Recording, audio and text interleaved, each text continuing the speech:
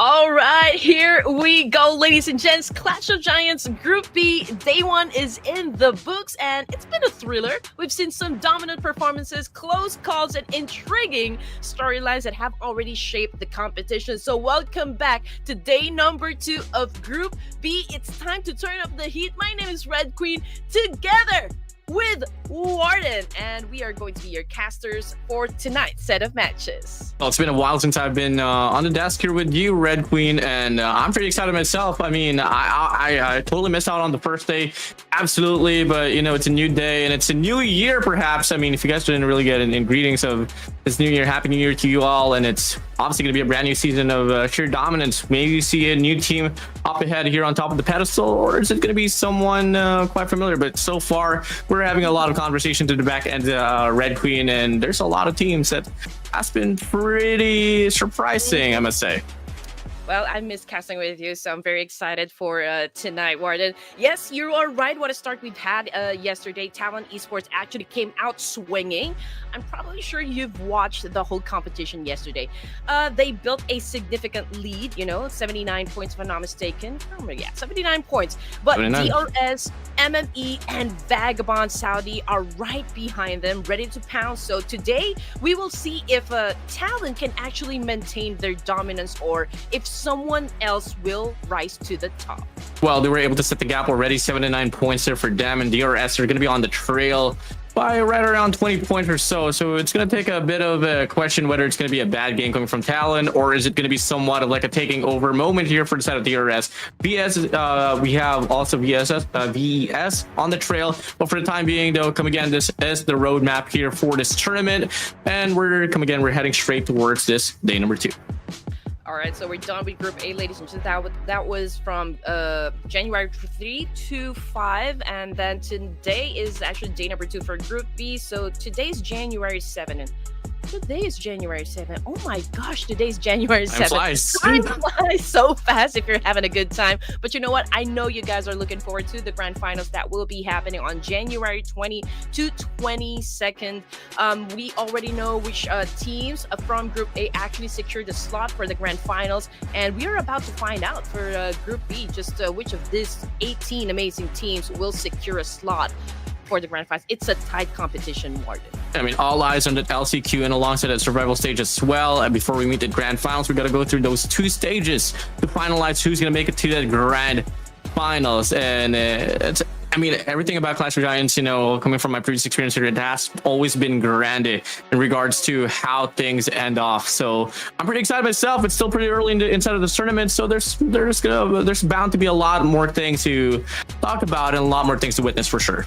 Honestly, there's a lot of surprises coming from Ruthless Hype Esports because, okay, those teams that will not make it to top 3, from 4 to 12, they will play in the survival stage. But you know what? If your favorite team doesn't make it, you have a chance to actually revive them because we will be voting for a fan favorite. So you'll definitely see that team play in the grand final. So those are just one of the special things that Ruthless Hype Esports actually prepared for you guys. But anyway, how much moolah are we talking about, Warden? It's a total of $10,000 US, and we do have an individual prize to be given away for our MVP, the most valuable player of the entirety of this tournament. He will receive a total of $500.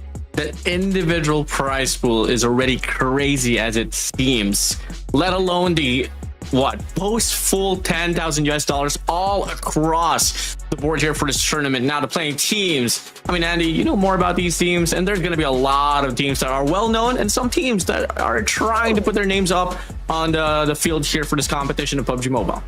It's true, you know what, there's some familiar names, big names coming from the regions, and there's also some rising teams that they don't want to reveal the roster just yet. But pretty sure if you guys didn't miss the action that happened yesterday, there were a lot of the teams that actually stepped up to the competition. Like there's DRX, there's also REGANS, there's GLU, and even Talon Esports. You know, everyone was so amazed at the fact that how they played the Erangel match when they were left with XMPL of DRS and also GLU squad. You know, they were backed in the corner, but they were able to score the chicken dinner. So outstanding gameplay right there. Yeah, for sure. I mean, if you want to talk about the dominance that was able to be put up all across the board here for, you know, this group B that we have, come again to run it down, we had Talons that are on top with 79 points, DRS on the trail. We do have Vagabond Saudi alongside MME just on the 4th and the 3rd spot. And, you know, just drawing back to a conversation that we had, let's talk about MORONS Esports. You know, this is a team that was somewhat unknown. Not until we dwell deeper on what narratives they've been able to put up in their last few tournaments. I personally myself was able to experience them in some of their own regional tournaments. And let me tell you, they absolutely earned my heart because they were pretty surprising on how much things that they were able to prove. Not gonna lie here, Warden, you know, this is the first time that I've encountered a team called MME, so I'm pretty impressed with what they've shown us during day number 1. We did see a lot of incredible plays, you know, intense battles and some interesting strategic decisions yesterday. So today the stakes are even higher because teams are definitely going to be fighting for crucial placement points. And just to mention that everyone is actually playing for survival here. I mean, if you do have the chance to get a ticket to advance to the grand finals, you don't even have to play for the survival stage. You would definitely take it, right? So teams are really working hard to stay at the top. Yeah, for sure. And, you know, if you draw things back as well, just a little bit for Talon, you want to talk about Axel there. He was the overall MVP in the previous day and was able to draw like, what, 22 minutes of survival time, was able to score at least like 46 perhaps, and a total MVP points of 3.12. So, hey, when you got a player like that, for sure, if you're on the side of Talon, you'd be pretty happy. Oh, definitely. Things are also getting heated in Pochinki, mind you, because we can see Harame Bros right here, Range, Jappy, Nate, and Jibna, player number 7, who we don't know. But I just want to, you know, throw some facts about Harame Bros. They are currently the back-to-back PMNC champions. But you know what? For this year, they're not playing with their original roster. Everyone's looking for Federalis, and nobody knows where he is exactly. Although there are floating rumors within the community and even in the Southeast Asia community that perhaps Federalis actually moved to do I drop the name? Okay, I'm gonna drop the name. Everyone's asking if Federalis is actually part of BTR now. Okay, well, I mean, if there's gonna be some tea for you, that is some tea for you. If there's gonna be any teas that I have involved with Federalis, is that I just know for sure he used to be one of my players back in Mamba.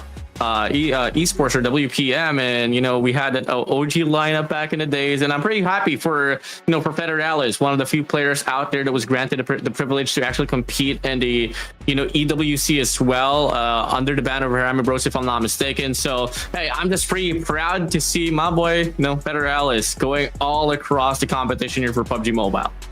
And you know what? I think this is one of the things that the audience are actually waiting for, is the moment that we drop in Pochinki, because MME, coming from Nepal, right? They haven't revealed their roster just yet, but they're always having a fight, you know, up against Harame Bros when it comes to Pochinki. So talk about clash of styles, you know, everyone's of course trying to find out whether or not Harame Bros definitely going to be making it, considering the fact that they're not playing with their original roster. As you all know, Harame Bros, the first Filipino team to actually step into the PMGC, but now that they're playing with another roster, can they still make it? I guess that's one of the major questions that we have for today. Oh, it'll be tough for sure. I mean, if you don't really have Federalis on your side, best believe it, the Terminator is missing in action, and he plays a big factor in regards to the slays. But for the time being, though, all eyes on Axel once again for the side of Team Falcons here, Red Queen. Yeah. So we're looking at the overall MVP for yesterday's event. None other than Axel putting out a total of 18 elimination points and 3,176 damage output. This guy is everywhere. He's been making a lot of I can say explosive gameplay, making it happen for his team. And I'm telling you, I mean, Talon Esports brought their A game yesterday. So I do wonder if they're going to be powering through all the 6 matches that we're going to have for this evening and still maintain their top spot. But yeah, definitely. I mean, I'm so sorry for mixing out the two birds for Group B. I mean, I meant to say Talon, guys, not Falcons. But obviously, Falcons also in the picture as well. But for the time being, on the trail, we do have DRS Triple EI alongside Talon Burhan, which is well given, of course, being part of the #1 squad so far in their own bracket. On the trail, we do have XMPL as well from the side of DRS, and shockingly, a presence from the side of Vagabond Saudi that is going to be H2T. Yeah, Vagabond Saudi, man. How do I even begin describing this team? You know, it's not so rare that we do get Chinese teams to play in our community in this Clash of Giants Season 6. So whenever a Chinese team actually plays within the community, everyone is just so curious. As you know, during the PMGC, if it wasn't for D plus Kia actually doing a very good dynamic performance, RCB could have won the whole PMGC because D plus Kia from Korea actually won by just 1 point. So there is a chance for the Chinese teams to say, or like maybe a statement that, hey, we are the teams that I think that can pretty much play at a very high caliber, so to speak. Well, I mean, that's really like the whole nature of a Chinese squad. No, I mean, they are just down to dominate as much as they want, and well, quite fortunately, Double D here, DD himself, putting himself on the top 5 fraggers overall. And the question is, come again, it's a new day, Red Queen. Can we see the same set of players dominate the fragging scene for today's broadcast? Oh, I mean, it's bound to happen for sure. But consistency and endurance is going to be a big question once we head straight towards the game later on. But hey, let's have a bit of a refresher in regards to the overall rankings. I'm telling you, I'm just preparing myself for today because definitely a lot of them will definitely show up for tonight's set of matches, and I can see a lot of you people down there cheering for Harame, bro. So just spam a lot of Filipino flag down there to let everyone know that you guys are here to support Harame, bro. But anyway, here is of course the overall rankings. Talon Esports with 79 points at the 20-point lead up against DRS. We also got Vagabonds landing at 3rd spot, but out of this page, I can say that Team Secret had a great, moments inside the battlefield because they actually moved up 9 ranks to be exact. Yeah, I mean, the storyline dives into the fact that, you don't really have to rev your engines up too early as long as you have a great ending for, a day of a tournament. That's more than enough. And if they're going to be on that pace, well, definitely they might just be able to climb just a little bit more. Now we move over to the second page here, and so far there has been a lot of lowering the ranks story happening here. Only VENA has been able to climb quite a lot, but for the set of Falcons, KAGENDRA, BTR, you name it, they are still struggling to put some numbers up on the board. But hey, fortunately for the set of AST, they were able to get one winner in chicken dinner though. Yeah, I mean, from the second page, they are the only team that actually won a chicken dinner. Jaw is actually doing very great, and to be honest, the crowd's favorites such as BTR, Falcons Force, we got Vampire Esports. I guess we will be waiting up until day number 3 if they are really gonna show up and bring out the monsters inside of them, because we all know that these guys can actually deliver. But also, let's put some recognition to the fact that DRS was the first team to actually score the chicken dinner, positioning themselves as one of the major threats, I can say, inside the lobby. I mean, if you want to talk about DRS, they have been able to prove themselves quite a lot. Their whole squad has been all across the board in regards to multiple regional tournaments, and so far, their absence is not really evident, and they want to compete. They want to try to get as much as they could, build up those accolades, and definitely one of the squads that you just don't want to miss out on. It's going to be an epic 2025, I'm telling you. It's a grand reset for everyone. And within the community, everyone's also talking about the fact that this may be a new era for the competitive scene of PUBG Mobile, because during the PMGC, there were a lot of upsets. I'm pretty sure that there were a lot of you very skeptical about the fact that D plus Kia actually won the whole thing.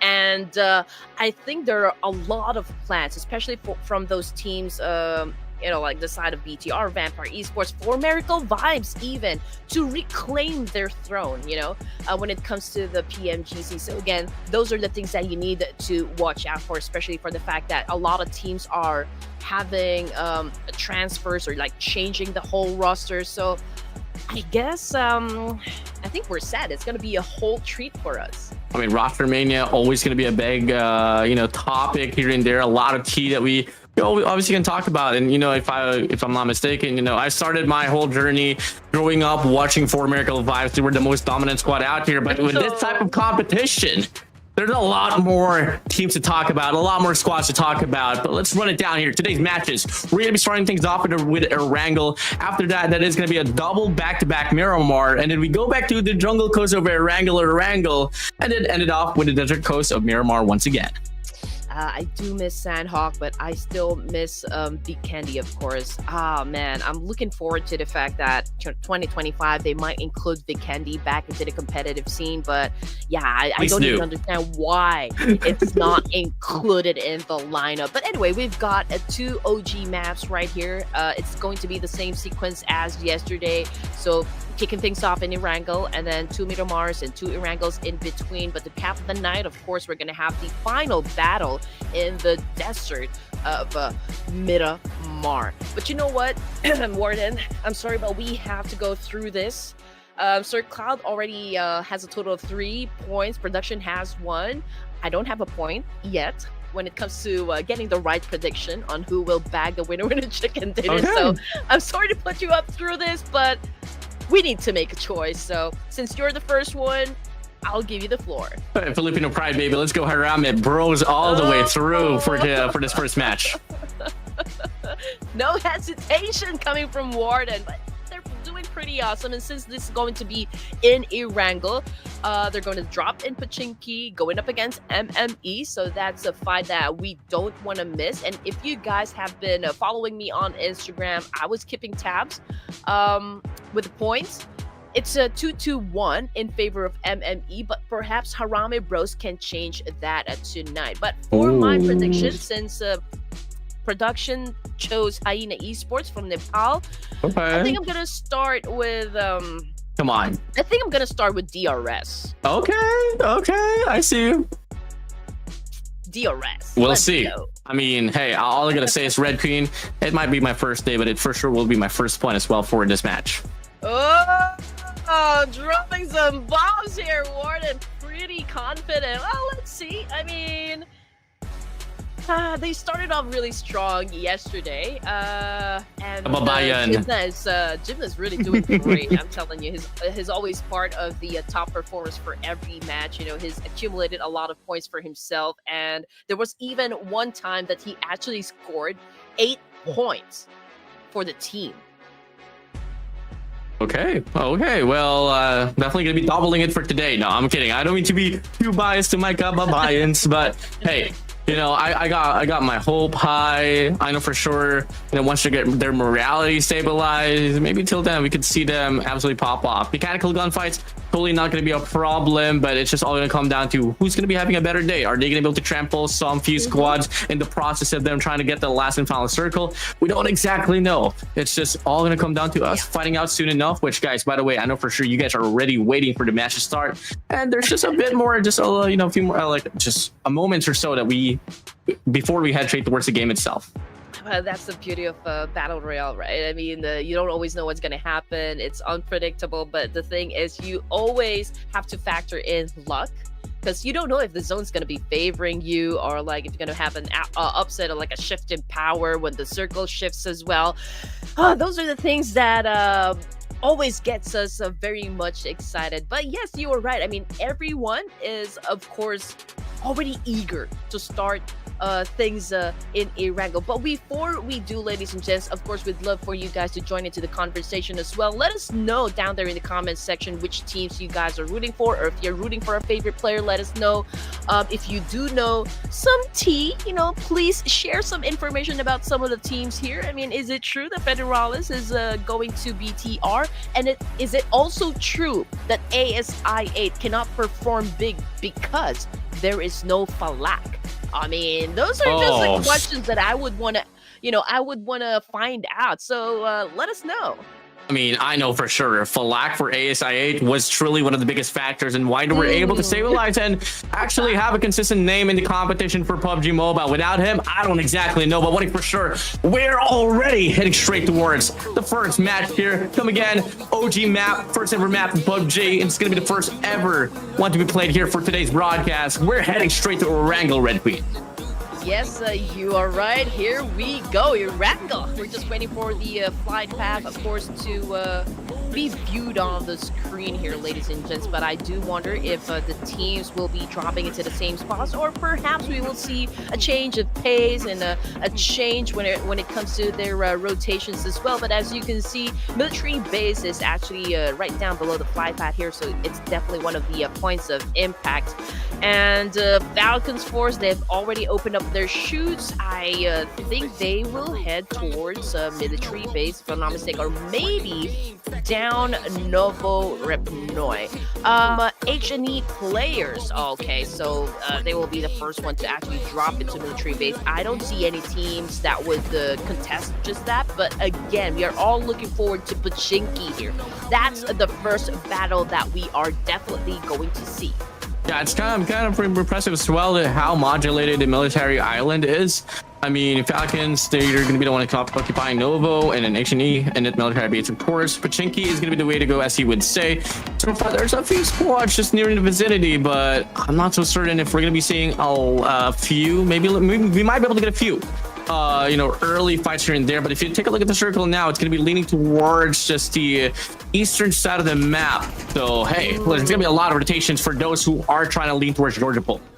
All right, here we go. Again, the score is 2-1 favoring MME, ladies and gents. And here comes another fight between MME and the Filipino team, Harame Bros. This is actually their fourth fight here in Erangel. As you can see, both the teams are trying to get into position. Of course, you would want to make all the advantages work out for you or on your side. Everyone already picked up the weapon here. I can see some shotguns. I can see some QBZ. I can also see some SMGs being pulled up. We can see that Cuz is just right behind Joker here, trying to get into a very good angle to try and eliminate at least one player coming from Harame Bros to take that advantage. Both shots already fired. AC finding a few shots to connect up into Vampire, but on the feed here, it's going to be MME so far. The most unknown team, but Brankish with a nade already finding one to connect up against Orange of Harame Bros.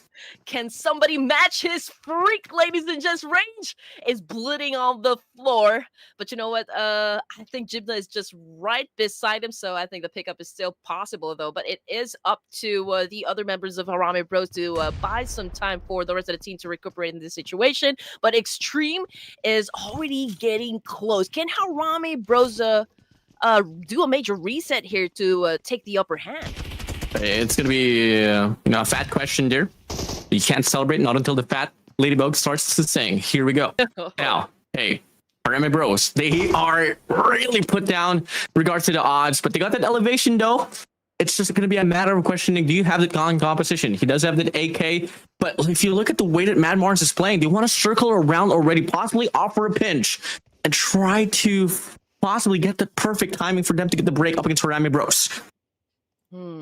Okay, everyone is, of course, taking their sweet time. It's a stalemate for now, but we can see that Range. I tried to open fire, but unfortunately, no bullets is connecting just yet. Maybe, it's just a warning shot to let everyone know that, hey, I'm over here, so if you want to come hunt me, come and get me. But, oh, great spot coming from Nathan, though, putting down Joker.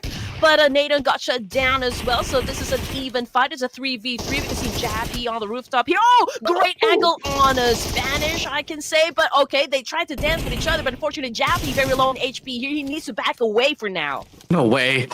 Orange is ready out. Nathan is down to the ground. Jappy's trying to hold on for their life, but only a tag away for him to go down. Drops down. Bison in hand. Virginia from the top side, able to get the spray. The trade's not evident. And Jappy able to get the final shot to connect. Mad Barnes is out, but for what cost? Losing one player. Accumulating 4 in total, though. But Chinky definitely turned into a bloodbath right there. But fortunately, though, for the Philippine team, it's a 2-2 now. So it's now an even fight for the Harame Bros. Although in the process, they did lose one player, but it is still A-okay. They've already trained for this situations. Coming off the kill feed, though, it's ASC versus Vampire Esports. They're hunting one player, if I'm not mistaken. This is Noxarth. Again, this is, I don't know if this is a pseudo name, if it's an old player. We're not really sure, but Venom, what a strike with that much shade. Oh no! That job done. What are you doing, man? Ate his own nade. Go down to the ground. Goodbye, baby. See you on the next round. Mistakes like that will obviously put you down. Better be watch out. It might not be your opposition that will take you down, but your own self. Lesson learned right there. Be careful, even up against yourself. Anyways, we gotta move on though. A lot of things is happening. I mean, when we're looking at the flight path on paper, it didn't seem like there was bound to be a lot of things happening in regards to the action, but best believe it, 2 squads already eliminated, and it might just be another one here, especially as we look at the feed there for Kagendra. They are up against one team just up front, if ever, and it's gonna be on top of the mountain. What did I tell you? Oh man, it's gonna be action right off the bat. It's a lot of trade-off that just happened at stage 1, but it's a good thing, though, that only 2 teams were taken out, and one of them is Vampire Esports, of course, which is pretty unusual, but then again, Vampire Esports, Tony K's team is something of a big shot, you know, coming from their region, so we all know that they can deliver. But let's take a look at what happened with Kagendra. They're still a full squad, although one of them actually received damage coming from Team Secret, if I'm not mistaken. But Team Secret, although they were able to drop at least one player from Kagendra, I don't think they're going to be crashing just yet. I mean, it's too risky, I can say. I mean, this is just stage 1, and you don't want to start the game risking losing members. Yeah, you don't want to start no rumbling, nothing at all. Don't pull up no war cries. It's still not worth it at this point in time. I want to talk about placements just a little bit here and there, but I mean, I know for sure the eagerness to try to get those elimination points racked up early on to the stage is something that you want to aim for. But if you're on a position for Team Secret, you don't really have a lot of coverage in mind. It might not be Kagendra that you have to go against there. Keep in mind, if we drew things back just a little bit back on the map, there's a few squads right around them. I mean, you can talk about DRS, for sure it could be Falcons perhaps closing up from the southern side. So there's a lot of things, a lot of casualties that is bound to happen if ever the timing just doesn't fit to their favor. Well, ideally, you need to really start strong because you need to create that gap. After all, this game is kill-centric, so you really want to build your foundation with a lot of elimination points. There's also one thing to consider. We don't really have that luxury of time. We only have 3 days, and that's a total of 18 matches. So if you really want to finish at the top, you just really need to work hard on putting those elimination points onto the board.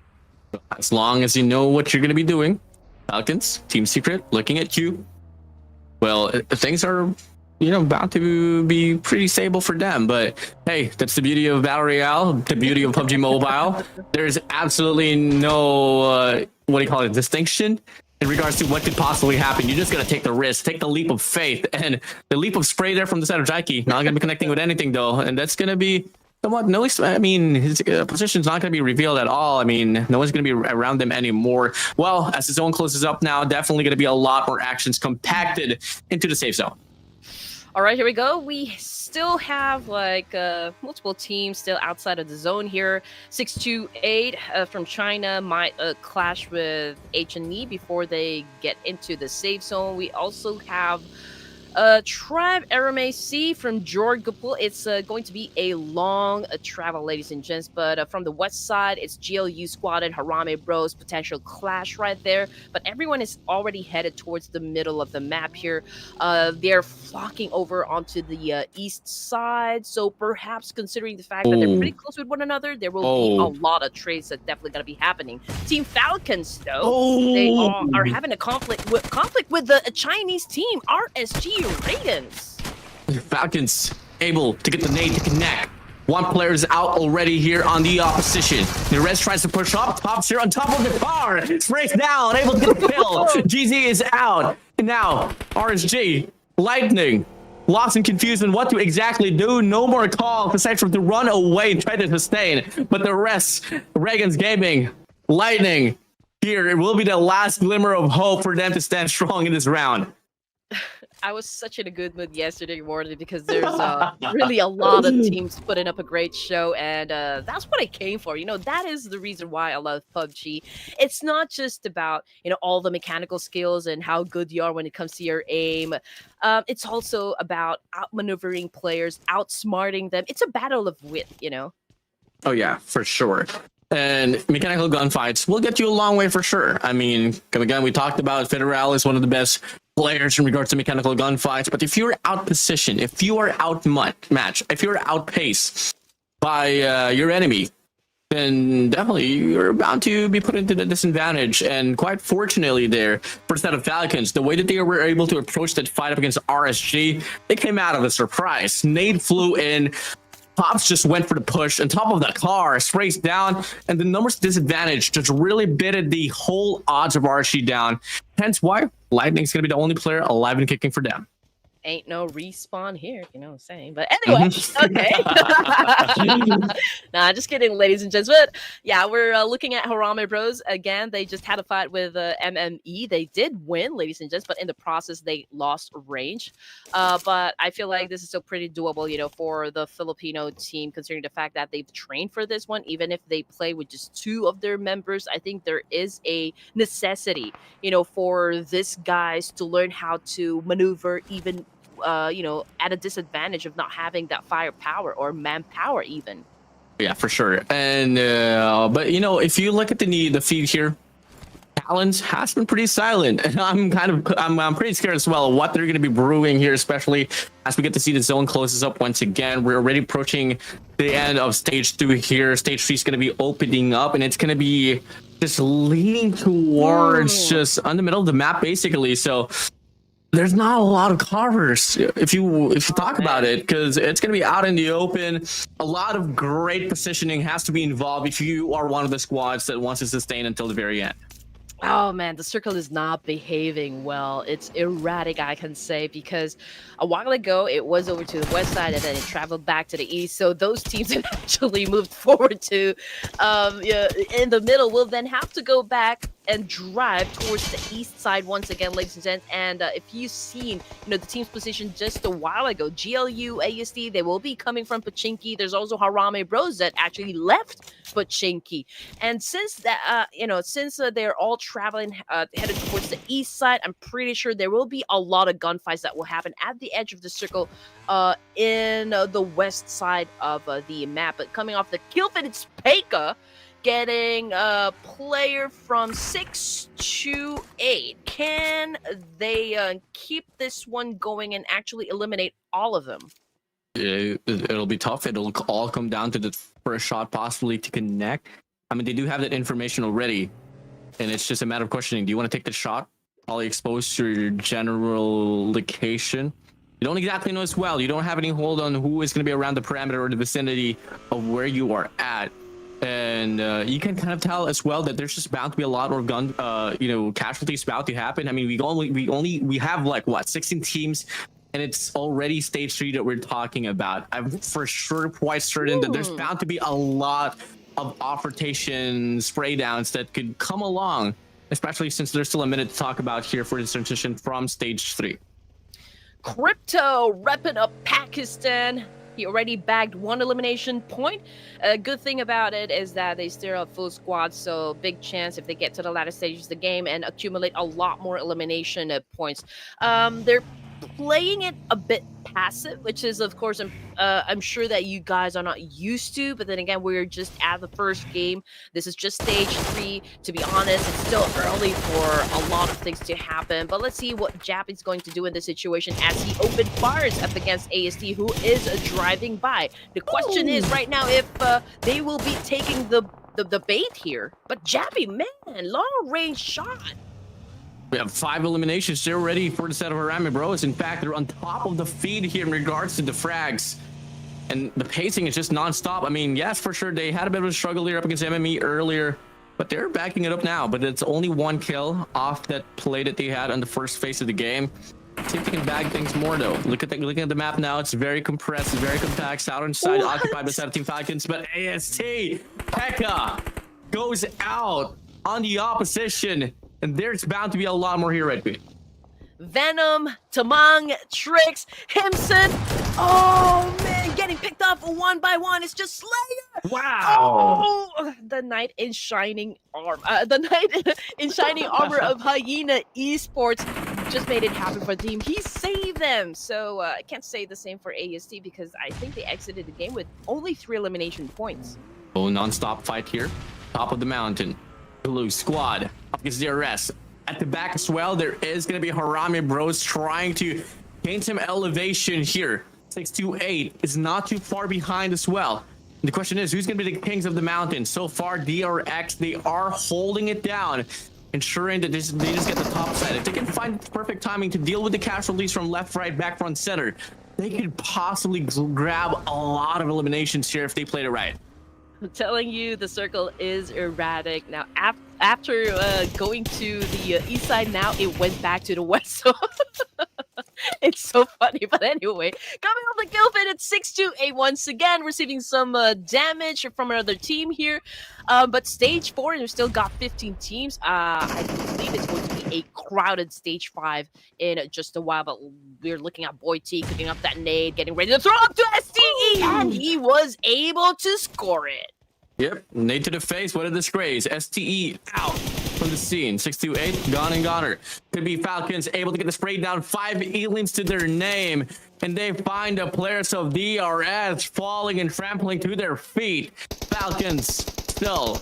They got 3 players up from the ground. IC is down, but with the map control and the eliminations they were able to get in the process, they should be able to find some means to breathe some air. But HAINA here back at it for more. They go for the bump down as Glue Squad, and they get eliminated from this round. That was a road rage right there. But you know what? There's plenty of fights happening simultaneously down south. Falcons, we've got DRX, we've got Team Secret as well, all within proximity. Even in the kill feed, you know, it's DRX, QX, Triple Z bleeding down, bleeding out in the open. So as well. So DRX might see the end of the line here for game number 1. And Harame Bros also trying to join into the mix here. Falcons even also scoring, but 10 elimination points going to HAINA Esports. It's a total rampage. Oh, for sure, a total rampage. Now, DRX is out. HAINA is still on the roll. VENA Esports put them into the mixture of the teams that has been eliminated as well. And the non-stop action here coming from the last 3 minutes. I can breathe. Give me some space. But it's not yet over. DRX is out.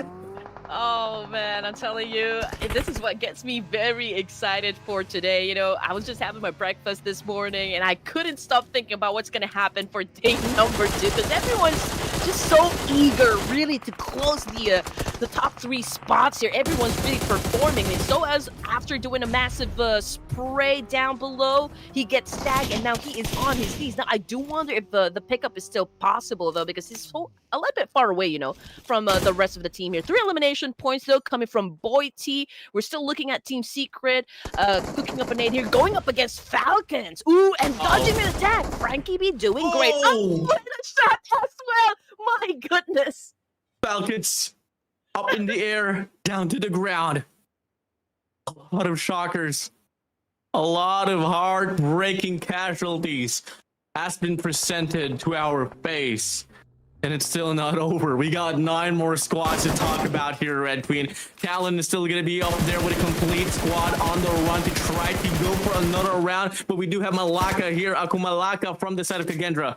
Able to spot a few players here from the side of Team Secret. He does reveal his position, and he's going to get overwhelmed soon enough. The pinch might be on. They're not going to be engaging, not at this moment.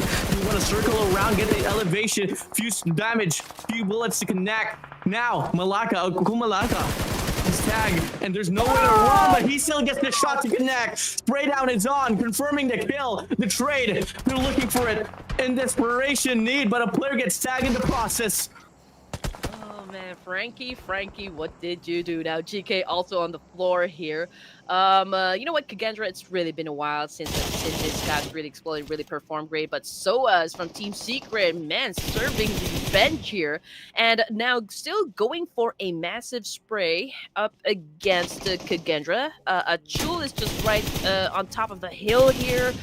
Break couldn't find an angle. He needs to do something very fast because Kagendra's running out of time. But what just happened? Chul took a nade to the face. The Manapa out. Nade's still flying through. A lot of cars is all around. Be careful off the detonation. And that does erupt. Now Nade connects. Kagendra up and going away from the round. Sayed put him into the mixture as well. And simultaneously, 2 players is out. 7 more to go. Complete squad's gonna talk about them. BTR, HNE, and Talon. They have the best odds right now to take this win. Well, I did anticipate it. Stage 5 is definitely going to be bloody here, ladies and gents. For sure. HAINA Esports, this is Production's pick. They already have 12 elimination points. Whoa, double digits. Just look at that. Peck is going crazy, bagging 6 of them. Man, this guy's pretty unstoppable. Just game number 1. HAINA Esports is having an explosive time inside the game. Now, we're looking at Axel and the rest of Talon Esports. Again, currently, they are at the top spot with 3 elimination points. Right at this moment, Axel's trying to get closer to fire here, but he knows exactly that the risk should be calculated. At this point of time, elimination points, yes, for sure you want it. But at the same time, you're already on the verge of claiming that winner chicken dinner. It's just all going to come down to the rest to the 6 oppositions that you have, regardless of who you are up against. And Jebna, the last player from Harami Bros, eat that nade. As they lower down the squad count to just 6, it could be another one here going out as Lightning, the singular Lightning from the side of RSG, eating some nades, and he goes out as well. Yeah, Slayer be Slay and living up to his name there. What an accurate name, though. Outstanding. But anyway, back to Talon Esports, ladies and gents. 4 points for this team, and Misery loves companies. Checking out BTR. Right now, he's not in the best of spots, you know, to try and challenge BTR because they do have that high ground advantage, and it's going to be too risky for him to actually just open fire. But it's not the same story, though, for Hinson of HAINA Esports.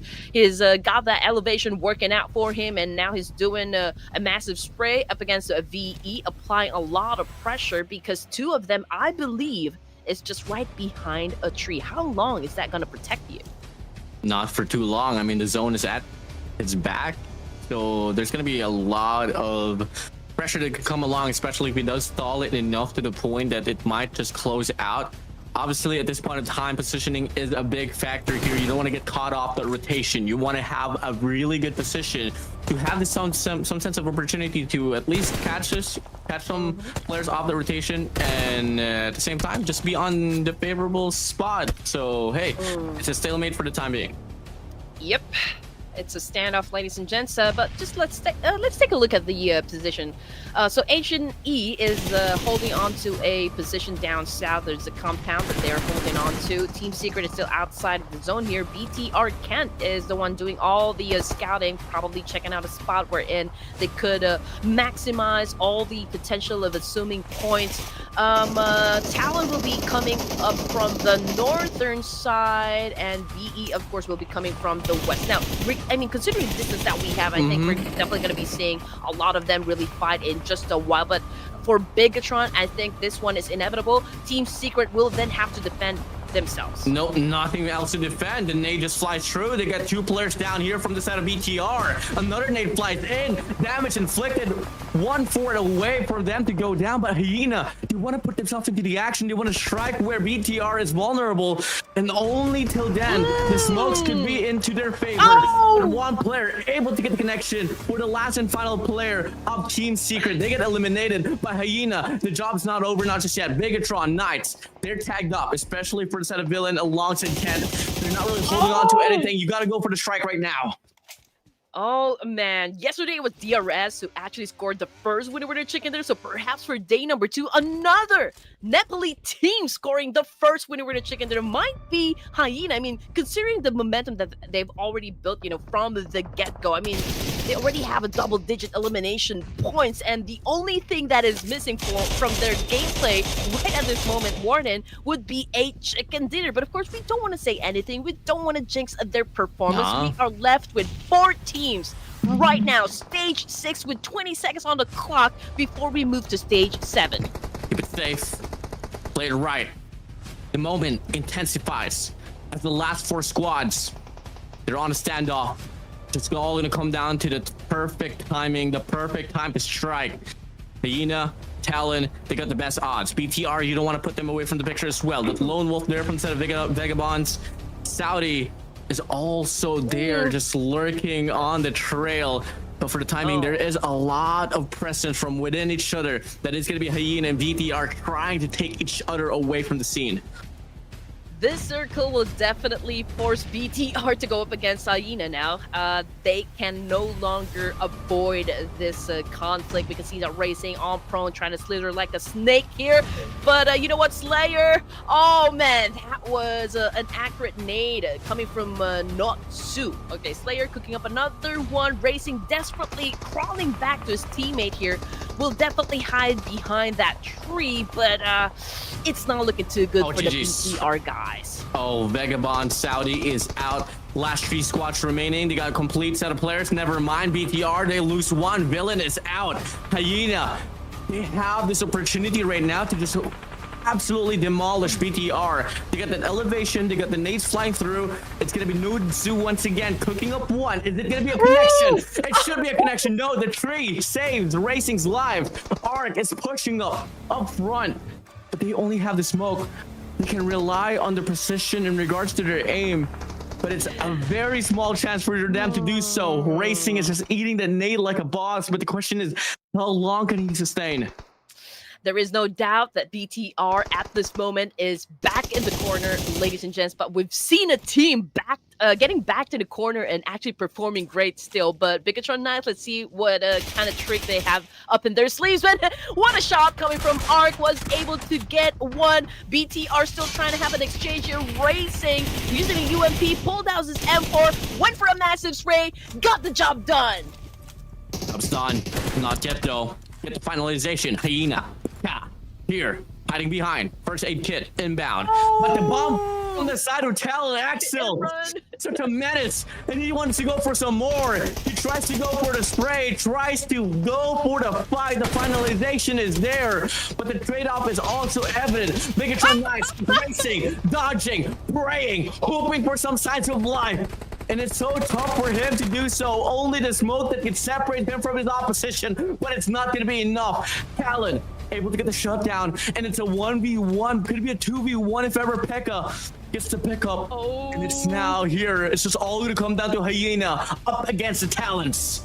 This is insane, Warden. This is going to be Nepal versus Indonesia, 2 of our strongest regions that we have in this lobby. Linux now continues to make it rain nades up against the HAINA players. Pekka, Slayer trying to dance it up. You know, they're trying to dodge the nade attack coming from Talon Esports. Pekka now trying to go off angle here. Slayer coming back up, trying to work that elevation for him. But Linux on prom, still cooking up a nader. Can he be Chef Curry here? Watch the nade.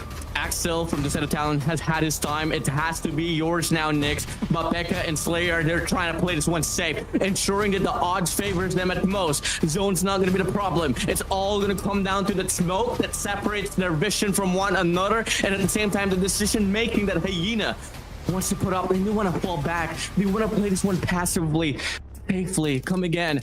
The world is on their favor, but Nix has the information already that Pekka is going to be holding on to the tree. The question remains for instead of Nix, where is his teammate? You know what? If Linux actually can pull off a miracle here, this is a 2v1 situation, ladies and gents. If they can pull off a clutch, oh man, everyone's gonna jump for joy. Indonesia versus Nepal. HAINA right now was able to build that huge momentum. Considering they are already the juggernauts, at least for game number 1. So if Linux closed this down with a chicken dinner for Talon Esports, forget I said anything. Forget I said anything. Pekka got the job done, scored the winner with chicken dinner. So ladies and gentlemen, HAINA Esports was able to score the first WWCD for day number 2. Production gets the point. Yeah, production gets the point for sure. They're smiling quite a lot. I know that for a fact. And honestly, it was a pretty evident round there for the set of HAINA. They were able to start things off pretty strongly and just ended off with a high note as well. Sheer dominance came along for a moment of time. We were able to see on the first 2 stages, they were already like bagging what? 12 eliminations.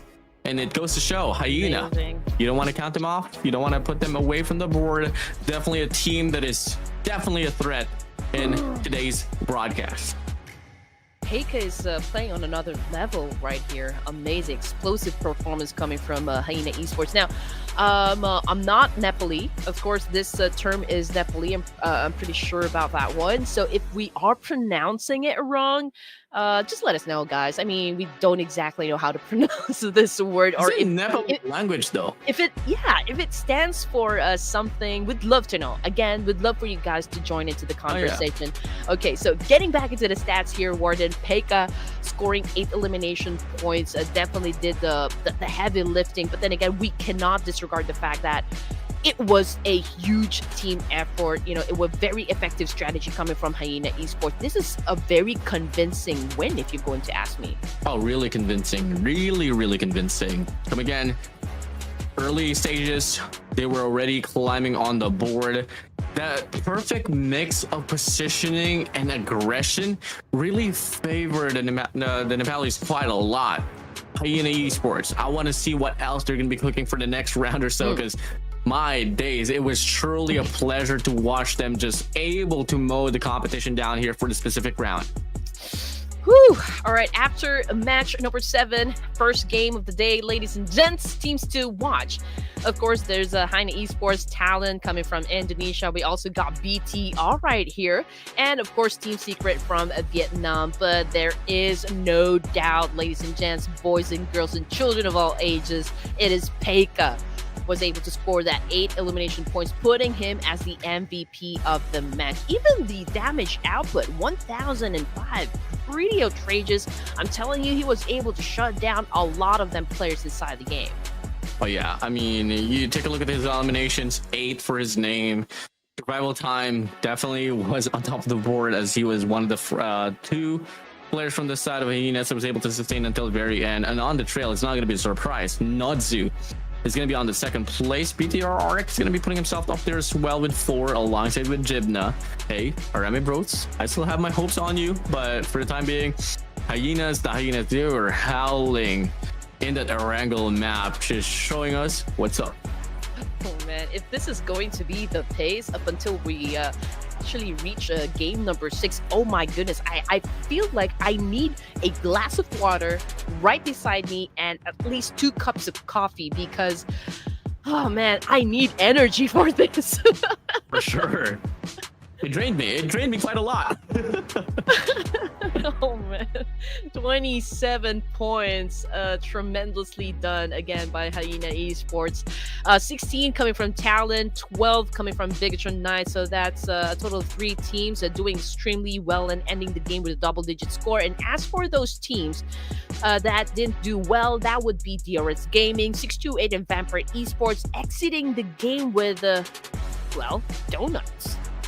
Oh yeah, I mean, it's very unfortunate there, but expected a lot here for the set of DRS. I mean, you talk about DRS, they were also from Nepal, just like HAINAs, but they were just pretty unlucky there. I mean, you can actually say go for the same route here for the set of MME. With that falter that they struggled on that run up against Harami Bros on that first stage, they got dropped down by 1 rank. But if you want to talk about the climb here, the big climb, HAINAs went +7 for that very round. But at least on the first page, we have like 3 teams coming from Nepal. Currently, it is still dominated by Talon Esports with 95.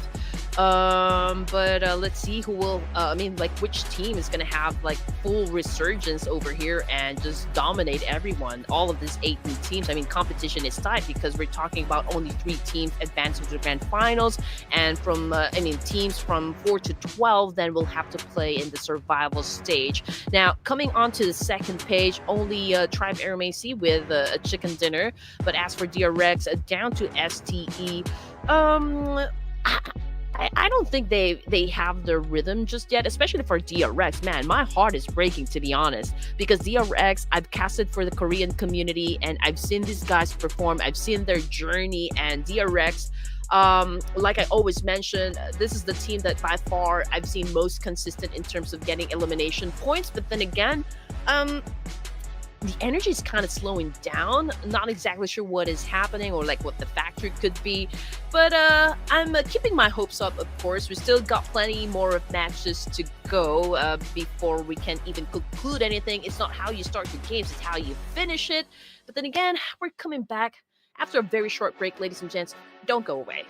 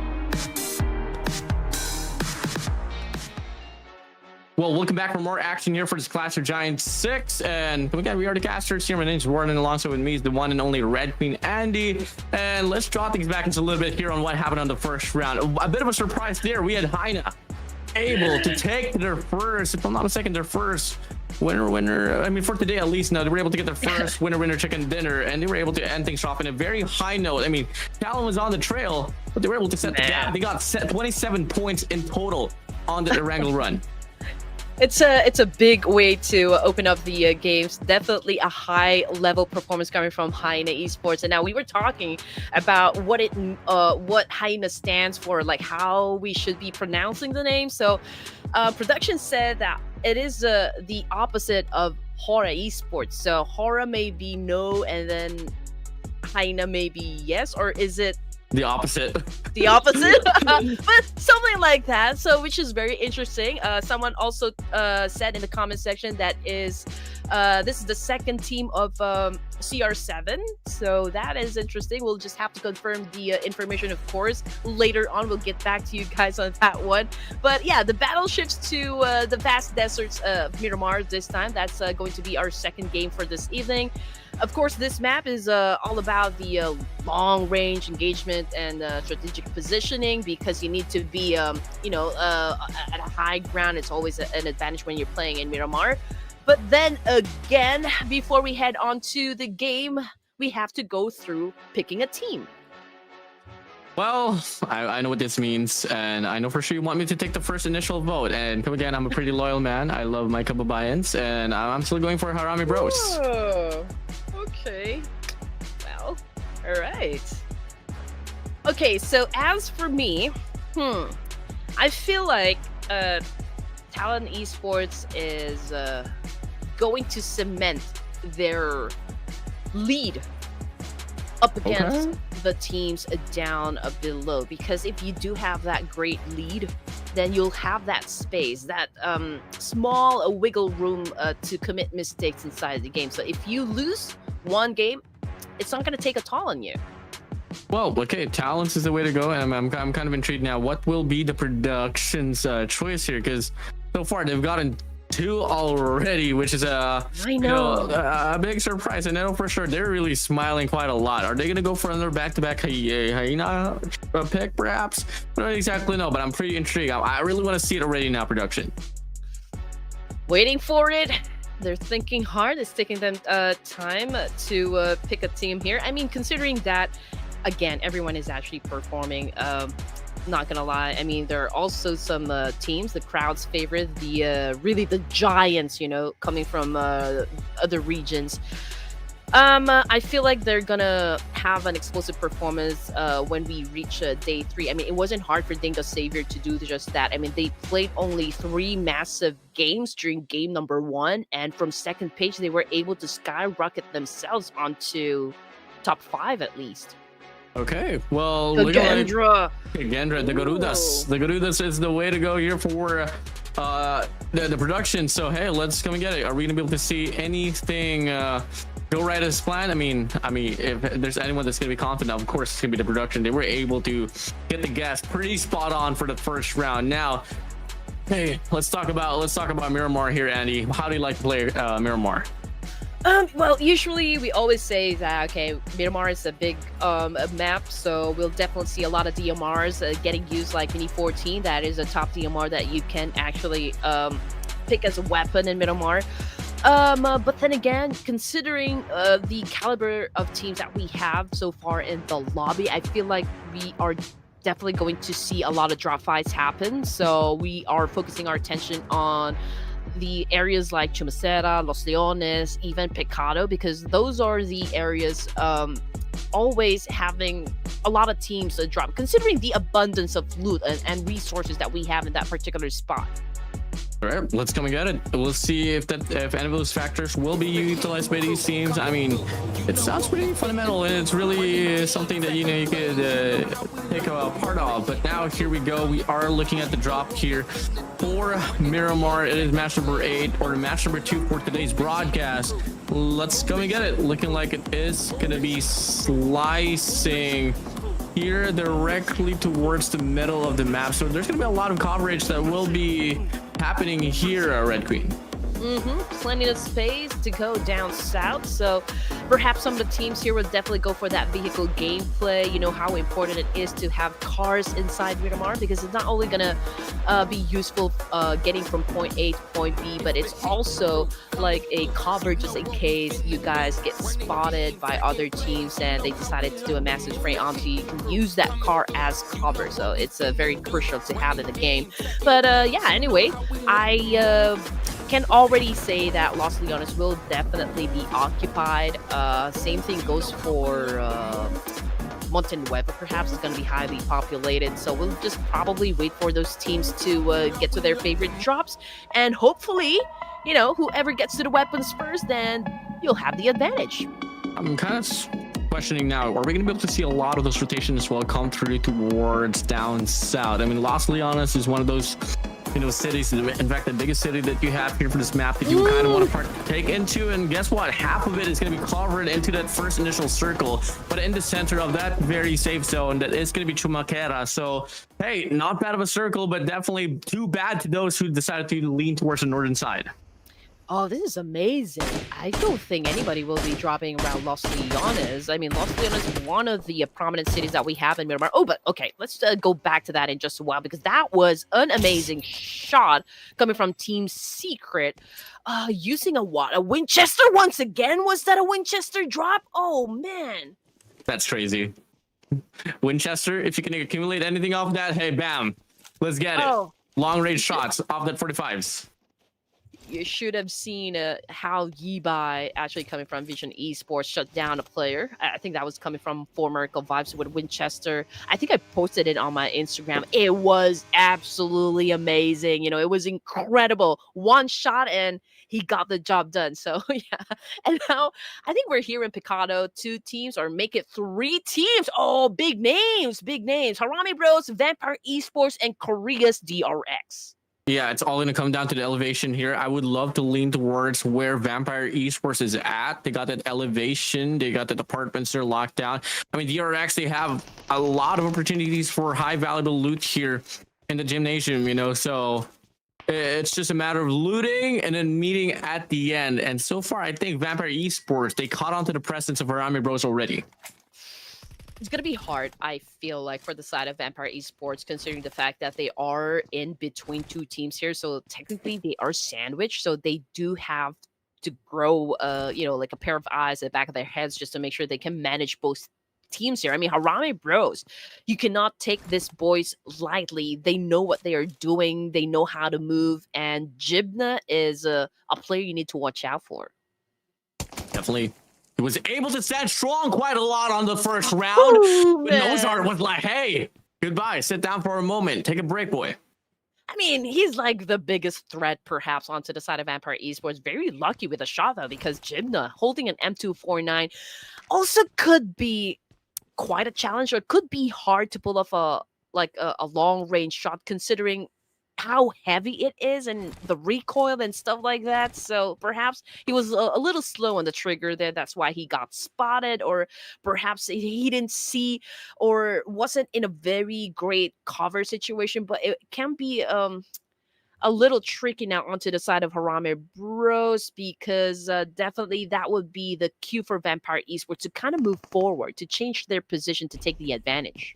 Now you lean towards the influence there for the push coming in from the side of Vampire Esports. And yep, Harami Bros, definitely not something that I was betting on, but hey, Orange is already out. You had just one player getting put down already. Vampire Esports closing up the distance. They are involving a lot of map coverage here already for the side of Picado. And things are just going downhill here for the side of Harami Bros. Yeah, that shot really did pave the way for Vampire Esports to actually push. Of course, that would be the right opening shot, right? That's the perfect opportunity for Vampire, and Vampire will definitely seize that one. And now that Harami Bros down to just 3 players, I don't know what's going to happen here. Jappy and Jibna, I feel like they're in the same building, but I don't think they're going to be they're pushing. I think they're going to let Vampires come to them, which is the best option, I guess, at this point. Oh, yeah, for sure. But on a feed, we do have DRS here, able to throw a few shots up against DRS. It's going to be a kill after kill, trades after trades. Malaka bring down, able to get one. XMPL is going to get knocked as well. And it's going to be a bit of a hard question here for a set of DRS, since they only have X alive and kicking, while the rest of the Kagendra squad is about to go for the cleanup. Yeah, they're not in a good shape at this point, so obviously Kagendra has some sort of advantage towards DRS here. But hey, maybe they can reset, because I believe the opposition is doing just the same thing. So whoever finishes first with the reset, then perhaps they can move forward. But let's see if it's going to be the same for ASI8. Ghost, as you can see on the screen, is trying to flush out players coming from RSG. A great throw, though, from Ghost, but unfortunately wasn't able to shut down any players from RSG. Completely off target. ASI it now pretty on the screen here. Would want to, of course, go for the off angle, but it could be difficult to pull off. Really going to be hella difficult here. Don't really have the coverage that you'd want, especially in this situation. Hey, X still able to get one off Kagendra, but back here, focus on the eyes of ASI8 and RSG. For sure, no, the Chinese, they want to have something better to show, and Lightning start things off with a very heavy strike with the nade.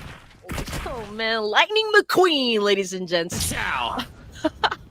Oh no, DD currently on the ground. Same thing goes for Crypto. Pretty is low in HP, ladies and gents. DD, let's see if he can still get picked up by his teammate here, but we can see that Bay is also trying to make a move for REGANS Gaming here. Lightning just throws in the molly to try and flush out a players coming from ASI. There goes the charge with an S12K. Crypto finds himself off the ground once again.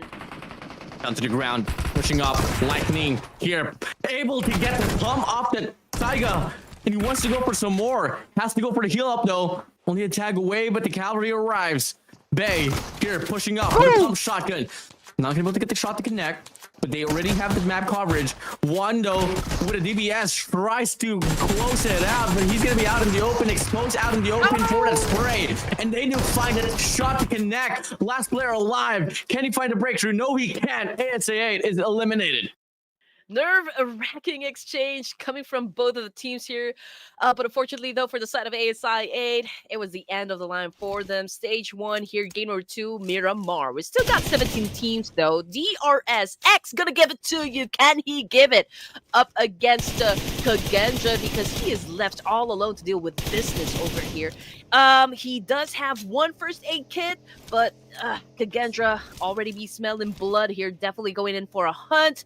X now trying to boost himself up, but again, this is Miramar. Although this is just stage 1, Warden, but to overextend your stay in the blue zone in Miramar is always a tricky situation. But yeah, you need to have those vehicles, and look at how the circle is treating the players, pushing up towards down south. This is just chaotic, erratic, as you would say. But you draw things back here with DRS X. He should have been gone a long time ago, but he is still sustaining up against the squad of Kagendra. Can he find some more though? All right, here we go. DBS Gaming. I mean, no question for sure. I mean, DBS shotguns remains to be a meta here for PUBG, and what a shot coming from X. And now he needs to heal up. Okay, he's using this player, Dabs, if I'm not mistaken, as bait. Okay, he changes his mind. Like, okay, I'm gonna come and, you know, obliterate even the remaining players coming from Kagendra, even if I'm alone. Now, that is a clutch. Unfortunately for Achul, oh my, they eliminated each other? Huh? Oh my god! What? You have to think about it. X was the only player alive for the set of DRS, but the moment intensifies once again. It's now going to be a standoff between DRX and Vampire. Pushing up, Jinbin on the top side with a shotgun. 5 to his chamber, 7 on the reserve. More than enough for his composition to try to put up the fight, but still a matter of question. But I really want to draw things back between Kagendra and DRS. That was crazy. Oh man, definitely agree with you there. It's not a good situation though for the side of DRX, considering that QXZZZ is their best fragger, and if he is down, I feel like the team is already disoriented. But let's see what Noxert is going to do in this situation as he pulls out his shotgun, and again another one bites the dust. Yunbin out of the game, coming off the kill feed. It's Talon versus MME as well in another part of Talon. MME Okay, popping up those smokes. We've got Soas again trying to make it happen, trying to find a very good angle here to work best for Team Secret. Although the bullets connected, unfortunately, it wasn't enough to shut that player down. Not at all. Not at all. Team Secret here now on our screen. At the bottom right, we do still have the Vampire and DRX still going for a tussle there. There's a lot of things surely that's going to be happening. We don't exactly know what to cover. Red Queen, it's a constant bloodbath here for Miramar. See, I told you it's not going to be passive at all. Not at all. Action right off the bat from Erangel down here to Miramar. So let's go back to what is happening between Vampire Esports and DRX. No, sorry. Okay, I think this is a pretty good HP, but then again, these two teams are fighting in the middle of the blue zone. Harami Bros was also part of this Picado fight, right? But I think they already left. Wait from the scene. Gotta play this one. Yeah. Nope. Vampire Esports and DRX still going for a trade after trade, but Vampire Esports has this upper advantage. In fact, DRX, they can only rely on Jabin here to try to change things up, but I mean, QXZ is also down to the ground, so hey, Vampire Esports, they should be able to get the finalization here for Picado. QXZZ may be running out of time here, so there is a need for Jamin to shut down this fight. But then again, Vampire Esports back to 3 players could be hard to pull off. I mean, could get overwhelming for Jamin alone. And again, there is someone using a micro Uzi. Oh man, I'm pretty excited if micro Uzi is doing a major comeback for the games. But QXZZ, just as what we anticipated, already out of the game. Jamin trying to do his best here to defend himself up against at least 3 more players coming from Vampire Esports. Noxart, what are you going to do? It's a 2v1, but Yahoo, man, Jamin is doing pretty awesome here. Pretty awesome, pretty stellar. Now, Molotov, not gonna get cooked here for the time being, but he wants to throw it now. Any moment, it could work out. You just have to go for it. You just have to take the risk. They're gonna bandage up. And it's just a matter of engaging this game, but the Saiga connects. We should be able to get another one. Vampire fumbles. The blunder is on. And as you thought, DRX was out away from the scene. Jamin says no and goodbye to Vampire Esports. Wow, what a play coming from Jamin right there, getting all 3 players of Vampire Esports all alone on his own. My goodness, very promising. And again, if DRX can actually play at this kind of pace, then it's no problem for them to actually score a lot of winner chicken dinners just like before. But anyway, getting back into Tribe, AEROMACY, ladies and gents, they are positioned, but I don't see any teams that are close to them or like maybe to contest that spot. But from the kill that it's MME right now versus Falcons and also Talon Esports. So this is a 3-way battle happening at the moment. 3-way for sure. Sprays down, coming along. Blue squad not really having the best rounds earlier. Should it remain the same? This might be the case. As Haspy here is trying to survive, but RSG or the REGANS Gaming Lightning is able to get a few sprays to connect, but Blue Squad, I mean, they got plenty of room here to try to get the pickup, but they got to worry about BTR closing up the distance as well. GLU squad also started very strong day 1 of Group B, so let's see if they can power through the remaining matches that we have for this evening and accumulate a lot of points for the whole team. But let's check out the feed, ladies and gents.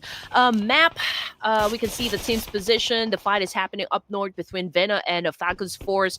Of course, there's also the consideration that Talon Esports might join into the mix as well. Even MME, I mean, they are all right there cooked up in that one spot. But in the moment, or in the meantime rather, BTR versus GLU, and as you can see, BTR trying their best to flush out the players of GLU. Haspy is cooking up a nade here. Can he get... Whoa! Unfortunately, no, that wasn't a very good trajectory coming from GLU. Well, not at all, not at all. BTR, you know how strong they can be, and they want to show it up here up against the Glue Squad. Billen's going to go for the flank, racing alongside Ken, and Ark will be pushing from the front side. Stickly has to provide some support here from the back, but unfortunately he's too far from the scene, and it's now just all going to come down to how cohesive BIGETRON Knights will be able to push here up front, but one player goes out. XKF27 able to get one villain pushing off here to try to get the trade, but he doesn't sustain, and Stickley from the back is still going to be able to put up the impact and still help out the squad to survive for another round. I thought Villain's gonna be having a chilling time, but unfortunately, yeah, he'll be chilling in the lobby. But anyway, GLU did an amazing job defending this compound. However, Harame Bros definitely heard those gunshots, and this is the perfect time for them to kind of just swoop in and get some more elimination points for the whole team. I mean, they are not letting GLU squad, of course, heal up and lick their wounds. All they need to do is flush them out and disorient them and go for the kill. Go for the kill, go for the shutdown. Go for the kill shot.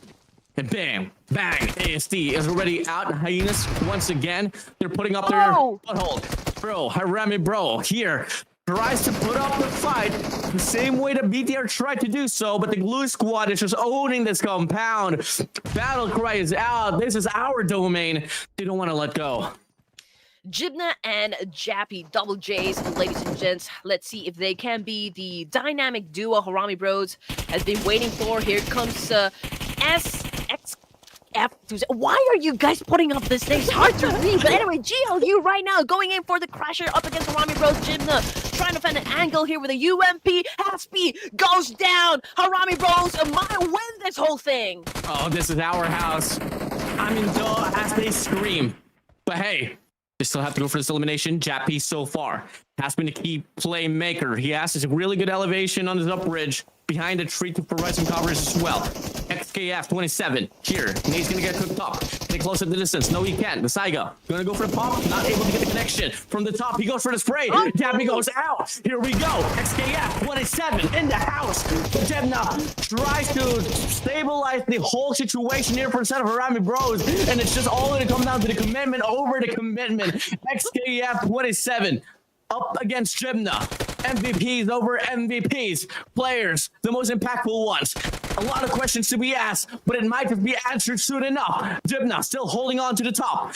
And he doesn't know exactly where he's going to come from, but XKF27, he just has to lure him out, but he goes for the drop. Big mistake.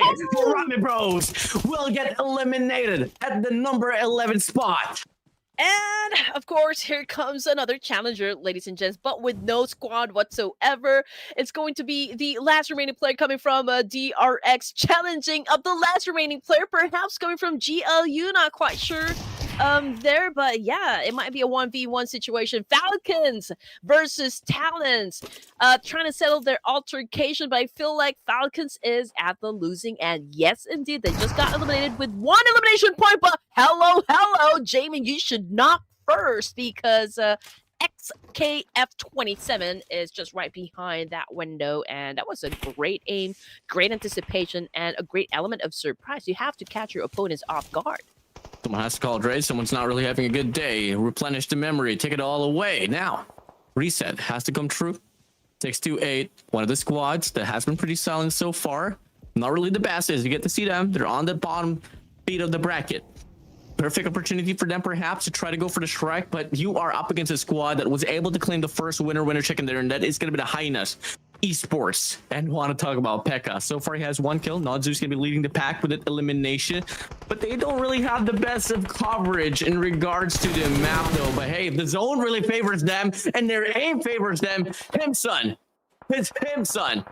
Gonna be able to get a spray from afar and able to get the knock right there. Yeah, I mean, HAINA Esports started really strong during game number 1, but this is a different terrain, Warden, so I feel like it's a slow burn for them. The important thing is that they are still alive. They managed to get here to stage 5, so plenty more chances to go of accumulating more points, you know, for the whole team. Now, Xiaoling, a 628 on the ground. Man, it's going to be hard for the team to save him at this point. So we're looking at 2 players as well coming from VENA. Let's see if Jowie can make a difference, you know, for the whole team. But then again, it's not so advantageous for 628 in this being in this position, because it's hard to even shut down one player from up above. And we're not talking about just one team. We're talking about 2 teams that is already at the top of that mountain. Esports was so close. And yeah, that was absolutely really close for him to save his teammate. Unfortunately, it's a bit too late now. Barrow, yeah, you saw your teammate die in front of you. Now, what are you going to do about it? Step up? Probably save the day? Perhaps. It's a question, but it's easy to project, but definitely hard to execute. After all, HAINA, they are pretty well aware on where are VENA.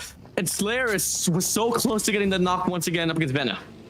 Man, fights are really happening fast. Stage 5, and we're down to just 7 teams remaining. Now, updates, ladies and gents. 5 elimination points for HAINA Esports. Again, it's a slow burn, but let's just trust the HAINA Esports' power and, of course, determination of actually scoring big for this round. 6-2-8 is in a good spot as well. They're right at the edge of the circle, but the good thing about a 6-2-8 is the fact that they do have that elevation, some sort of elevation working out for them as well.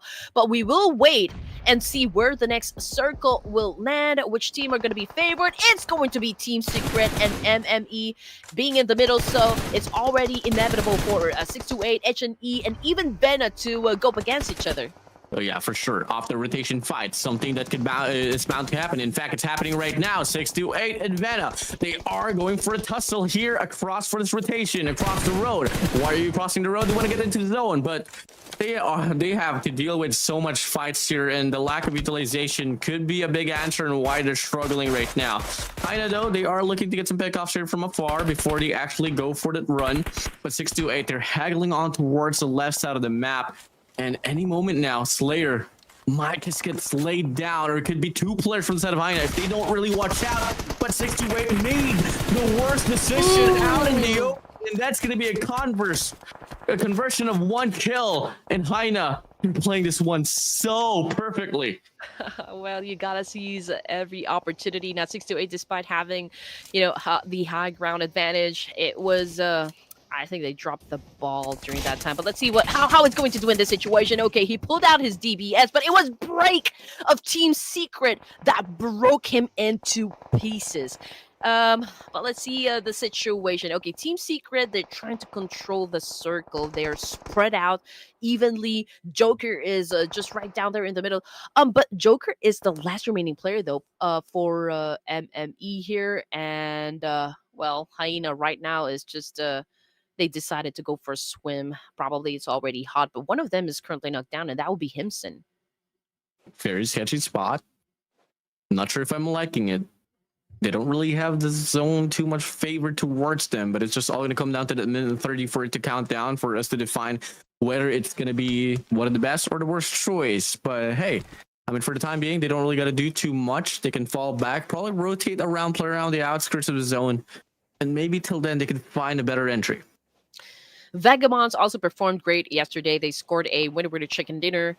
So far, they're not joining into the mix. I mean, at this moment, they're holding on to a compound pretty close with where TALON Esports are staying at the edge.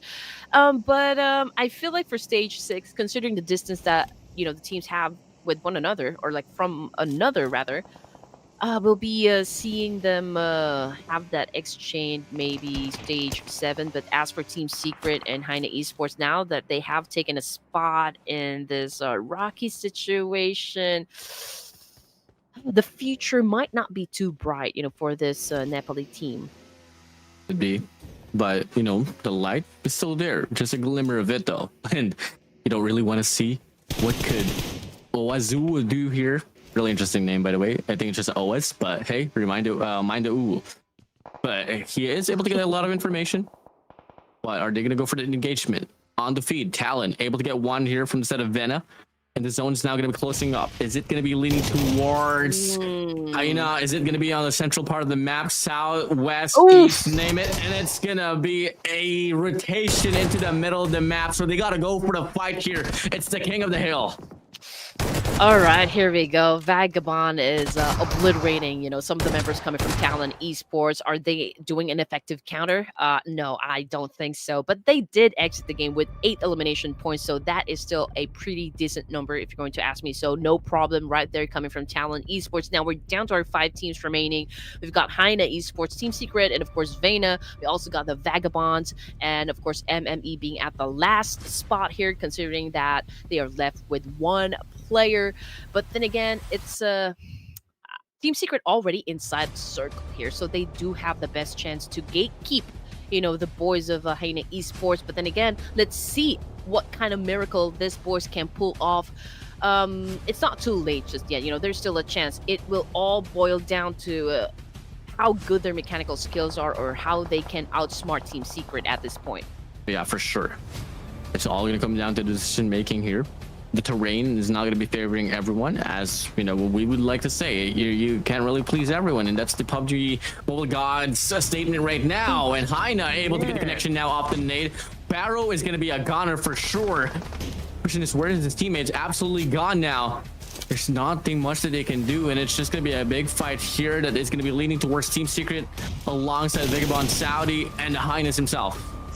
I don't understand why one member coming from VENA actually joined in, got in between HAINA Esports and Team Secret, but yeah, VENA is still alive because they still got Akasi. I hope I'm not butchering the name, but yeah, they still have 1 more player that will be coming up north. If he can conceal his location for now and not join into the okay, forget I said anything. He open fired, and so his location definitely exposed. We got MME getting eliminated with 1 point. Now, okay, he's doing great. He was able to shut down 1 player from the opposition, but how long can he last, though? I mean, at this point. It's a tough question, and it's a tough thing to answer for sure. Nades are putting into a lot of plays here. Players already down, and the nades just patting him down so much, and he's already out. And it's just all going to come down to Pekka here for the set of Highness. Team Secret still having a lot of great coverage, but you get to see as well, there is going to be a fight at the back there, just below the mountain. It could be 1 player from the side of VENA. I mean, for the side of Vagabonds, or per se, but it's just so hard to answer so far. I think it's going to be between Team Secret versus Vagabonds, at the end of all this, because HAINA Pekka is the last remaining player. It's the same thing goes for VENA Esports as well. So they could deny the point. That's one way to go, but I feel like VENA, as much as he can, he will definitely score some points before he exits the game. I mean, as much as possible, before you go out, you need to get a lot of points, right? Just to make do of everything. But so is now on the ground. It's not even Versace. Vagabond Saudi is doing an extremely great job so far, and there goes a shot coming from VENA, accumulating another point for the team, the hero right now of VENA Esports. You thought that they were going to be gone earlier, from the last 5 minutes because of all the positioning that they were putting up, but hey, they are still sustaining. He is still sustaining.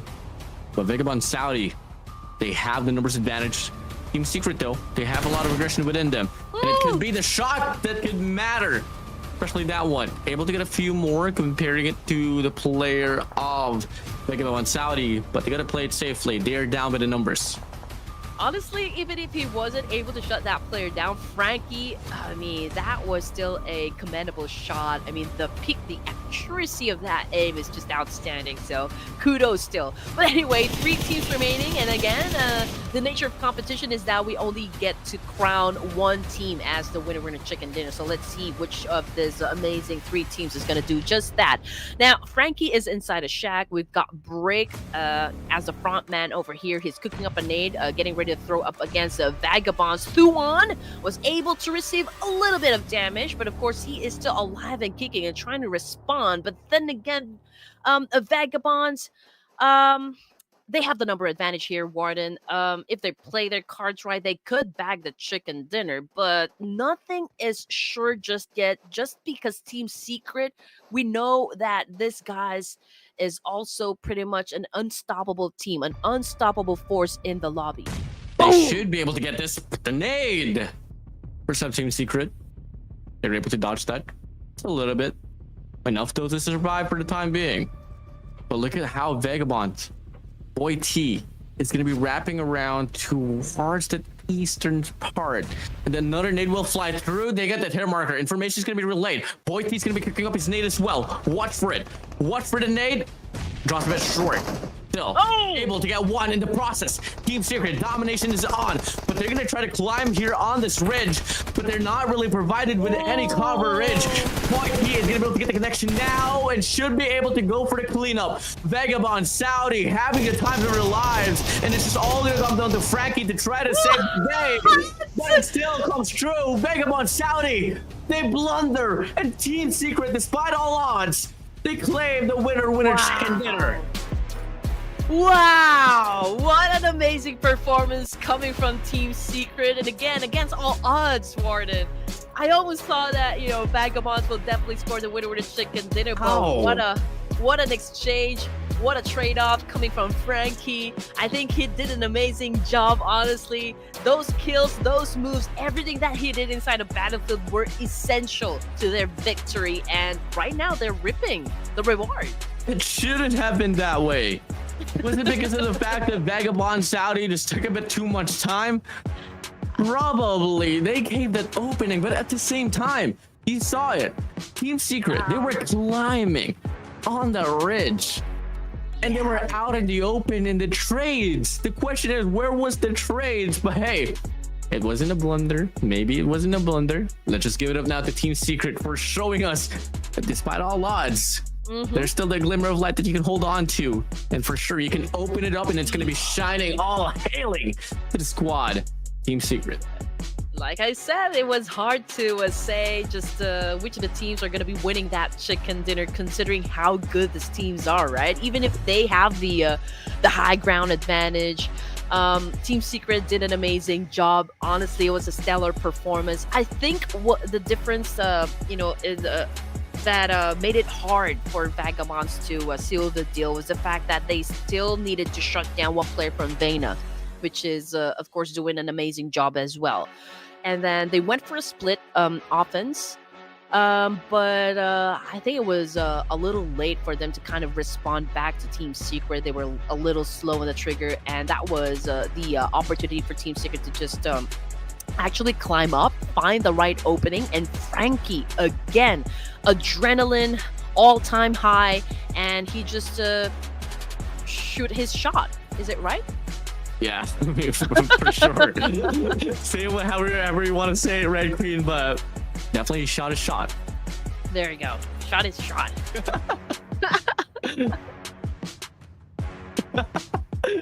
Well, anyways, MVP, no, surprising. It's going to be XKF27, obviously. Not just the MVP for the game, but the MVP for the hardest name as well to pronounce or to read off the broadcast. Shout out to you for getting the MVP, 7 eliminations to his name. I had to drink some water with all of the intense action that we've just gone through, Warden. But yeah, XKF27, 7 elimination points, 938 damage output, and just look at that, more than half of the team contribution. So this guy, I mean, he did extremely well for his team, for the GLU squad, and finally they were able to find their one player in the top performers. Anyway, Himson coming from HAINA, also a part of this roster. We've got X coming from DRS, and of course Jamin. Who can forget Jamin of DRX? He was able to eliminate 3 players of Vampire Esports. And as for Tribe, AEROMACY, and ASI8, again exiting the game empty-handed. Hopefully they can bounce back, right? I mean, we still got how many more games? 4? Yeah, still doable. Yeah, a lot more games too. I mean, come on, Red Queen. We've only covered 2 games, and it has been pretty intense. I have no idea how I'm gonna be able to sustain for the next 4 games, because these squads are just showing immaculate performances. Yeah, that is true. That is true.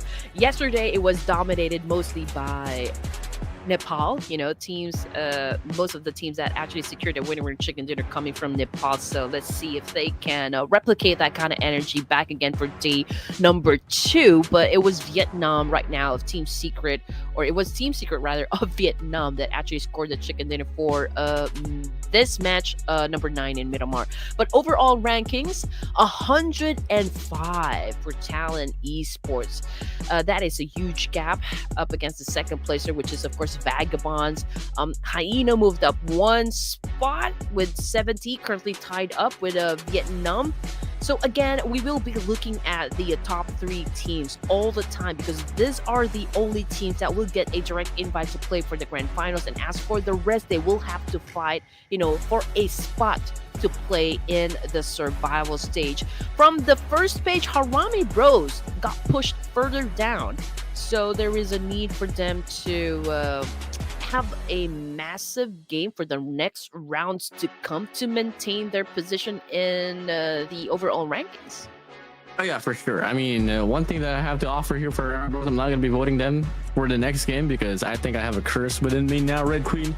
But hey, we do have RSG here, the REGANS Gaming, climbing +2 in the ranking. BPR, they were on the first page, and now they're down here on the number 11 spot. Falcons were able to change it up here for this round, able to climb 1. ASC, though, I mean, we were kind of eyeing out for them. They were on top of the feed here for the second page, but clearly they do just have a pretty sloppy first 2 takes here for today's broadcast. I'm pretty excited with what Falcons is actually doing right now. They're moving up spots, so perhaps they've had already awakened from their deep slumber and decided to show up for today's set of matches. It's not too late just yet. You know how Falcons are. They're pretty aggressive in the battlefield as well. Same thing goes for RSG. REGANS is absolutely, you know, an incredible team coming from China, and for them to actually be ranking up, it's going to make day number 3 and the final remaining matches that we have for today pretty exciting. So don't go away, ladies and gents. We'll be right back after this.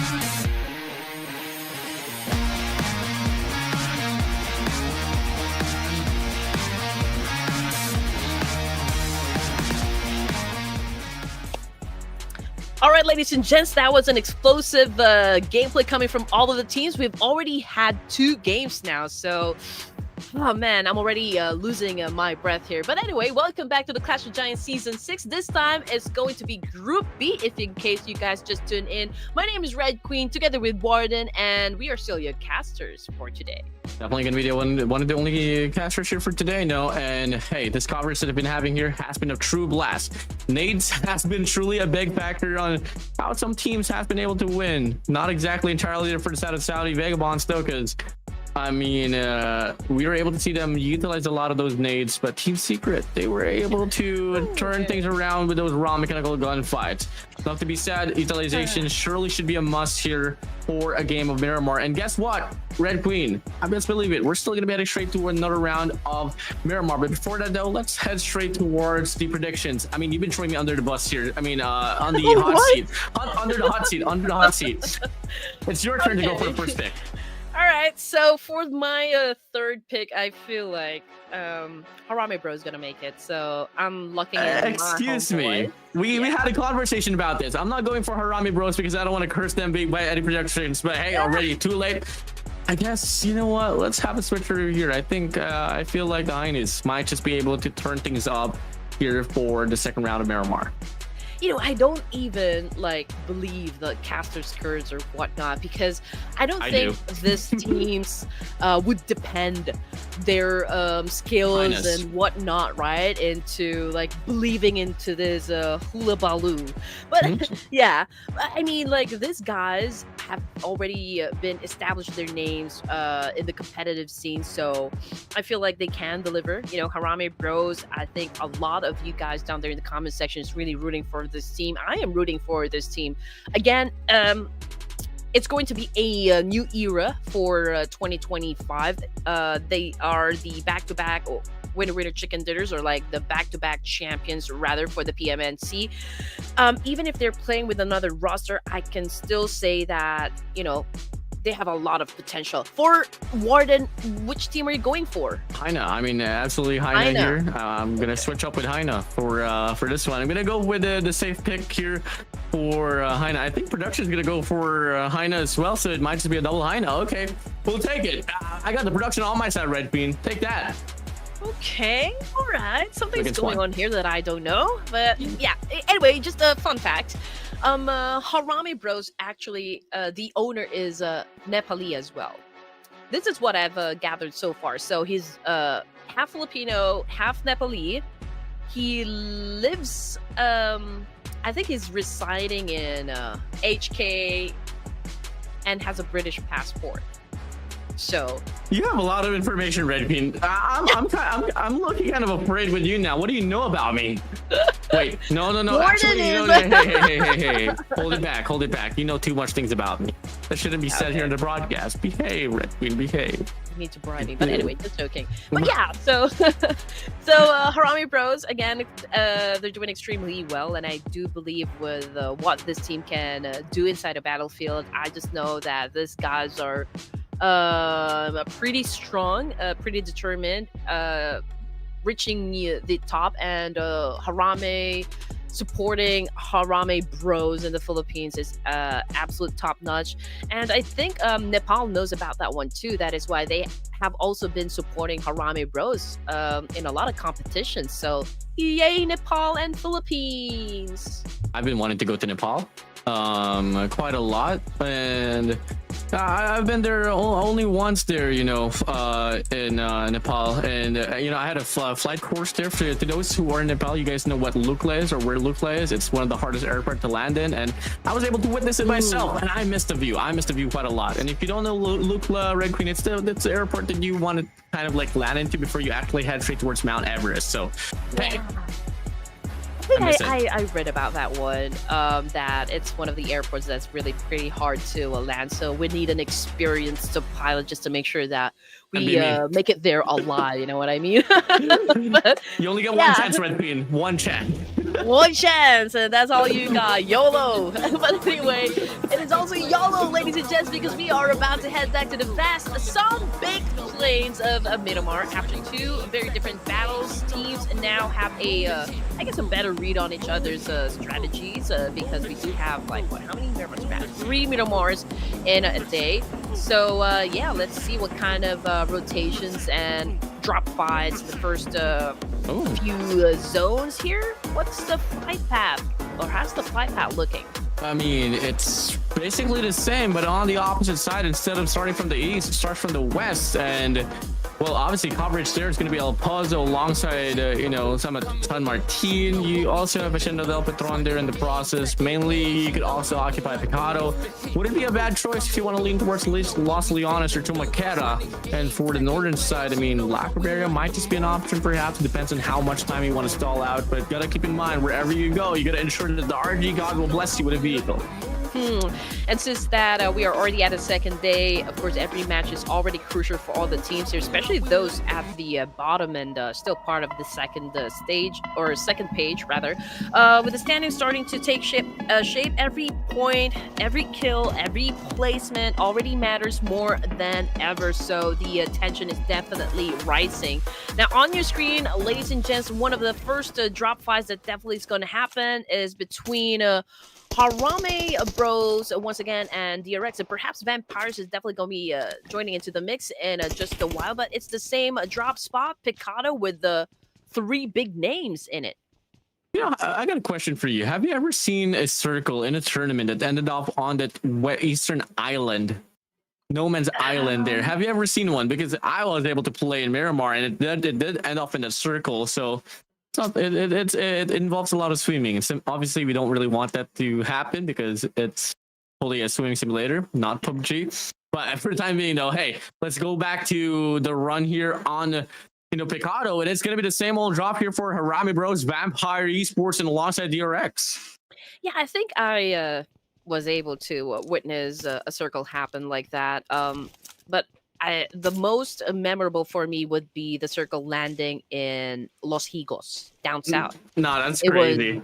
Yes, it was epic. You know, I believe it was also Sir Cloud's favorite part as well, or like favorite cast as well, because everyone panicked, everyone didn't know what to do, and so the tensions were really high, and the exchange were epic. I'm telling you. But kill feed, okay, ladies and gents, we've got ASI8 versus RSG. RSG. I think one of their players got dropped. No confirmation just yet, but here comes the play. Ghost being a mean ghost. So much look as like a poltergeist over here. Was able to shut down one player. Was able to get the job done as well. Crypto now on his way to help the rest of the team. Well, REGANS and ASI8 trades after trades. ASI8 able to get the first blow there, but Ghost will be eaten out. I mean, we do have Pritam also down to the ground. It's just all going to come down to Crypto alongside Hasaki to try to help out their squad for the set of ASA8. Well, for the set of REGANS, they got 3 players here up in line here, still ready to fight. But Bay, obviously, he's already out away from the round. So a lot of mishaps already happening here for ASA8, and most likely for ASA8 compared to REGANS. All right, here we go. GZ is popping up a smoke here. You don't want to make a rookie mistake of getting the resources from the boxes over here and exposing yourself to other team. Now, this fight is happening around Los Leones. Again, we got 3 teams, I believe, in this specific spot, but it's so big, to be honest. So teams definitely had a chance to go over their resources, pick up their favorite weapons before they even got into any fights. But coming off the kill feed, it's MME versus Talon Esports in another side of town. Another side of town, and it's about to be a pretty chaotic one for sure. But hey, anything could come in here. Oh, wow, we have Axel just carrying Steve Interacting. I mean, are you going to pick him up? Or are you just going to be carrying him all? I mean, hey, it does fit Axel. He is the carry of the team so far. But if you go back to A, say, hey, Crypto able to get 1 up against REGANS. That's rude. Picking up your opponent just like that and just putting them down on the ground to punch them to death. That was the enemy? No, that's crazy. Well, I'm pretty sure these guys are just having fun, in real life, they're friends, so no need to hate on these players, ladies and gents. Everyone is friendly towards one another. Players be playing the game as how they want to play it. But anyway, ASI8. Okay, 2 casualties, and Hasaki went for a major spray right there, and Lightning wasn't able to respond. Yeah, and it's just all gonna come down to GZ to be like, okay, he's gonna be there. Information is gonna be relayed. Not gonna be able to get the confirmation not just yet, but needs to move in quick though. GZ, if he wants to save his teammate, Lightning. Actually, never mind. He's already out. And it's just all gonna come down to GZ here to try to make the difference. The nade is connected up against Hasaki, but doesn't really deal enough to the point that he could go for the strike. Has to worry about Crypto as well. Has that M249 picked up. Expose yourself out in the open, and you might be a goner as well. Oh, it's all or nothing right now for the side of RSG even and ASI 8. Lots of casualties for their team. Even with RSG, yeah, they're left with one player, so it's going to be hard. GZ, I don't know what you're going to do in this situation, but yeah, I think they're going in for a pinch here. They're definitely going to be making a salami out of GZ. Now, he gets a little damage coming from Crypto with that massive spray of M249. GZ goes out. Crypto takes the win. Yep, and it surely is going to be skyrocketing for sure, because my days. Should have been a battle ended already, but hey, Crypto was like, okay, you know what? Let me close it up right now. Now, moving in towards the circle, it's still gonna be leaning towards the eastern side, and there's a plethora of squads already involved to the next circle. Only gonna be HAINA's alongside, if I'm not mistaken, it is gonna be VENA alongside AST, and one singular player from the side of AST still holding on to the valleys. Talon's going to be rotating near down south as well. Might just be able to get that interception up against DRX or the players of ASA. With this kind of circle, I feel like BTR is definitely going to be safe for this stage, even with the KAGENDRA. Not if they decide to actually open fire up against BTR, but as for the teams that will be coming from the west and the south part area of the circle here, I feel like there will be a lot of fighting happening at the edge of the circle here. Definitely, there's a lot of gatekeeping opportunities as well. I mean, DRX not moving still together with VPE or Vampire Esports. Talon might join into the mix as well because they're headed towards the same spot, with the exception, of course, of Harami Bro sticking to the edge of the circle here, just down south of La Bendita. And since ASI 8 and the remaining players coming from Los Leones, man, before they could get even in the circle, they will have to deal with some of the teams here. But let's see what's going to happen as Vampire Esports right now trying to boost themselves up, because this fight already happening from outside of the zone. It'll be tough. Still a standoff here in Picado between Vampire alongside the Rex. Harami Bros, though, able to get one there up against Talons, and it's not really looking quite well. I mean, Rage is able to get that shot to connect. Beautiful right there. And the nade's going to be flying through for sure. And they want to close up the distance. They want to confirm that kill up against Talon. Oh, misery. Misery. Back to the lobby for him. Harami Bros getting shot at, of course, by the teammates, but fortunately they were able to dodge those attacks coming from Talon Esports. But they are applying a lot of pressure, though, for the Indonesian team, considering that Talon Esports will be coming from the blue zone. So, yeah, blue zone taking away chunks of their life here, but it's not as how to say, it's not great of a deal just yet, being stuck in the blue zone, since this is just stage number 2. There's still time, but then again, there's a need for them to move on to another spot. Now, DRX prepping up themselves because VP already on their way to challenge them up. Vampire Esports showing aggressiveness at this point. Yunbin needed to go back upstairs, but Noxart says, where are you going, man? Yeah, I mean, hey, they put sometimes, and looking like DRX, they want to put some players onto their place. Now, shots connected, pump action in line. Vampire Esports, you got Mr. Player already down. Noxart is playing around the staircase, able to get one information there just on a floor above him. But they gotta rack up those, this health.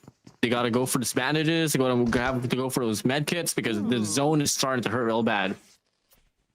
We've got an unknown player playing for Vampire Esports. It says here VPE player. So again, these guys love to use pseudonames whenever they play in an off-season tournament. So, but rest assured that all of these names are registered with the Ruthless Type Esports. So this is probably part of their team, or maybe auditioning to be part of the team.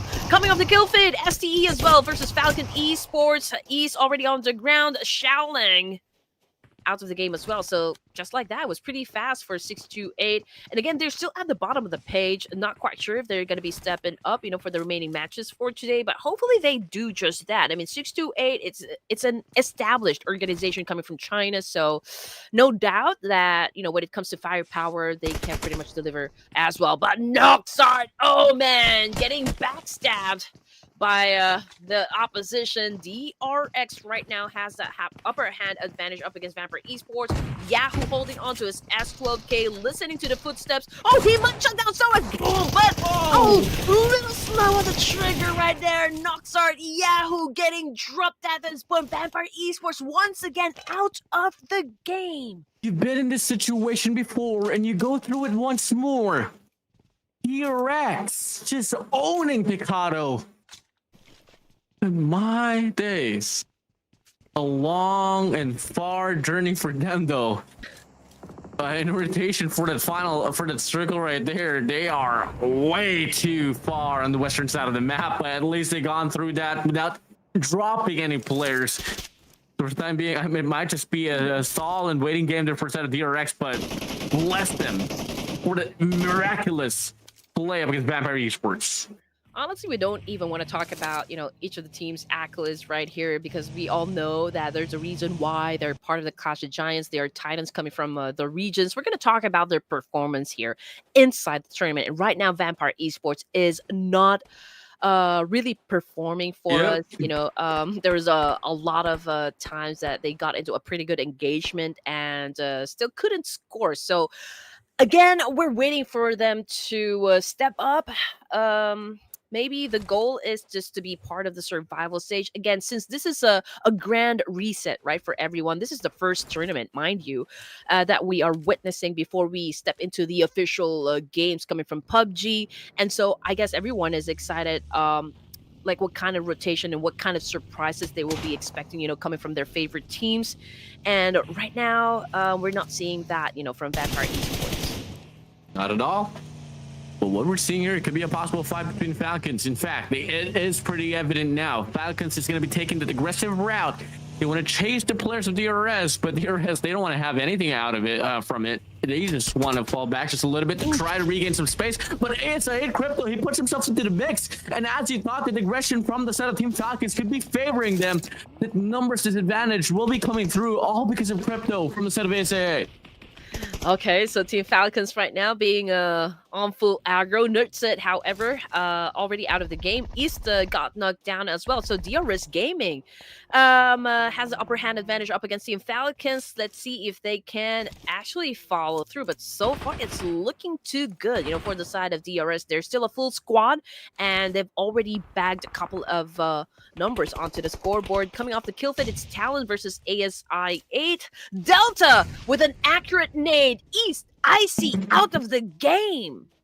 For sure, out and rocking. A lot of nooks and crannies here, and so far, it's just so hard to call and who can really prosper off the messy case that Miramar is showing here for these squads now. TALON Esports, Buran, it's kind of finding the grasp that Team Secret is going to be there, and he does have this elevation. But does he really have the best position here to take the fight? The zone is starting to hurt. He only has 2 med kits, if ever he wants to go for the replenishment. But for the time being, though, he is just making his presence felt. Not so certain if he still wants to go for the fight. And here we go. We're looking at TALON Esports still tanking in the blue zone. We've got one casualty though coming from the team, but 3 is still a crowd, ladies and gents. And so was also devoured by the Blue Reaper. We can see that X is having an exchange here with a Crypto when it comes to those nades. Can he be accurate? He already saw what to throw, but yeah, I think he was able to at least get one. Or was it a Jamin and Hasaki? Okay, a lot of things is actually happening at the moment. Crypto not so lucky because, well, Team Secret also already out of the game here, and it wasn't the best of spot for Crypto's gang as well.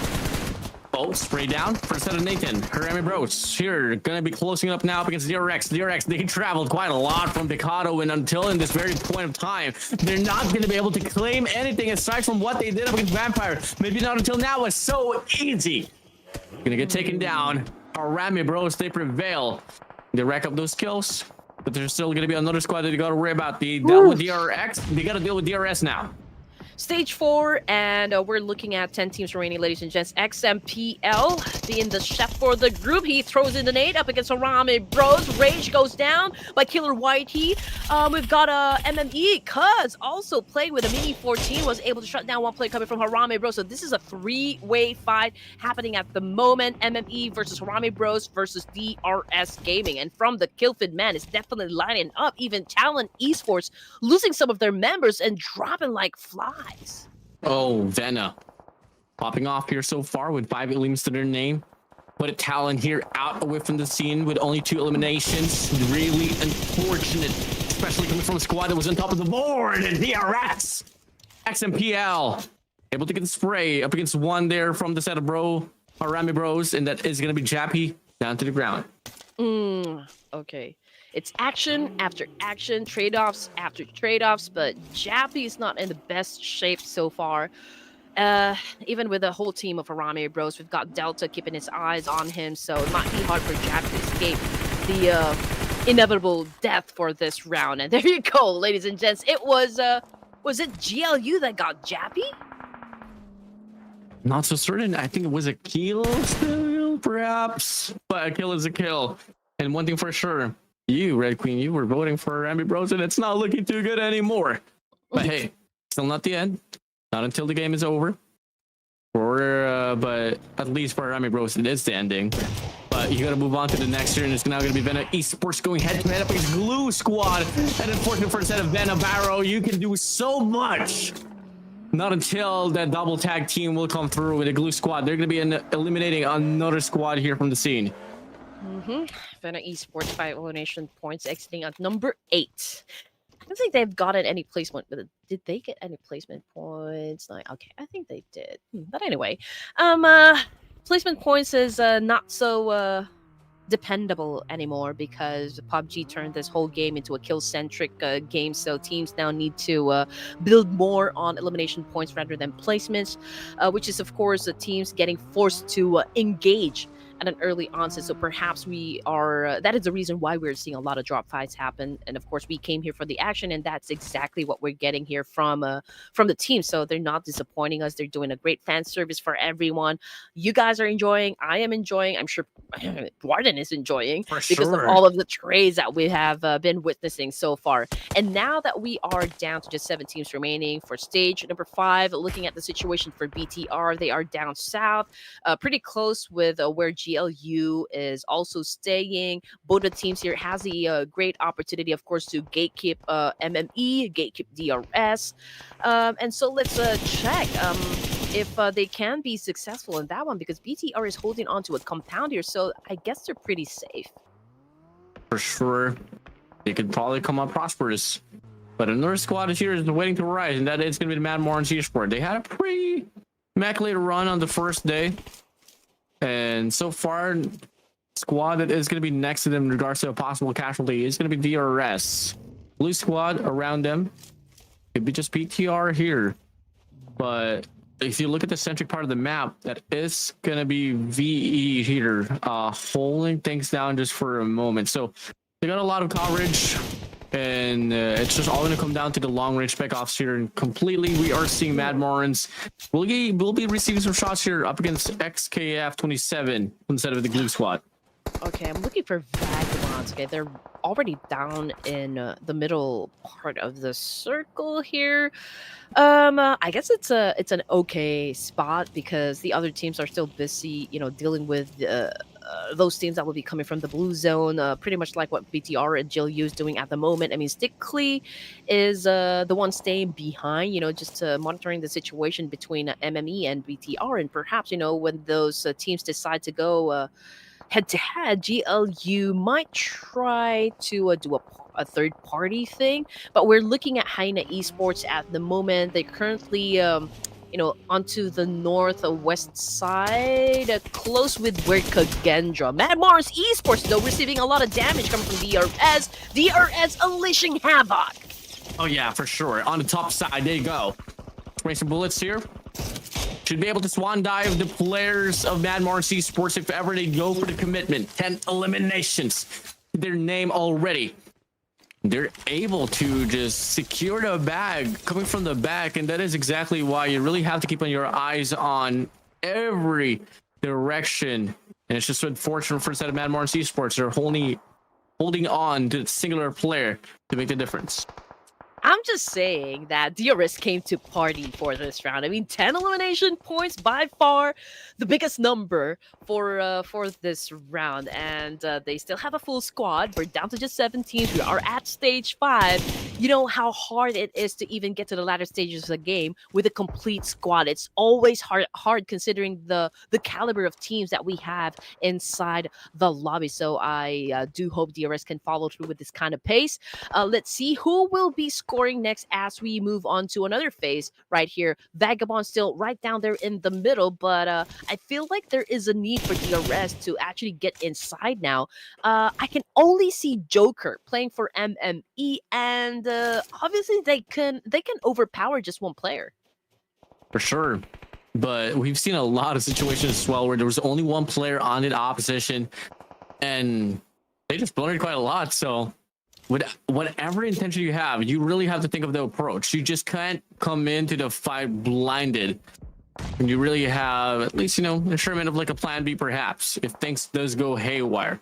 Now we go back to the vicinity or the view here for the set of DRS and MME, and Joker is just stuck in a hut, hoping for some sense of miracle perhaps. The only thing that could really come up good here for a set of Joker is whoever DRS, those 2 players from the set of DRS that's watching the hut will get caught by any of the teams outside, and looking like it does happen. XMPL gets tagged up here, and they are now diverting their attention towards BTR. Honestly, I don't know what Joker is going to do in this situation, but perhaps, he can do something extraordinary. He might be laughing at the end of the line here, but then again, the only thing protecting him right now is, are those smokes that he actually popped off just moments ago. But definitely DRS already got a whiff of it, of exactly where he is. Not quite sure when DRS is going to decide, okay, it's time for you to go back to the lobby here. Perhaps they're just trying to mellow it down a bit because they were able to get to stage 6, and at this point honestly you don't want to go being reckless. They did manage to rack up a total of 10 elimination points, with Killer Whitey bagging most of it. Right now DRS is dealing with BTR, who is holding on a compound here right at the edge of the circle, which is a pretty good spot, I can say. For sure. If ever, there's just not going to be any third partying happening as well from the backside, but a lot of these teams are put into a very hard position now. You take a look at the vicinity. Look at the terrain. There's a lot of coverage that you can utilize, and it's just a matter of questioning, can you put yourself in the best spot? That's always a question, right? You always need to make all the advantage work on your side, because if you don't, then other teams will definitely capitalize on that one. But let's see if the Vagabond Saudi can capitalize on their position. Considering the fact that everyone, I feel that they need to eliminate is just right up in front of them. And if those teams that will be coming from the mountaintop needs to descend, then it's they're walking targets for Vagabonds. DRS now playing, haggling around the smoke, and BTR has one player down there that is one here from afar. RX going to try to close out the distance. Throws the smoke here to try to provide some coverage, and they should be able to get the pick up now because DRS's attention is diverted on the opposing side. The only thing unusual for me is the fact that BTR, despite the fact getting into the latter stages of the game here, they haven't posted any points just yet. Racing is currently knocked down, so there's a need for them to pick up their teammates.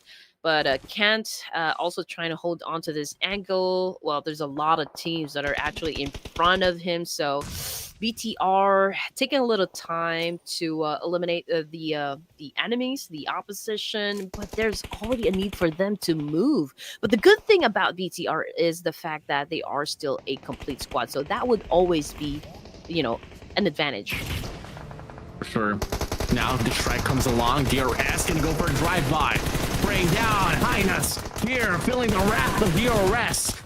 Question is, can they find the finalization, accumulation of this damage to try to get the knock? And HAINA so far, they're still holding on, trying to do the best that they could, but KAGENDRA Akulamaka puts himself into the mixture as well. Two directions that HAINA has to deal with. And DRS so far, they are struggling to get the finisher. Not until we get to see the final shot to come through. HAINA, DRS, out. Vagabonds once again in a very good spot. They were able to they weren't able to get the winner chicken dinner in the previous round, so perhaps they're working on it right now for this specific game, because right up in front of them are the boys from BTR, and BTR they don't have anywhere else to go. So if Vagabonds can be successful in obliterating BTR, then they could assume a lot of points. I mean, BTR would be taking out the biggest threat, I can say. But anyway, from behind, that is such a great tactic coming from KAGENDRA. Yeah, the Garudas is on. Flying, soaring, dive bombing the players of Vagabonds. And it's just gonna be Nom Nom here feasted on by the side of KAGENDRA. 5 elims to their name, but the job's not over. Simultaneously, BIGETRON Knights pushing up. Blue Squad from the back tries to go for the spray. And as KAGENDRA starts the fight, they're going to be the next squad to get eliminated as well. Vagabonds definitely did not expect KAGENDRA will be swooping from right behind. Now BTR is still alive, dealing with GLU, but I feel like this is going to be a GLU win this time, Warden, considering that they have an over advantage and they're taking care of this. There's only 2 more players left for the side of BTR. There goes the chicken dinner, caught by the one and only GLU Squad Esports. You strike at their weakest. No resets. BIGETRON, Red Knights, they pushed up. KAGENDRA out. Vagabonds struggled, all because of the backside push that happened because of KAGENDRA. BTR, they were able to take the fight up against KAGENDRA, and then all of a sudden Blue Squad was like, you know what? They're damaged. They're badly damaged. We're just gonna strike. No more waiting. Go and clean up the mess and claim the winner chicken dinner. Can I just say how magnificent their jackets are? I was about to say, I want some. I want it. Blue Squad, please give me some. Yes, please. I mean, like, if you guys are feeling quite generous, you can always send us, jackets. I would be very proud, wearing those jackets. It's so cool. They're like varsity jackets. You don't even gotta be generous. Take my money, please. I want it. I could rock that every day. I want it. I got it. But I want it. I got it. Let's just also give some spotlight with what KAGENDRA did. Again, they robbed Vagabonds with a chicken dinner. I mean, the way that they swooped in from right behind and just doing all the dirty backstabbing up against Vagabonds, they failed to actually eliminate BTR, and KAGENDRA knew exactly that, okay, we're not in the best of spots here, and we just have to take advantage of everyone's busy dealing with the teams, trying to have an exchange, settling altercation, conflicts and whatnot. And I can still say it was quite a good decision coming from KAGENDRA. You just need to always seize the opportunity, and that's exactly what they did. Oh yeah, for sure. And there was just a lot of things that we can just spotlight there, because it was a really nice ending. It was a really nice ending. There was no stalling involved. It was just constant gunfights out of gunfights, and made the best team with the best decision and the best aim win. and it was the Glue Squad. So, can I just ask you, Warden, how do you find casting for PUBG right now? Because before, I know, you said that, okay, you know, since teams are actually fighting towards the latter stages of the game, it gets kind of boring sometimes, but what can you say now?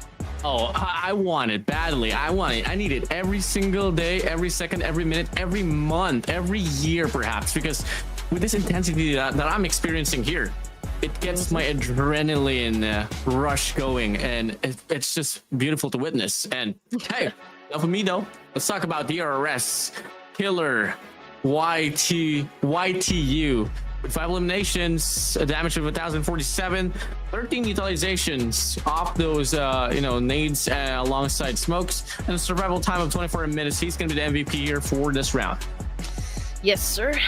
Match number 9 goes to Killer Whitey. I think he's just trying to live up to his reputation and his name as well. I mean, he's got that killer name on his persona, his IG. Is he IG? I'm not sure, but yeah, Killer YT, number 1 right now with 5 elimination points, followed by Glue Squad, of course, XKF27 with 4.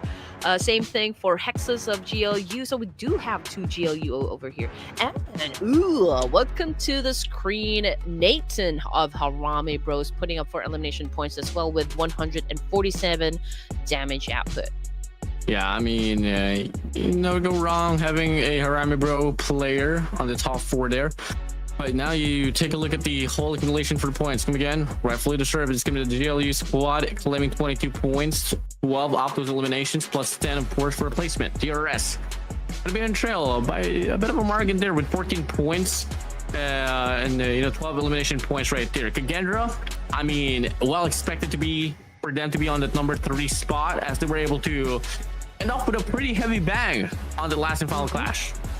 I feel like when it comes to domination, Indonesia and Nepal are having a tug of war, and Vampire Esports still exited the game, empty-handed. But I feel like they're going to have like a dramatic entrance of some sort. Like, okay, we're gonna have a big, massive game, and we can be at the top spot, even if it's just like a 2 game match. I think that they're definitely going to be doing great. Now, overall rankings on your screen, DRS climbing up 3 spots now with 77 points, and GLU with climbing 2 spots as well. And last but not the least, we've got Indonesia's BTR with 45 points, climbing up 2 ranks as well. They haven't scored any chicken dinner, but just look at that. From top 1 to top 7, everyone got a chicken dinner. And on the second page, it's just AST. Oh yeah, AST for sure. Now you take a look at the RX alongside RSG. They got overpowered by the players of BTR. We just start things off with BTR on the first page. So hey, talk about a comeback. KAGENDRA with that stellar play that we're able to put up on the top 4 run on this current round, able to claim and overshadow now the players of VENA. The rest will live on. ASA, the Vampire Esports alongside 628. They're still going to be pretty still there on the number 16 to 18 spot. Yeah, 628, man, they're the only team right now with a single-digit score. But it's not that they're not engaging inside the game. I feel like they're more focused on like just getting information and like how the teams are doing, like with their rotations and whatnot. I mean, this is already the second day, Warden. All the teams have already had the chance to go through the first live broadcast, so for sure they were able to adjust everything in terms of like their strategy and recalibrated everything, but don't know exactly what the objective is coming from 628. But anyway, almost halfway through, almost done with day 2. After just a short break, ladies and gentlemen, so please don't go away.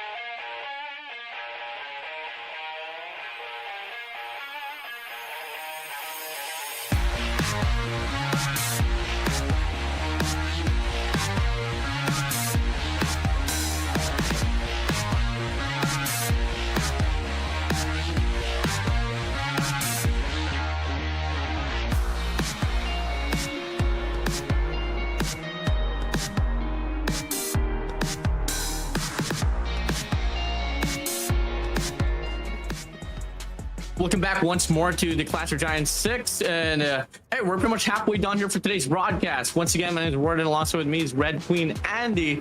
We're the commentators here for today. I mean, talk about the diversity of the winners for today's the first 3 matches, Red Queen.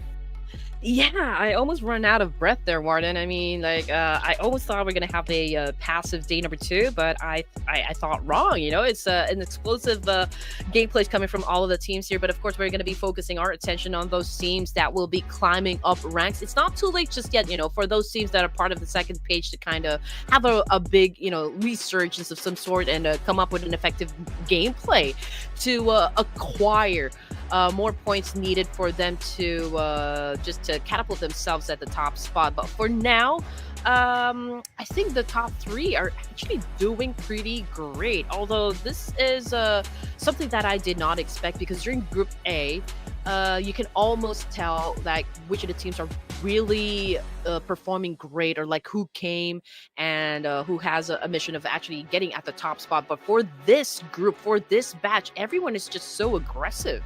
Oh yeah, for sure. I mean, there was no stall time, not much at all. But, you know, we've only said the word like stalemate like 3 times all throughout this broadcast so far.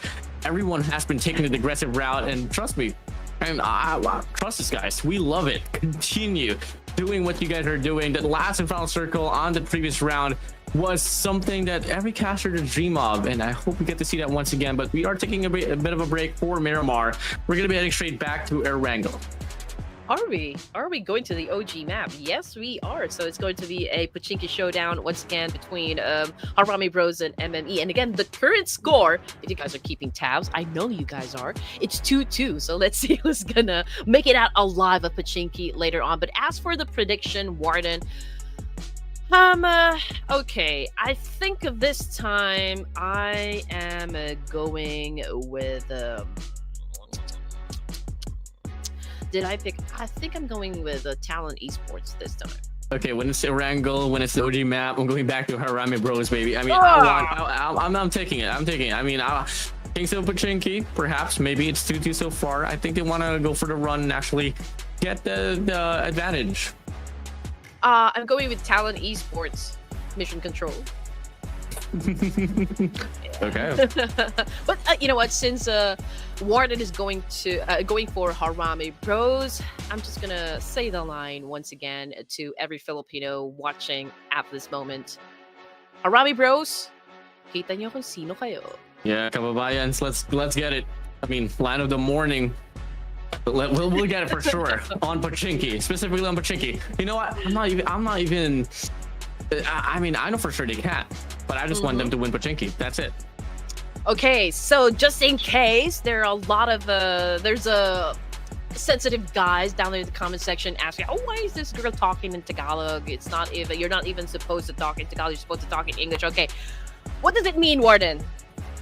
Wait, which one did you say? Pakita nyo kung sino kayo. Show them who you are. Show them. Exactly. Show them Okay, who you nothing are. wrong, nothing bad. You know, we're just cheering for Harame Bros, ladies and gents. But of course, I'm actually going for Talon Esports coming from Indonesia. And production, what did you choose? Oh, it was DRS. DRS. Honestly, you know, I have that team at the back of my mind, but I feel like I have to give a chance to. I don't want to choose the same team, you know, if it already became my choice during the first or the previous rounds. I'll definitely go for another team. So this time I'm going with Talon Esports. But Warden, 5 more seconds to go, and we are back to Erangel. Yeah, it's going to be a kickoff here. Back at it once more. Second round for Erangel for today's broadcast. And we see something miraculous happen. I mean, best believe it. It is Erangel after all. We're going to be going for a strike here. Starting things off on the southern side. Leaning towards the east, though. So, hell, best believe it. Novo is going to be alive and kicking for sure. Milta could be a factor. I'm not so certain about Milta Power though. The Popka could be in the mixture, but Yasna Polianya for sure will be congested. I'm not so certain about Pachinki, but for sure it is still pretty much accessible. But to those who really love to lean towards Jordanpool, I think it's off the scratch. Oh, definitely. That's definitely the case there. We're heading back, to the familiar fields and forest of Erangel. You all know that this map offers a mix of like close quarter combats and open field engagement, so it's really going to be an interesting fight. Now the flight path is over here at the east side. You know, there's plenty of space to go over to the west, where Jorgapul, Gaka, even no, I can't say Ruins, but there are teams that also choose to drop around Ferry Pier as well. I think for those teams that chooses to drop around Jorgapul, they need to get vehicles first to head on over towards that direction. Given the flight back could be hard, so they might have to choose another one. But yeah, I mean, HNE right now, HAINA Esports dropped in the military base in the previous Erangel, and I think this time STE will be joining them. But as for Team Falcons, it's still Novo Repnoi. Yeah, I mean, Novo Repnoi, safe choice for them. A high quality loot perhaps, but hey, if you were able to say that, you know, some of these teams, they love to play around Ferry Pier. If only they did show that off to get go, they'd be in a very comfortable spot, as the circle is going to be leaning towards the vicinity of Godka, Quarry, alongside Primors, and that one and only Ferry Pier. So, hey, talk about how punishing the flight path is. It leaned towards the eastern side, but the circle is all the way down towards the western side of the map. What is this circle? It's crazy. Honestly, 50% water? Oh man.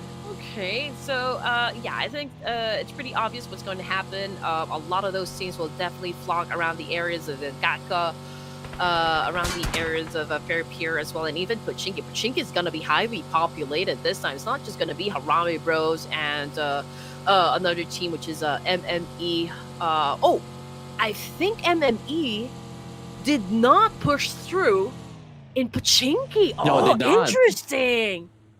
Oh, we'll take that one as a win for Harame Bros. What? Why? Oh, this is interesting. Okay, they did not drop in Pachinki. I mean, so Harame Bros right now, kings of Pachinki. If you want to talk about what happened on the first round for Erangel, it was kind of traumatic. You know, they were only able to drop one. Harame was able to prevail, claiming the first 4 right there. And I think they just want to avoid the trouble, but they are diverting their attention towards the eastern side of the map, and that is exactly where KAGENDRA is at. So, hey, it might not be Harame Bros that will be your demise. It could be KAGENDRA, but we'll see about it, though. Oh, man. Okay, so great start, though, for the side of Vampire Esports. 1 elimination point. They're going up against the Chinese team, of course, RSG. Obviously, they do have that upper hand advantage up against the Chinese team. So let's see if they can continue, of course, and follow through with what they have started. But as for the other teams, DRX, Team Secret, as well as 628, prioritize getting into the middle of the safe zone before anything else. I think that is definitely where they will be looting, but could be hard though, because all 3 teams started out with nothing, and if they decide to collide, or if any team out of those three decide to, okay, it is time for us to get elimination points. I do hope everyone is prepared. But yeah, it's going to be a long travel as well from AST, Talon Esports, even ASI8, because they did travel or rotate rather onto the northern side of Erangel. So let's see what's going to happen. Other teams are already making their way. Harami Bros just staying silent in Pachinki. I'm sort of keeping my eyes as well here for the set of REGANS because they are in between DRS and Vampire Esports. But we do get to see MME. They do find themselves into some trouble against KAGENDRA. In fact, it's not really troublesome for them. They're able to win the first two casualties. And in fact, one player's down to the ground. MME, they might have chosen a better route here, but now they are looking to lean towards the direction of Pachinki. So it might just be a bit of a stalling game for them. But in the process, they also got to deal with another squad here in the process. So there's going to be a lot of things going on here. I'm just wondering how they can comprehend on what to exactly do. I'm telling you, Pachinki will be highly populated with this kind of circle. Can't say, though, if it was a good choice for MME to not drop in this area. I mean, if they dropped here, I think they have gotten like a much better position. They would have the potential as well of assuming a lot of points since everyone is traveling and headed towards that direction. But then again, they started from outside of Pachinki. They let Harami Bros take over Pachinki. They did not contest. So I don't know what is going to happen. But yeah, some of the teams decided to just pass through Pachinki, like VENA and MME. I think they will fight over Ferry Pier, if I'm not mistaken. So these are the team's position at the moment. As you can see, there's still a lot more of them outside. So yeah, expect a lot of edge of the circle fights is definitely going to be happening. Yeah, for sure. And it's really tough right now. I mean, a lot of rotations involved into the picture here for its very circle. I'm still kind of wondering what will be the call here for the set of REGANS alongside Vampire Esports and DRS.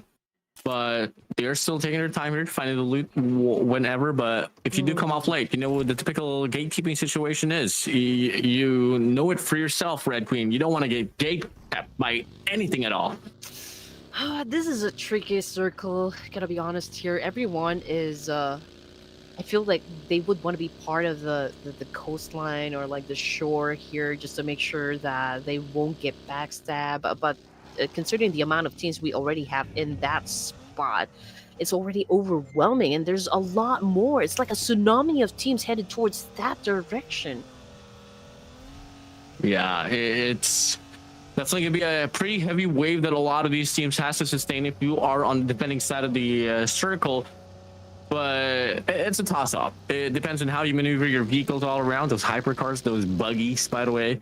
And do you actually enter into the right direction for the circle? DRS is one of those squads that was able to utilize the vehicles quite a lot. They do a lot of drive-bys. Precision is pretty spot on despite, you know, the speed for the vehicles. But looking like the circle is now coming through here, and it is going to be Talon Esports involved into the mixer. This is a crazy circle, I'm telling you. Yeah. I mean, if we can actually show the map feed, Linux and the rest of the Talon Esports boys will be traveling and passing through probably south of Jordan Pool. And then we also got a AEROMACY GLU, man, not having a break, you know, for this round. They got spotted by Trix over here, and it was a fast decision. He did not waste any moment. Trix sealed the deal and got the job done. Well, private AEROMACY, so far they are containing themselves here for this mountain, and you know how powerful this mountain is, especially on the late game. Let's see if it's going to be leading towards that though. But soon enough, the zone's going to be closing up now. Only 10 more seconds to go before we get to see the finalization for the next circle. Is it going to be leading towards down south once again, involving a lot of the bodies of water, or finally shift up towards the northern side? Please give us the north. And it's not too bad. It's not too bad. It does, you know, involve still some water here and there, but it could be worse. Okay, so here we go. I have a message coming from DRS Devil over here. So it's not hyena, it's HAINA. HAINA. Okay, it means like hurry, not hyena. Of course, yeah. Hyena are, I mean, they're type of animal, right? In the Madagascar kingdom, I guess. The ones that been following Scar, if you guys follow Lion King. Okay, we're bringing out characters here. Don't make me emotional. Okay. Don't make me Hopefully emotional. we're saying it right. HAINA. Okay, there you go. Harami Bros, ladies and gents. No fight happened in Pachinki because MME decided, okay, perhaps, you know, it's not a wise thing to do to drop inside Pachinki. And right now, Harami Bros dealing with another squad here, which is, of course, GLU Nathan. Just cooked up the nade. Not hitting any target whatsoever, but he is holding onto a DB. And same thing goes, though, for XK27 or XKF27. And unfortunately, he was faster on triggers there compared to Harami Bros. So let's see if GLU squad can obliterate the rest and the remaining members of the Harami. Obliteration, domination, abomination here for the side of Harami Bro. And it's just going to be the GLU squad here running it down. One down for the side of Harami Bro. Who else is going to be the next? Is it going to be a respondent here for the side of Harami Bro, or is it still going to be GLU here?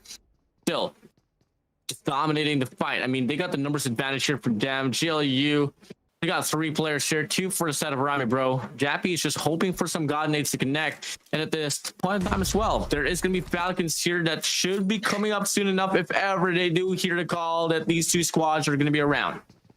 Man, Harami not catching a break here.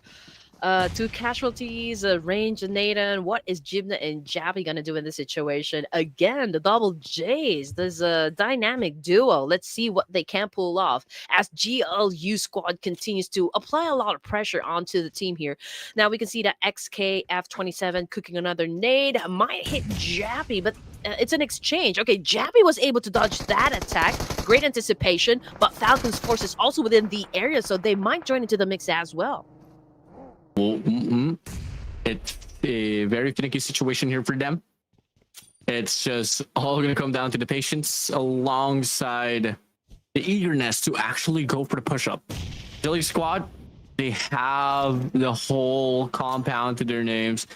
In fact, the 2 players, the remaining 2 players from the set of Harami Bros, I mean, they're just caught up here in the middle, and they're just kind of hoping that they can get the pick off in the process. If ever, let's say GLU squad, they go for the push. Now we draw things back for the circle here. It is pretty congested here on the northern side of the map. Well, to be fair, this is really a tough circle, to be honest. And now it favored, you know, a little middle of the map here. So those teams up north might be having a chance to get back on their feet. I mean, this is the beauty of PUBG Battle Royale. You need to be quick on your toes, you know, like make last-minute decisions or split decisions even. And those decisions might do you good. Sometimes it can't. Man, you can't even tell what's going to happen next. But the kill feed is lighting up once again, ladies and gents. And Talon, BTR, AST. We also got RSG into the mix here. Crypto even is currently on the ground and out. Going for the pound. Harami Bro still on it, on the feed. ASA Ghost gonna be able to get 1, and DRS is going for a burnout up against Vampire Esports. They for sure can't catch a break. In fact, they only got 2 more players here, but we go back now towards GLU squad, and Stickley from the side of GLU is gonna be able to get the connection off the nade up against Jappy of Harami Bros.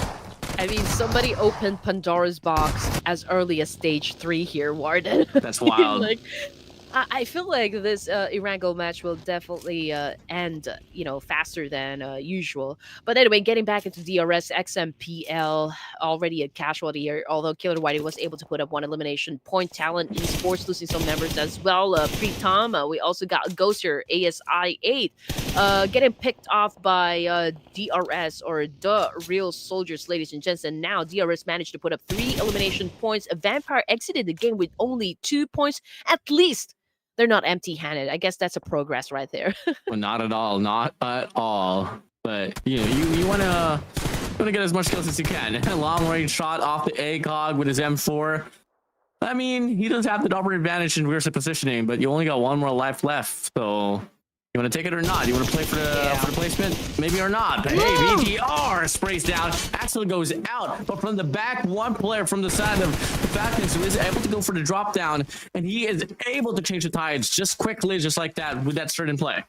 Yeah, you only got one shot. Do not miss your chance to blow. Ladies and gents, Misery putting up a show going up against the BTR.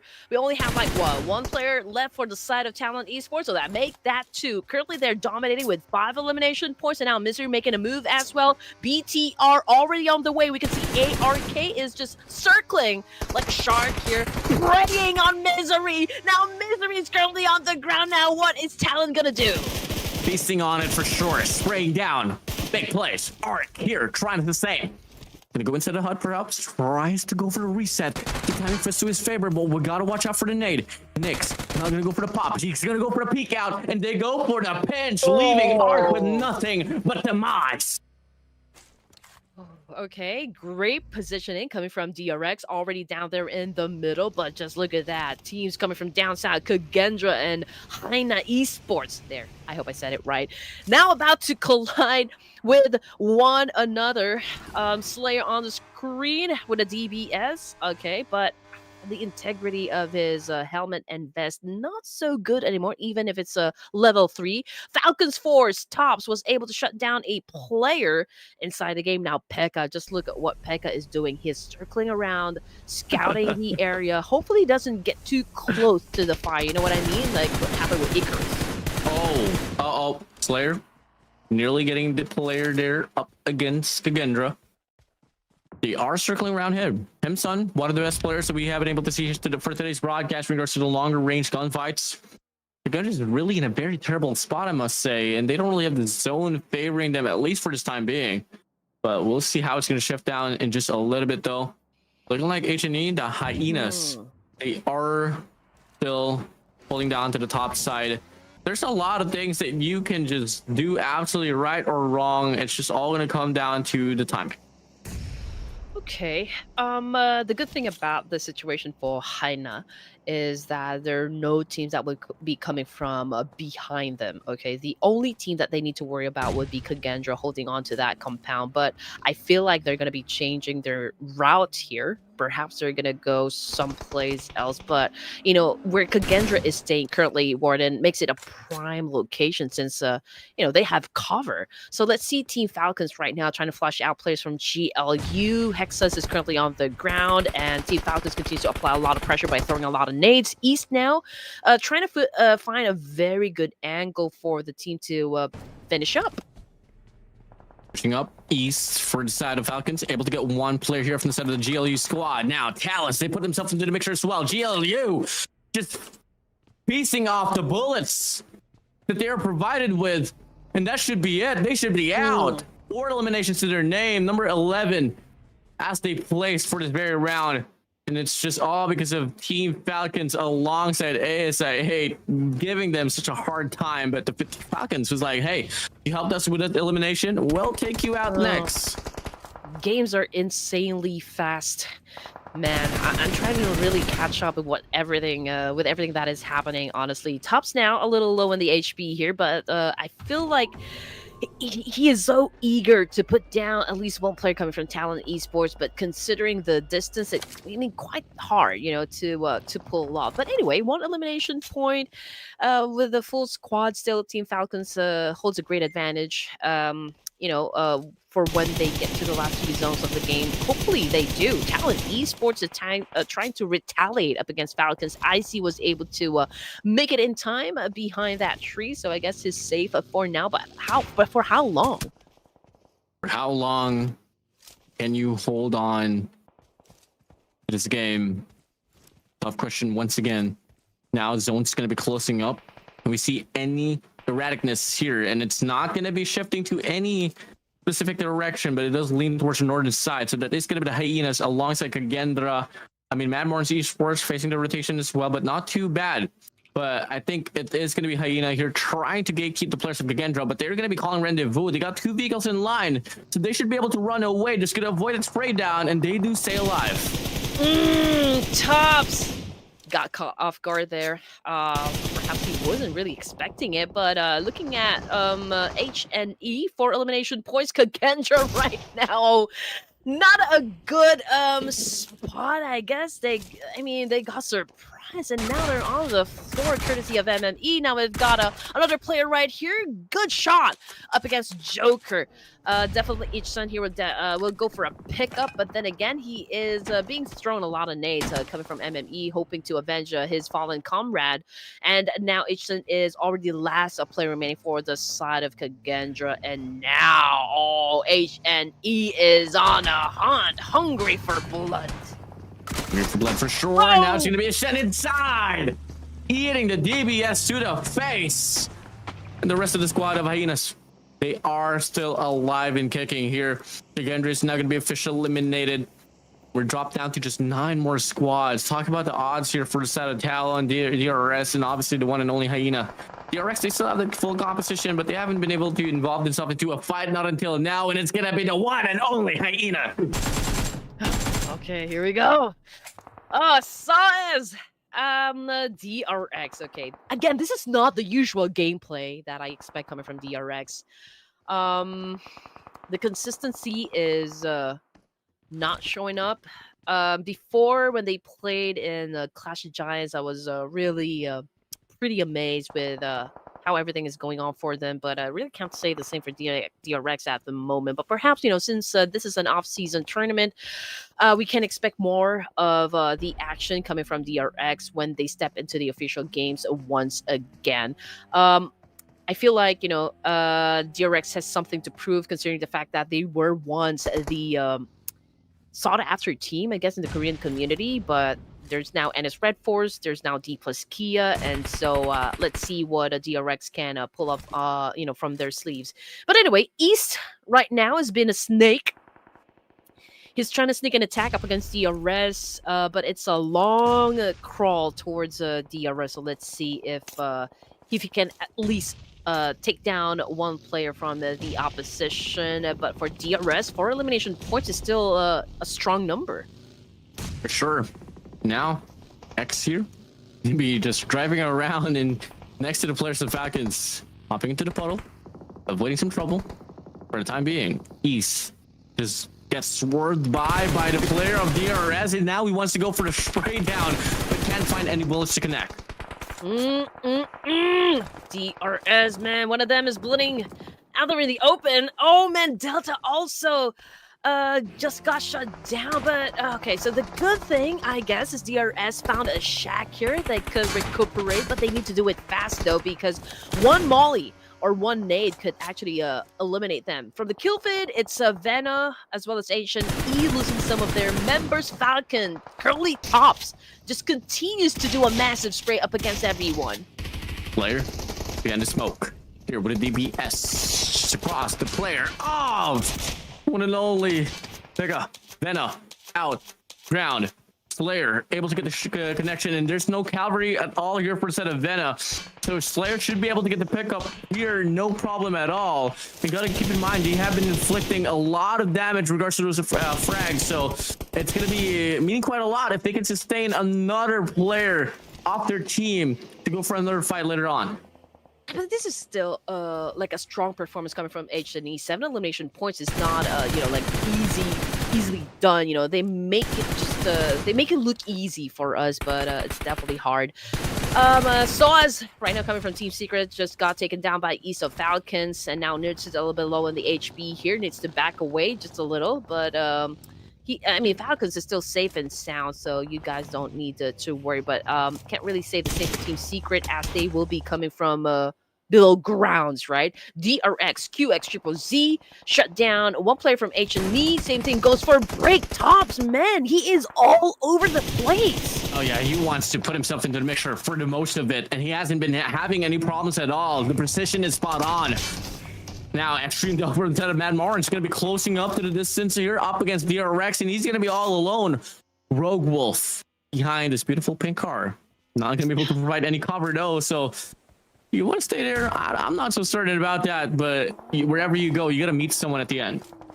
I think like someone pressed the fast forward, for this And honestly, because we're just at stage 6 once again. We're left with just 7 teams remaining, and I feel like we're gonna definitely be finishing early here. Team Secret 4 elimination points and now out of the game as well. Misery throwing a lot of nades up against VENA right now. He's just throwing a lot of them and just trying to guess, okay, whether or not that's the right spot, you know, to hit and get a point. But yeah, I think he's been hitting it, you know, and dealing a lot of damage, and great follow through coming from Axel as well.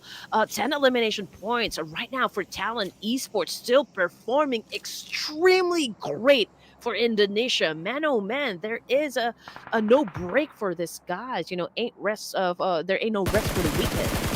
Yeah, nothing at all. That elimination comes through there. Another squad goes out. Could be another one as the snap comes in from the side of DRX. So easy for him. VENA is out. Remaining 5 squads here. Best odds looking quite bright here for the side of the RX. Come again. I was able to mention them. They were pretty cold inside of this round. Not really bagging any elimination at all. And look at Axel. Look at Axel trying to slither and swerve out in the open, but he can't sustain. And he's going to go down as well.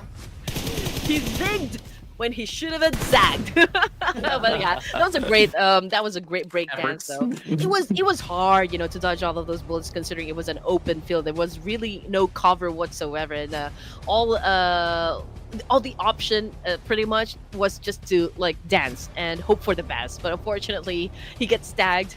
And it's okay. I mean, there's no problem with that. But 5 teams remaining. We are, you know, we're looking at the final 5 teams, and 2 casualties though for the side of Falcons. I mean, obviously Tubbs was very aggressive just a while ago. He was able to drop a lot of players, but the bad thing about it is that he wasn't able to translate that into an elimination point. So it will only go down in damage output. 3 squads here with only 1 player. Talons, HAINA, ASIA. The Falcons, they got 2. DRX has 3 though. And that's definitely a big factor here. Any moment of the time, there's going to be tree branding here that will get taken away. And the Falcons, they spot the last final player for the side of ASA. Goodbye.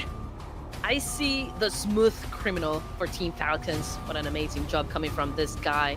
DRX, okay.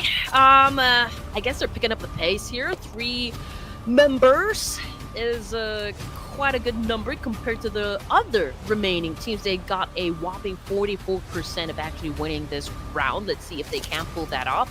Falcons, however, down to 2. Talon with 1. Same thing goes for H and E. Now that DRX has the best advantage out of everyone. I mean, they're holding on to a compound here. They're down south, and everyone that they need to obliterate is right up in front of them, Warden. So what could go wrong? Yes, everything could possibly go wrong. I mean, we don't exactly know, not until something pans out, but surely everything could go wrong. But there is that little, you know, glimmer of light that he can hold on to. It's just a matter of questioning. Does he have the confidence? Does he have the luck? Yeah, mind it, luck. You need luck for this to actually come out here, because the odds looking quite bright here for side of DRX and Falcons. It's just all going to come down to this very moment. Yeah, we're just waiting for the next circle shift, ladies and gents. Oh, okay. I mean, a portion of that compound where DRX is currently staying at, Warden, still included in the safe zone. So I guess they still have that slight advantage compared to the other 3 teams that we still have inside the game. I mean, Linux is not moving at all. I mean, still outside of the game here, like chilling perhaps. He could deny the point. That's one way to go. But for Falcons, we got IC and Nerdsit over here, probably just really trying to establish great communication here, and hopefully they can back it up with great mechanical skills and just obliterate the rest of DRX. But that could be hard to pull off considering the numbers and their position. I mean, they have to run out there towards in the open field. Same thing goes for Pekka of H and E. He doesn't have the firepower, he doesn't have the manpower. He's left all alone to deal business here. All alone? Hey, sometimes you gotta do business all alone, you know. You don't want to have any distractions. Well, not exactly for PUBG Mobile, because you really need your teammates, and you really need to duck your head sometimes, because a heady will come into your way. That is gonna be one player from the side of Falcons here, already going down. DRX, QX, Triple Z is gonna go for the spray onto the car, not able to find anything though. But hey, fortunately they do, and they are pretty much well aware where Falcons is gonna be located at. VRX looking to pop some heads here. I see we need his eyes and his veins, just to pull up a great shot and take down DRX at this point. But I'm telling you, again, DRX has this one in the bag. All they need to do is just be patient and just wait for everyone to come towards their direction. I mean, everyone is a walking target here. Just look at that. Oh, man, from behind. Pekka, I mean, he knows he's about to exit the game, but as much as he will definitely get a lot of points just to just do the best in this situation. QX knows exactly where he is, so let's see if he can get this point, get this job done as he cooks up his nade, getting ready to throw at Linux here. Can he get him? Yes, he did. Okay. So right now DRX is dominating. Yeah, for sure, dominating here, and they are just sustaining. And now with only HAINA, with only one player left here in the Falcons as well, they should have this one on the board. Here we go. And it's just going to be a 3v1 situation between Falcon, the only Falcon alive and kicking here. And guess what? Hunbin is going to be more than enough to shut him down. DRX, they claim the winner chicken dinner. Oh my goodness, finally! You don't know how long I've waited for TRX to actually show up, and now that they did, okay, much deserved win. Obviously, they worked hard for it. They did not let go of that compound. They defended it well. They pulled all the right aces and made all the advantages work out for the team, and now they are getting their first winner chicken dinner. Day 2 of the Clash of Giants Season 6. Yeah, GG's well played. I was able to watch them in their own regional tournament, their major tournament, and yeah, I mean, about time for them to actually put their names here up on the board. And the whole run here, it's going to be led by QX with 4 eliminations here, Hunbin with 2, but was able to get the last foul blow. But when you talk about the damage, you really have to hand it down to QX. We still don't have any picture coming from Jamie, so we don't exactly know what he looks like, but everyone is looking too serious, They are the Oppas. The Koreans, of course, ending the game Gangnam style, as what we call it. But yeah, QX, this guy is no stranger at all in coveting the MVP title, so I just know that this guy is pretty great inside a battlefield. Same thing goes for Hunbin. I mean, this guy right here always has his name popping up, even in the most crucial situation ever.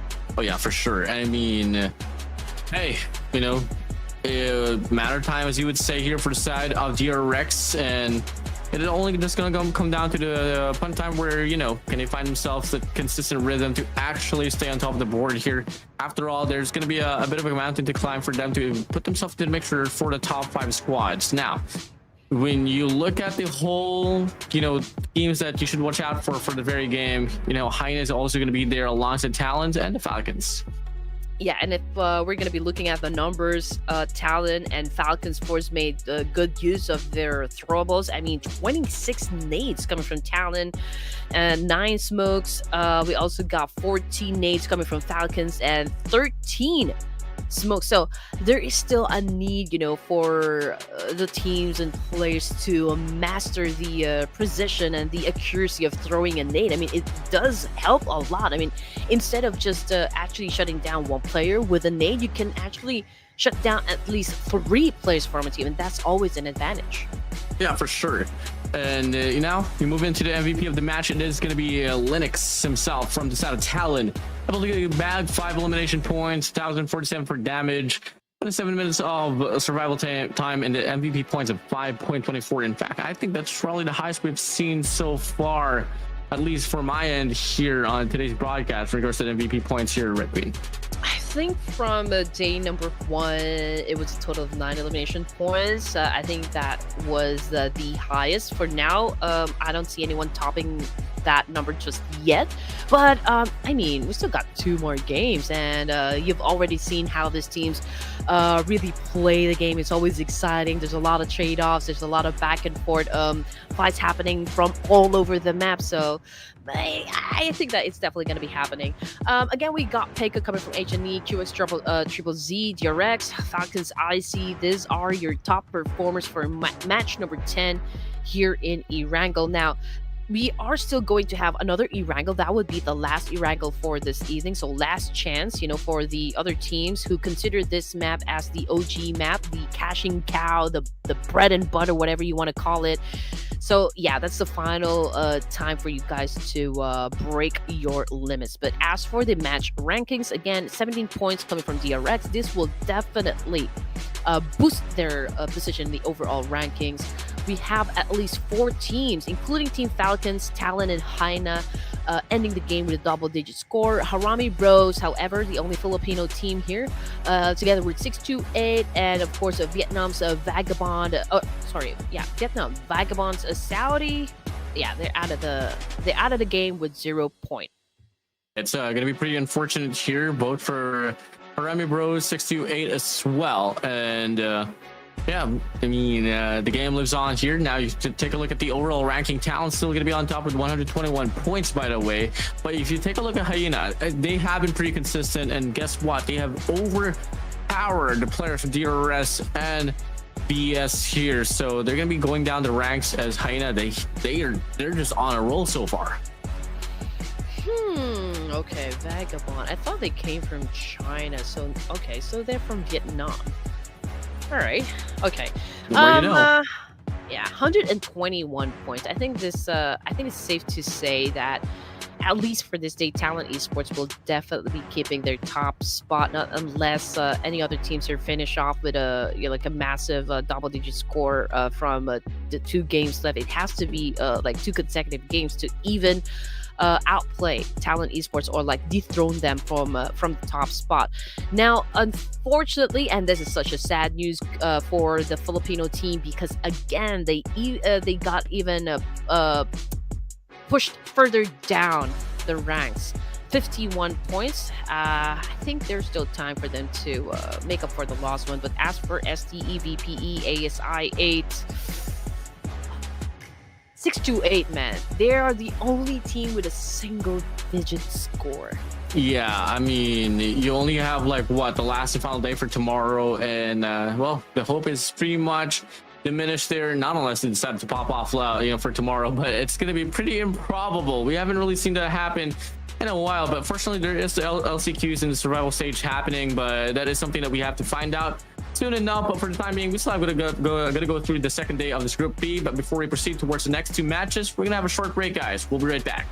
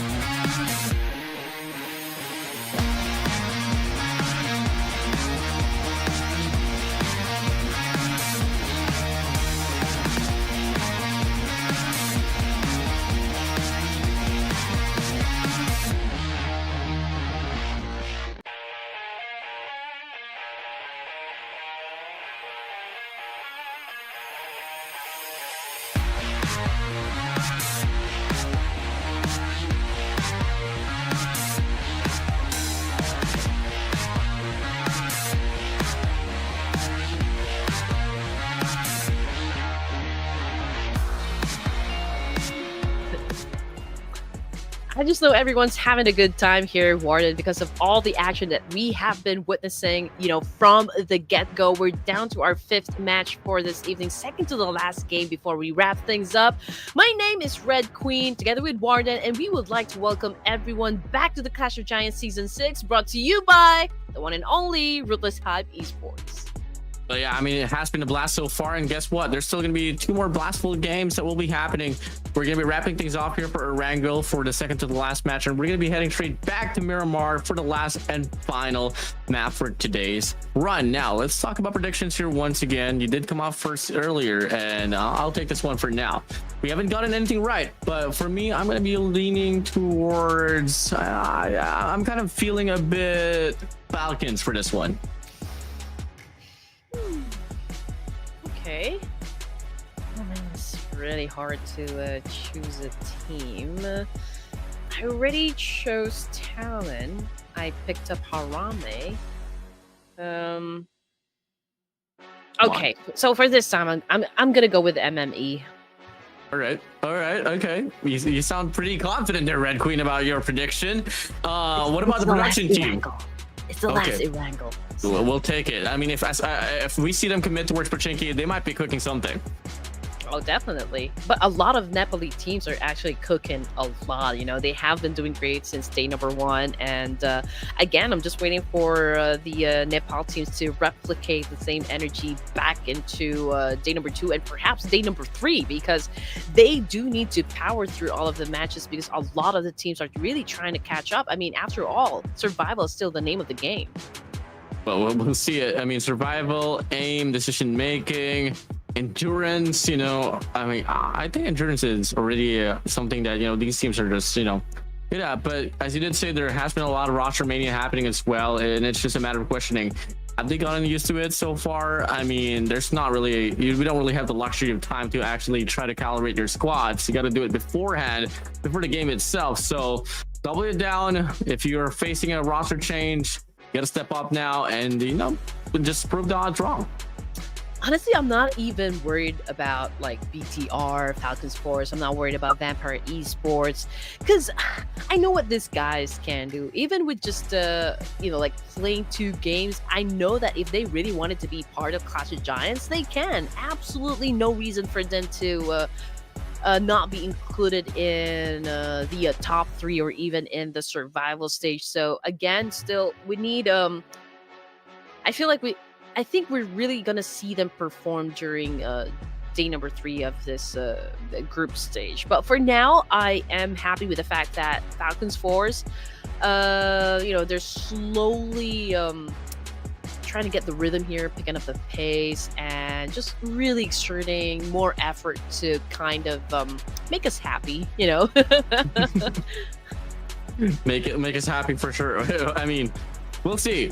Well, if one team can make us happy, for sure the other team wouldn't be too happy. Yeah, after all, you can never please everyone here. But I know the viewers. I know the viewers are rooting for their own each individual branding and organization. And hey, let's rack up some supports there. You know, just comment down #go the team name, and we'll have a check on YouTube later on who's going to be getting the most attention. And also, while you guys are at it, don't forget to support Ruthless Esports by following them on their YouTube page. Hit that subscribe button, and also don't forget to show some love to your casters. You know, we've been trying to put up, you know, like a great show for each and every one of you as well. You know, we're delivering the hype that you guys need. We're giving you the dose of action.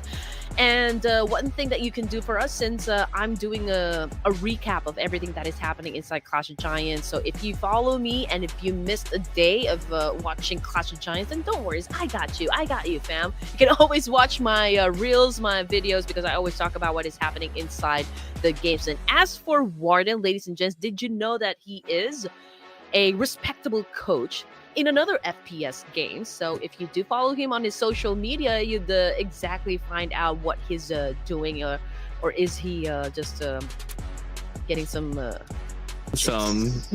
yeah, I mean, thanks a lot. Getting some girlfriends, you know, like sorry, what are we talking about?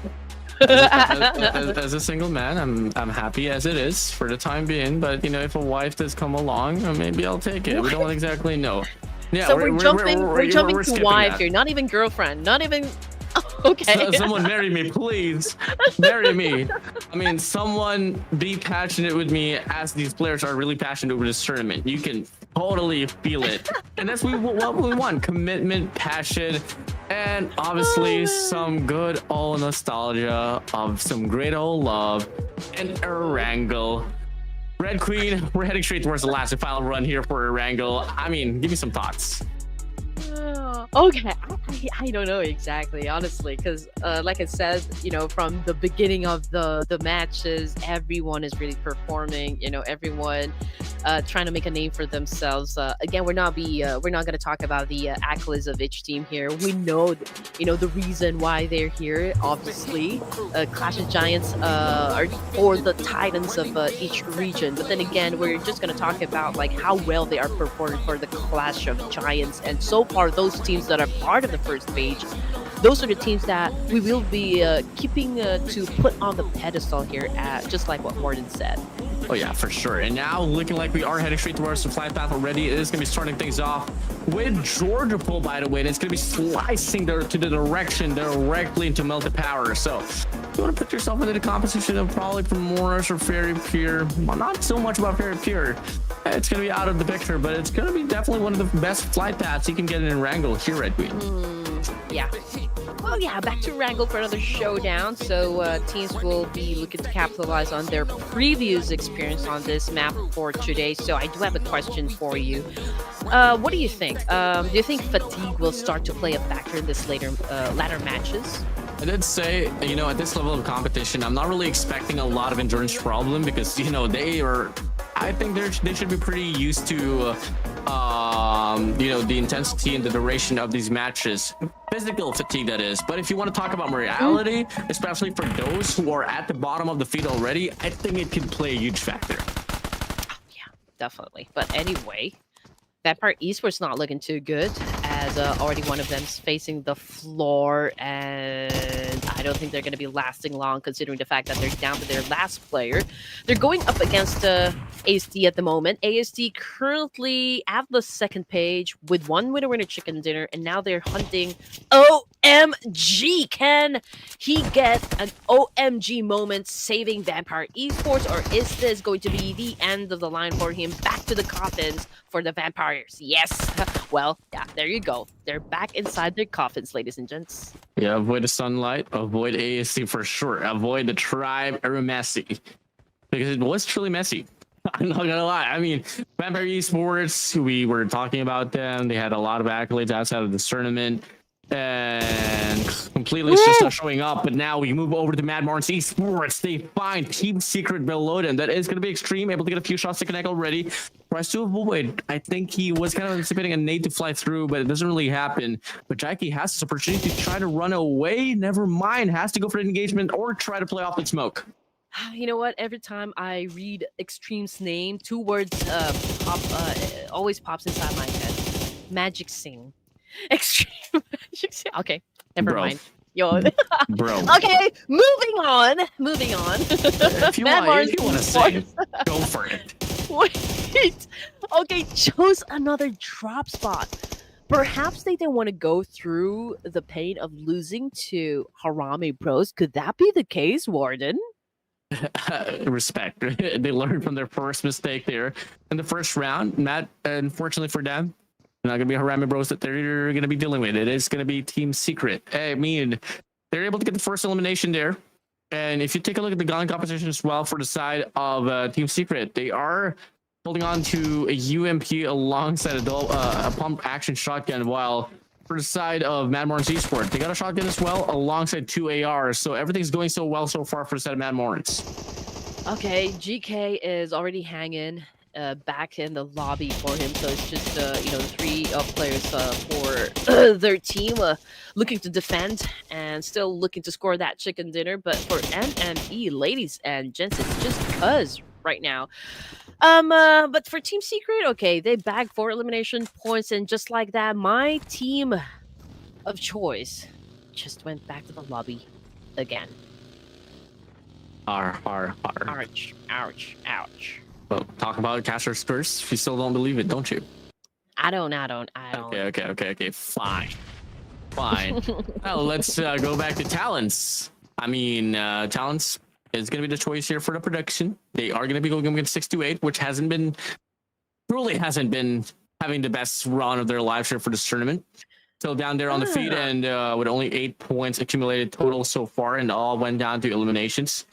So I'm not so certain how much more sustaination can they do up against, let's say, a squad of the Talons. Honestly, we've been getting a lot of peculiar zones, to be honest. I mean, just look at the circle once again. Warden favored the east side, but then again, we've got at least 30% water in there, so definitely the mainland will not be will be crowded, you know, for the teams that will be coming from the west side. So again, this is like a repeat of just what happened earlier. A lot of teams headed towards, you know, another direction, and it's going to be a bloody edge of circle here. Pochinki again definitely will be a place where teams be passing through, but then again, Team Secret is just right at the west side of Pochinki, so perhaps they will collide with the likes of DRX, AST, Vagabonds, and even Team Falcons. I mean, pacing is a bit slow here so far. School vicinity occupied. Talents. They don't really have any information who they are dealing with up across. So they are just taking their time. But as soon as they get the call, it could be 6-8. They might show a bit more aggression. We all know Talents. They love to play pretty aggressively. Xiao Lang here for a set of 6-8. Going to get tagged up. He is going to be falling down there and trying to get some repositioning. I mean, there is a lot of terrain. There's a lot of houses that they can play around with. But you can't neglect the precision that Talon Esports can offer up against you. Yeah, another change of drop here coming from Falcons. We always see them drop around Novo, but this time they actually went around west part. And HNE will be coming from military base, but I do believe that they need to decide now whether or not they're going to be crossing back to the main peninsula through the west side or the east bridge. But I feel like they should use the west side because the east bridge is definitely crowded now. I mean, we've got KAGENDRA, DRS, Harami Bros right at the foot of the bridge there. So it's going to be, I mean, the water's definitely going to be turning red, you know, at some point. I mean, bloody water for sure. Big bloody old sea. Now, Talons here going to be pushing up here up against 6-8. It's going to be flying through, and that's going to be a big connection here for one player from 6-8. Linux, though, is going to be able to push up here from the first floor. And one player from 6-8 tries to reinforce that staircase, but he's not going to be able to find anything off that. It's just all going to come down to the nades here, Red Queen. Yep, and as you all know, 6-8, the only team remaining to have a single-digit score. They are at the bottom of the second page here. And again, we've got a Nan1 getting a nade, getting a gift coming from Linux here. And now he's on the ground and back in the lobby. Now Linux again making a way for them to actually climb up the stairs here, slowly but surely on the side of Talon Esports. Now here comes the flashbang, blinding the players of Talon Esports. We've got Jiaoyi already jumping to the ground here, but Borhan was able to get a whiff of that one. But Xiaolang, great stab from the back. However, just got knocked down on the ground as well. But 6-8 still trying to outmaneuver the rest of Talon Esports. Jiaoyi still trying to find an opening to try and obliterate the rest of Talon Esports. Jiaoyi here to be able to get the pickup. Should be able to buy enough time as well to get some res, but the nade flies in so close, but yet so far. Still able to sustain in the process. They're trying to go for the push here. Another nade is going to get cooked here, but it's out of Linux. But it's going to be too far for him to get any connection. But Axel from the top side, able to get the spray up against Jiaoyi. And it's going to be Linux here, not going to be wasting enough time anymore. He wants to go for the strike to get that final kill. But Xiaolang is going to be too far for their reach. Great strategy, great coordination, great execution coming from Talon Esports, man. The way that they are eliminating players coming from 6-8, they were able to flip the script, honestly. I mean, they were already at the disadvantage, considering the fact that there were already 2 players knocked down onto the side of Talon Esports. Now, Xiaolang over heels trying to make it happen with a DBS, but it's already overwhelming, and there you go. Obvious outcome coming from Talon Esports.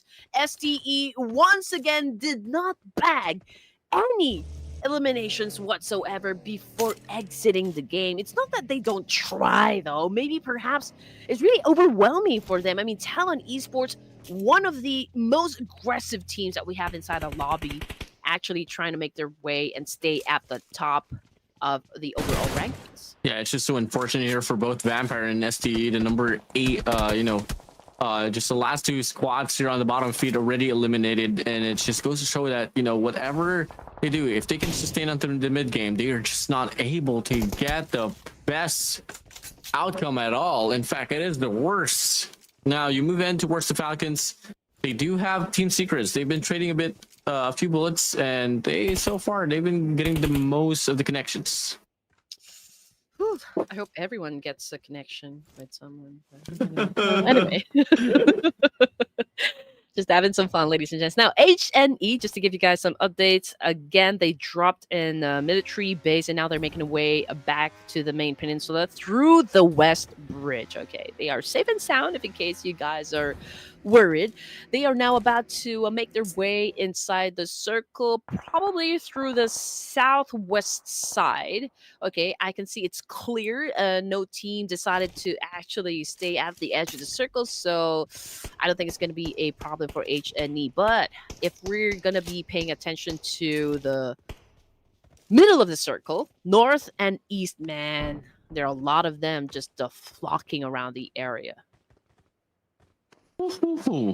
So far, the pacing of this very round has been pretty slow comparing to the last 4 that we were able to watch. And I mean, it's a common fad nowadays, especially, since you really want to make the most out of the last 2 rounds that will be coming along for, generally a game day. So I don't really blame them for, playing it safely, but, all eyes for the side of AC alongside Team Secret and the Talons, of course. They were able to claim their squad wipes off board.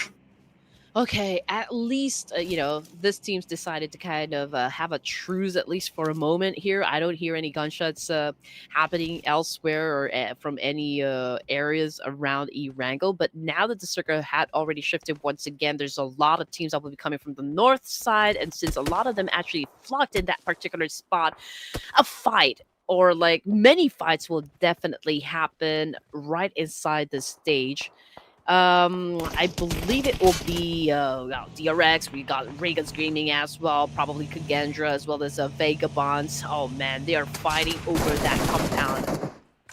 Oh yeah, badly for sure. And it's no man's land so far. Vagabond Saudi here gonna be pushing up with their vehicle. And they're going to try to close out the distance here, perhaps, or just find a better positioning. Their vehicle's state is not really the best as well. It's an open opportunity for any of the teams here to go for a spray down if they want to go for the detonation. So, hey, gotta find a better angle, perhaps. I mean, they only have this ridge or this trench to play around with.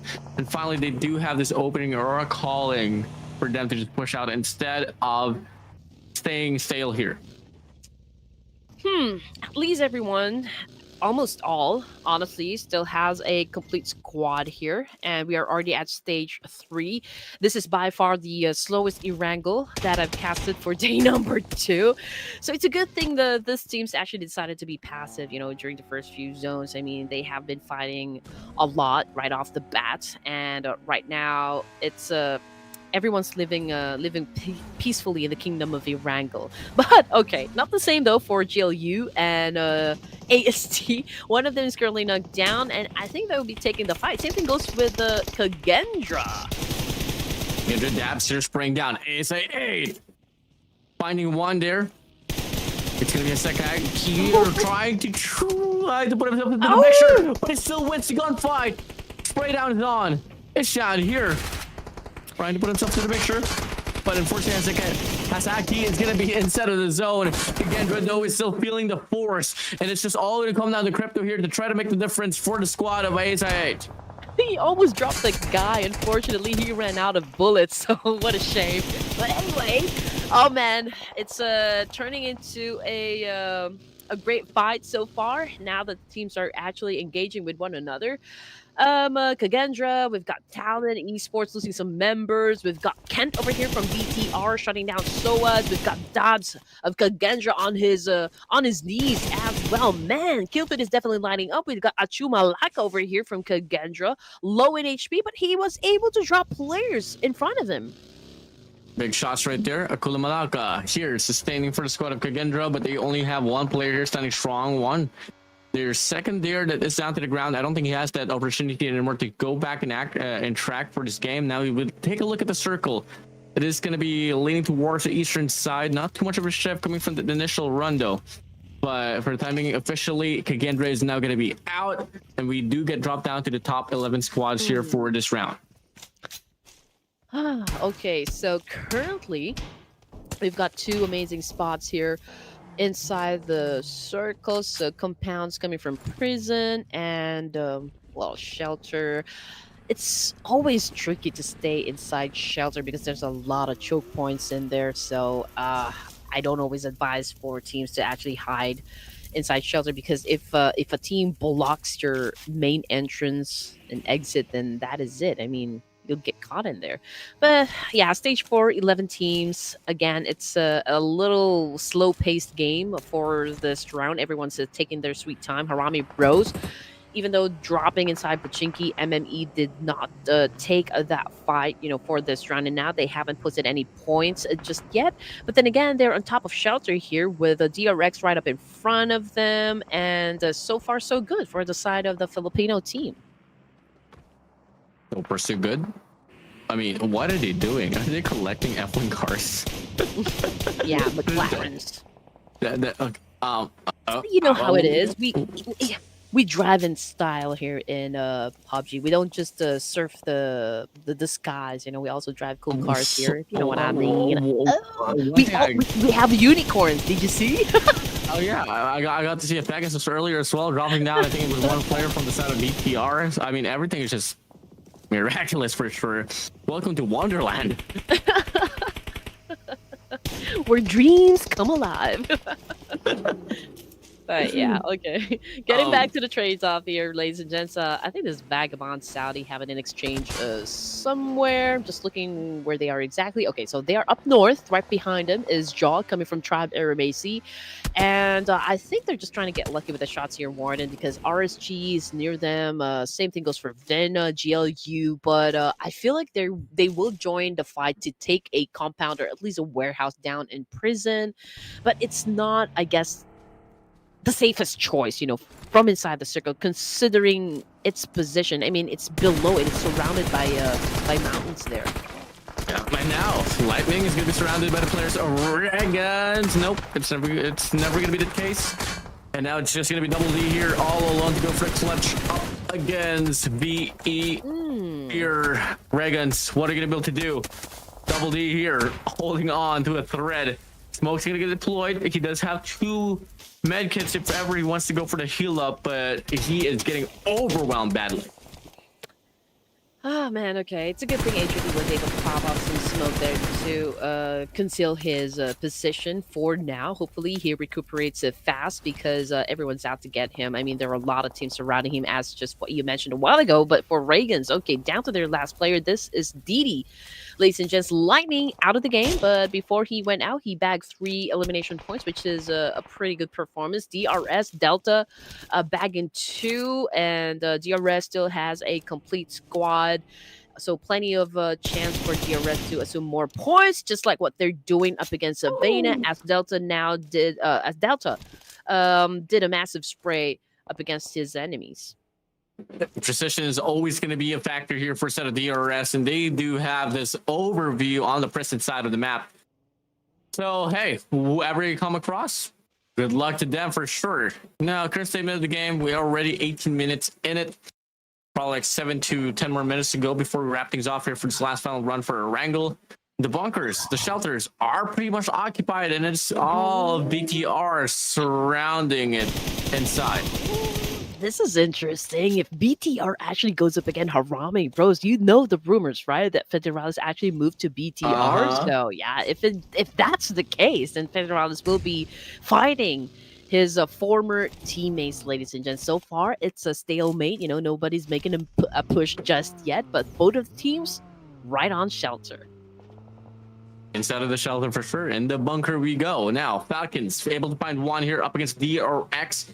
That should be another elimination to their name. Could be able to drag it up to 3. Big spray down here for top triple Z. He's able to get a few shots to fly through. No major connections right there. But in the process, Vagabond Saudi is going to be eliminated.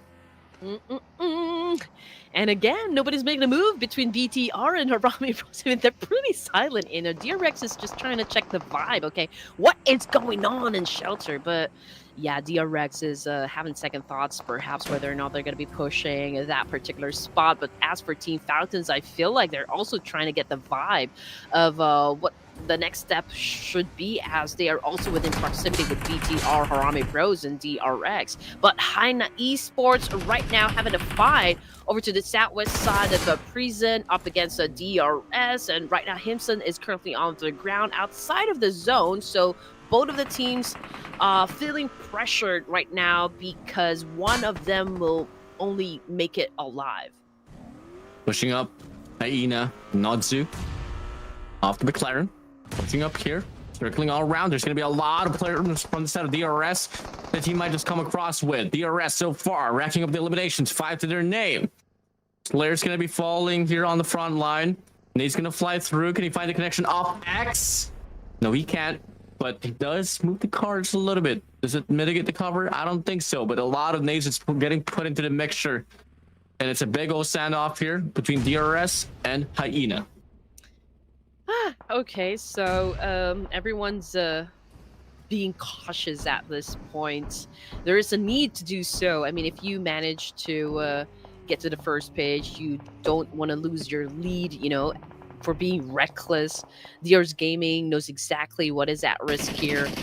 Delta, again, getting 4 elimination points for the team, 1 for Killer YT. DRS still doing an extremely good job, you know, for this round. And just look at that.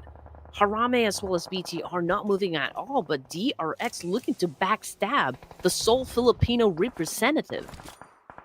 This is tough. This is tough here for the set of Harame Bros. Falcon though, up on the front, has to deal with the GLE squad. Nade's going to be flying through to try to create some distance here perhaps, or it could be able to close it out. But for the time being, DRX is going to be able to go for the flank here up against Harame Bro. The nade connects for the set of Falcons. And it's going to be Haspy down to the ground here for the set of the GLU squad. Yeah, only one team will definitely be pushing forward inside the safe zone. And I don't think it's going to be GLU squad because Sticky just lost 3 of his teammates over here. So Falcons definitely will go on a hunt. Now, here comes Tops now on prone, pushing Harame Bros to resolve their conflict with BTR at this point. I mean, just look at that. Tops, while monitoring the situation, also did a massive spree up against DRX. He got 1. Now he's coming after QX Triple Z. This is insane. This is intense. Falcons here pushing up. They dealt with the GLU squad. Now they're going to be dealing with the Harame Bros. Orange is out. DRS Killer able to get 1 on the feet as well up against VENA. And they're going to try to get the finalization here. But for the time being, the GLE squad is going to be eliminated all because of the Falcons.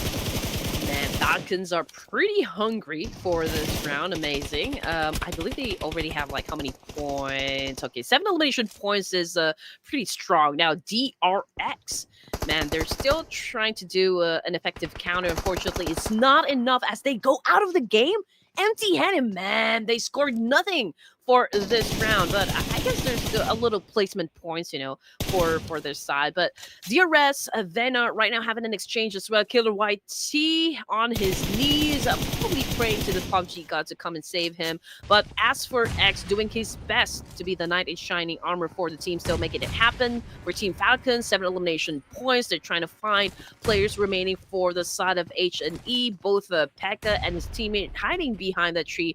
Pretty sure East already got the information where to throw the nade, but Nerd said being reckless, as well as some of the players coming from Harame Bros now on the ground. East just made a move up against Harame, was able to score at least 2, and now Team Falcons showcasing their 10 elimination points. Beautiful shots here for the set of the Falcons. Harame Bros now going to be eliminated. East, though, in red, it's going to be down here. HAINA's not going to be wasting any time to try to close out the distance, and they're going to go for the spray. East is a goner already. Top Z, top triple Z is trying to sustain, but he gets sprayed down by Slayer from the set of the HAINAs. And now it's just going to be the last 2 players here for the Falcons. Pekka here on the front line, trying to get the seal done. Can he get it? No, Icy finds the double, but he's going to be all alone here for the remaining round. catastrophe strikes over to the boys of Harami, and now they're out of the game. BTR survives. Now we got DRS, H&E, Falcons. These are your top 4 teams remaining. AC also got eliminated with 7 elimination points. Now IC cooking up that nade, getting ready to throw up against Kent here. Slayer is just waiting for that right opening knock, maybe waiting for IC to expose himself. Okay, IC tried to get shut down by Slayer, but I was able to dodge that attack, but he's not letting go of that nade. Good time. But the shots are connecting already! BTR, car 24, finds the elimination up against the Falcons. Oh, that was nasty right there. Oh man, sneaky, but good. Really good. Anyway, BIGETRON, Red Knights versus DRS versus H&E. However, H&E is in the least chance of getting the winner in Chicken Dinner, considering that they're down with their last player, and that is Slayer. But then again, we're not discounting the possibility of for Slayer bagging the winner in Chicken Dinner as he puts down Arc of BTR. Putting it down. DRS, best odds for them, but it's not going to be too far apart here against HAINA and the BTR. Big fights coming through. DRS finds the kill. Now it's going to be BTR out. DRS still alive and kicking, but it's going to be a 1v2. And we all know Slayer. We all know Slayer for this very round. He has already 4 to his name. And he finds some more here. It is going to be X. And Slayer here, nearing. And it's a tough question. It's a tough question to answer here, Red Queen. It could be anyone's ball again. Yeah, the number advantage. Oh man, it does speak a lot, you know. And DRS killer. I think Delta already bagged 8 elimination points, so this guy's unstoppable. You know, right now, right at this moment, and Slayer needs to really prepare himself because X as well as Delta, man. Smelling blood right now coming from Slayer, and Slayer just really in a good spot as well, I can say. If he can't shut down DRX, okay, never mind. I mean, forget I said anything. It's DRS coming up on top, emerging victorious for the last Erangel this evening, putting up how many elimination points? We'll see about it. Congratulations here towards the Real Soldiers for bagging this last round for Erangel per se. And hey, I mean, they were on the build up for it. Wasn't really the most flashy wins out there, but a win is a win, and you got to take it, especially at this point of stage. You know, you're coming into the last, to the second to the last day of your own group before the sense of elimination starts to begin. So it's a pretty good turnaround here for DRS. Oh yeah, and also just to add more commendable notes, you know, for the side of DRS, the fact that Killer YT already got an MVP title in one of our matches, right? So this is just like a great follow through of games, you know, for the side of DRS. And again, they showed up, you know, they came here to play, they brought their A game, and now they're working so hard, you know, just to make sure that they finish with a stellar performance here for the Clash of Giants Season 6. Yeah, props to them for this one. Killer YT, of course, is going to be on top of the board here in regards to the damage done, alongside, you know, just the overall, you know, statistics in line. So, hey, come again. It's one of those squads that can really turn up when it is very much needed. And proud to see DRS once again getting the spotlight here for this broadcast. The Real Soldiers. Now, they didn't really perform really well during the PMGC, but perhaps we can see them bounce back, you know, come back even stronger for the official tournaments. Again, it's a whole new season for everyone. It's a grand reset for the PUBG competitive scene, and everything that is happening within 2025 is very promising because you know, the thing is, those veterans, those top teams that are currently sitting on the thrones, you know, being the top contenders for PMGC, we might see them have a decline in terms of their performance because there's a lot of young bloods, there's a lot of young teams that are looking to rise to the top. But speaking of top, okay, the MVP of the match, ladies and gents, putting out 8 elimination points, 972 damage output, is a Delta coming from the Real Soldiers. Yeah, I mean, Delta surely is able to bag a pretty convincing run here. 8 elimination points, pretty rare to see. And bam to the bam. I mean, 5.57 MVP points, damage 972. Was able to close out a lot of you know, those eliminations. And for the most of it, one thing I really like about DRS is the way that they're able to approach certain situations, and the way that they were able to assess all throughout the very round. Props to them for this one. Now on the trail, it is going to be Falcon East alongside Nearzad 98, and last but not the least, one player from side of the HAINA that is going to be Slayer, you with 4 eliminations, tied up with Nearzad. Honestly, the consistency coming from all the teams here is just amazing. Again, this is not just like, you know, like a physical game. Every team needs to really develop a strong mental stamina, mental fortitude to be able to power through all the matches that they play in a day. Let me just say that this, guys, you need to give it to them because of the fact that, you know, teams of players, they do train 10 to 12 hours a day just to make sure they play at a certain level to maintain their caliber, their skills and whatnot. And so, you know, I'm always proud at every team that always make it, you know, like at the top. You always have to give them that support.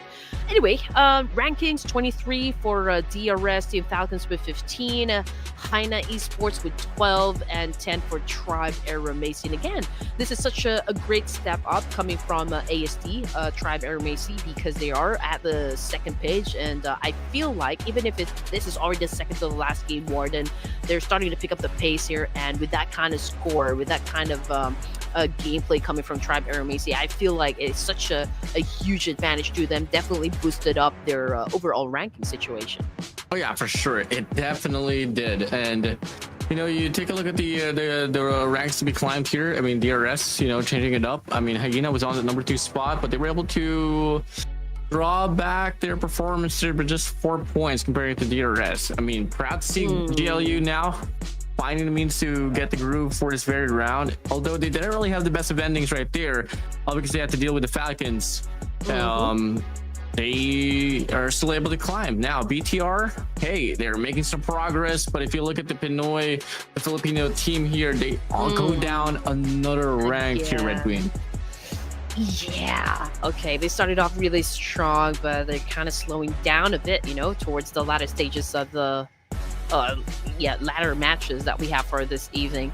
But I would also like to say the fact that Falcons Force, they're not even giving out their 100%, but they were able to like climb up to the first page, which is I mean, tremendous. And just like what you said, Harami Rose, man, getting pushed further down is not really you know, they're not in a good shape for day number 2 of the Clash of Giants. But don't you worry, because I know there's a lot of Filipinos watching and cheering for Harami Rose for this day. We still got 6 more matches for tomorrow, so perhaps they can go back to the drawing board and come up with a more effective strategy. I don't know. I mean, it is what it is. That's like what they say. But we are going for a break, ladies and gents, so please don't go away.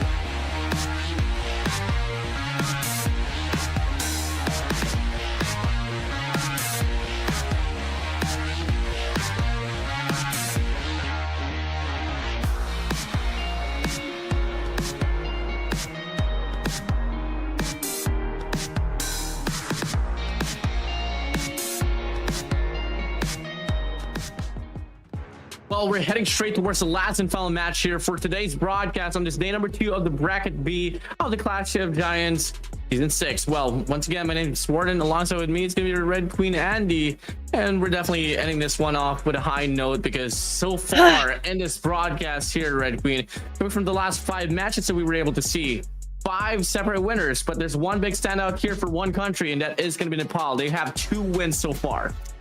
Well, I do expect Nepal teams will definitely bring, like quite an extensive gameplay coming from all of the players. I mean, day number 1, they really showed off. They showcased what they can do inside the battlefield, and they continue to do so for day number 2. So, I do have a question. Like Talon Esports being at the top spot, it's such a significant gap, compared to the other teams. That is why they are currently the kings, for the rankings.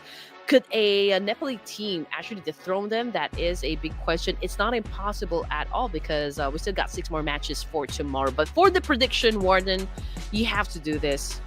Who are you going for this time? I don't know. Maybe since we're back to Miramar here. Yeah, I don't know why, but I feel like the RX might just be able to take this. I'm going for DRX. Okay. I hope they can continue the momentum that they've already set up during game number 3. So I'm going with Falcons Force.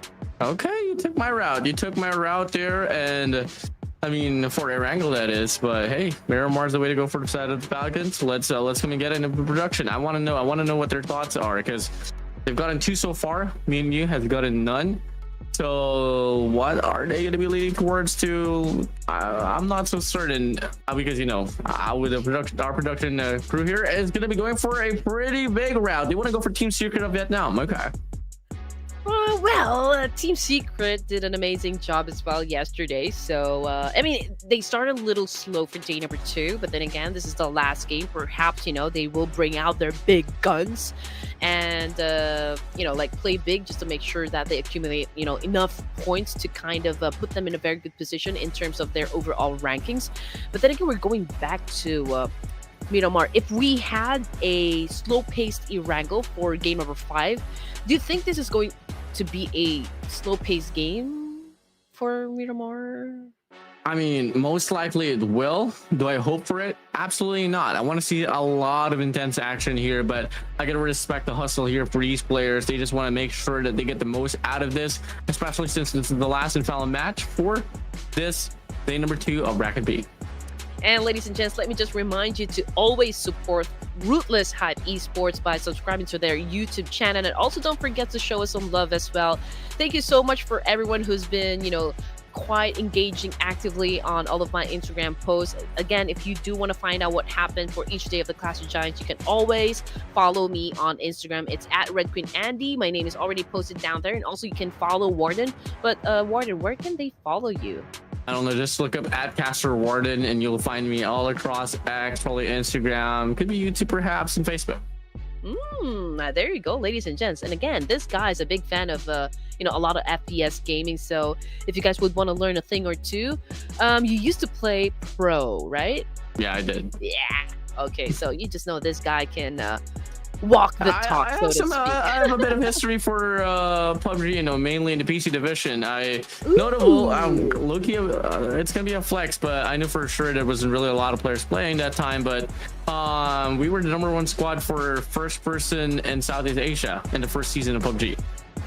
Wow, that is quite an achievement right there. If you want to talk about the history that I was able to partake into, especially for Erangel, because Erangel was really the only map that was to be played back then, was the addition of Kameshki in the Mini 14. That was the last time I played. Yeah, Kameshki. Well, there's a reason why we call this the OG map. Again, you cannot really call yourself a PUBG player if you haven't played in this map. But you know what? For our final match of the day, Warden, we are returning again to the vast desert of Miramar, and this is it. The last chance for teams to make a statement before the day is over. So, are you excited? Yes, I am. Definitely going to be pretty excited. So again, guys, match number 12, Miramar, second to the last day of their chance. So, making it to the next stage at least, putting a convincing run here for their own bracket. Now we take a look at the flight paths here. Red Queen, it is going to be slicing from the vicinity of the southern side of the map, going towards the northern side here. It's going to be leaning towards the east, but it's really one of the best we've seen so far. Truly. Let's see who can conquer the desert this time and end the day on a high note, just like what you said. Again, it's the final battle of the day here in Miramar. At this point, just like the bullets that the teams or each player has inside their guns, my words is already running out. At this point, I feel like just watching, to be honest, because, teams are pretty unstoppable at this point. I feel like I'm watching, a lot of superheroes drop in their favorite spots and just really go at it, go head to head, no mercy whatsoever. And again, we came for the action, and that's exactly what we're getting coming from all the teams here. But as you can see on the screen, we got Joker acquiring a vehicle over here. It's a monster truck.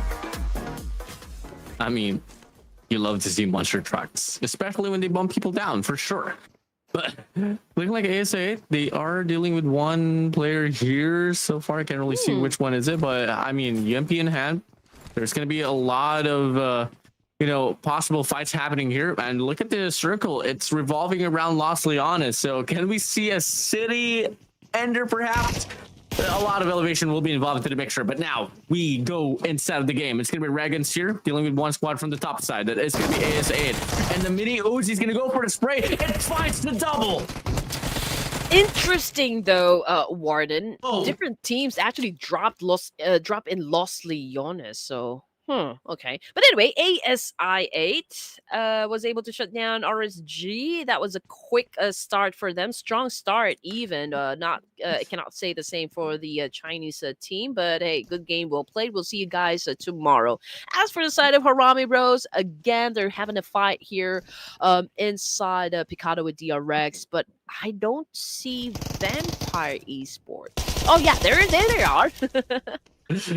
There they are for sure. Vampire's gonna be all over the place, mythically at least. But hey, Harami Bros, Vampire Esports pushing up now, and they want to go for this very heavy strike from the back. And I think Harami Bros pretty much well read the situation as well. This is a lot of gambling involved, but look at DRX, it's so easy. Finding the shot to connect up against Jappy, and when Vampire Esports gets the call that they have the numbers advantage, they want to go for the strike as soon as just like this. Vampire Esports getting a little help coming from DRX, and that is the reason why you don't want to get sandwiched in between two amazing teams here. I mean, this is of course paving the way for Vampire Esports to actually push forward, and again that puts Harame Bros in a world of danger. Now Jappy getting picked up? No, not yet. Jappy already running out of time here. Nathan tried to save him, but unfortunately, since Vampire Esports now already making a move here, eager to sink their teeth into Harame Bros. Let's see if they can be successful on this one. But so far, Noxart is doing an amazing job, you know, cutting down range as well as Jibna. Oh no, this is not looking too good for the Filipino team. Harame with an early elimination. Yeah, that's the problem here that they're just facing. A lot of faulty decisions and a lot of repetitions would just coming into and favoring them quite a lot. And 3 in a row ready for Miramar. They haven't been able to prosper a lot, you know, Red Queen. So it's just going to be a battle between DRX and Vampire once more. And last time we got to see it, DRX was able to prosper quite a lot here up against Vampire Esports. Can we see it happen once again? Looking like DRX wants to go for that aggressive route, but player, the unknown player from the side of Vampire Esports, is able to get the first initial knock. Yep, I'm getting some good sounds here coming from Vampire Esports, since I do love the sound of a micro Uzi. Now we've got a VPE player with a shotgun, finishing up Hyunbin with a little help coming from OMG. All right, 5 eliminations just like that coming from the side of Vampire Esports. And what did I tell you, Warden? If Vampire is in the mood to collect a lot of points, oh, they'll definitely show up. Oh yeah, for sure. And now, and they're able to rack it up now. Only one more player to deal with here for set of DRX. Can we see another clutch? Can we see another clutch player from set of DRX? We got to see it earlier. I'm not sure if it's going to happen again. I know for sure they're going to try to learn from their mistakes, but anything can happen. One player can make the absolute biggest difference. Yeah, and it's Jamin once again. Okay, let's all be quiet. Let him concentrate. Player obviously is trying to at least get an idea, get a hold of Jamin here. Jamin is not moving the muscles, so he does have that element of surprise, so he can catch any opponent off guard if any players coming from Vampire Esports decide to actually get, you know, close to him. He's moving a little. They heard the footsteps definitely. Now Jamin again. Oh man, went for a counter and was able to shut down Vampire. Now we're talking about 2 more. Can he pull up another clutch? No way! This is crazy, Warden. Oh my god! Oh my god! Close call. Close call. My heart. Please, Vampire. Even if there's going to be only one player, especially if it's DRX that you guys are going against with, don't be complacent. Things can still go haywire. Casualties happen that wasn't really needed, and you get dropped to just 3 players remaining. I'm telling you, my blood pressure is shooting off the roof at the moment. Oh man, things are really, really exciting up until the final match here, you know, for Group B. Honestly, it's all action. It's pure action that we are seeing coming from this batch. Everyone is just kill hungry. You know, everyone wants to be at the top spot, which is amazing. I'm getting all of the, you know, like shots of adrenaline. You know what I'm saying? Like, I love this Group B, honestly. Okay, back to MORONS Esports. Now they have a chance to go up against ASIA. Joker, unfortunately, wasn't a good entrance right there. He is down on the ground, so the question is, what Extreme and Cuts going to do in this situation? Can they still pick up their teammate? Hasaki says no. There's no coming back from that one. Not at all. ASIA feeling the groove here so far. MORONS Esports, what can you do? Down by the numbers here. Bring it to ASIA. They got that elevation control as well on the mountain. Smoke's gonna get deployed, 4 in total. And the MORONS, they don't want to have anything out of it. They're just gonna say, you know what, for the time being, well, let's take a step back. We're not gonna take the fight. Oh, the monster truck! The monster truck is so big. Someone can actually loot from down under, and that's what Crypto is currently doing at the moment. Now, not the greatest start, you know, for the Nepali team, MORONS Esports, because they just lost Joker, and Joker obviously is pretty aggressive inside the battlefield, so he's the one making a way, you know, for MME to actually score a point here. Now that he's done, let's see what kind of strategy MME will be pulling off up against 628 at the moment. Zaraki right now was able to shut down 2 players. He's coming after a 3rd one, but wasn't successful enough. Not at all.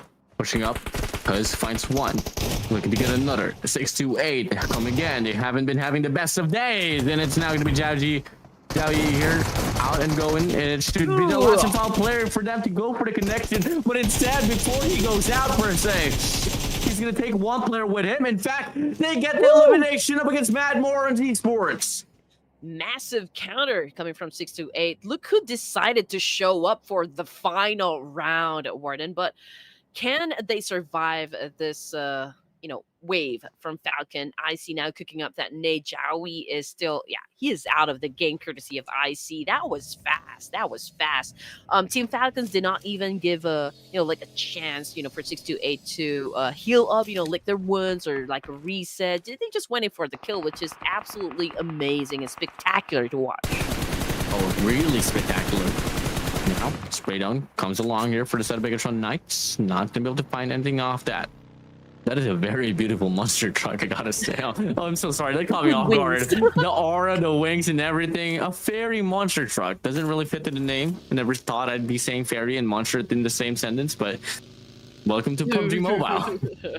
Well, yeah. Still the best game, I can say. Ooh, bold statement coming from Red Queen. But yeah, 13 teams remaining. Stage 2, we're looking at Vagabonds, of course, headed towards the safe zone. But just to give you guys an update, DRS as well as Vagabonds, BTR will be coming from the north side, still outside of the zone. We've got AST coming from the south side, and HNE will be coming from the east, but most of the teams already in the middle. I feel like, okay, so we do have Los Leones as the focal point for the circle, and everyone is hurrying up to get the best position so far. DRS Gaming, though, great spot coming from Killer White. He was able to take down Boydie with that massive spray. Yeah, I mean, crossover shots. I'm kind of surprised how much aggression we are seeing here, especially since this is the last and final round. And yep, definitely shutting him down. Heading straight. Just immaculate shots right there for a set of East. I'm losing my thoughts here because my days, talk about the accuracy here. He wants to go for 2 in a row, and he does get that headshot though. Oh man, KAGENDRA obviously, really having a hard time here.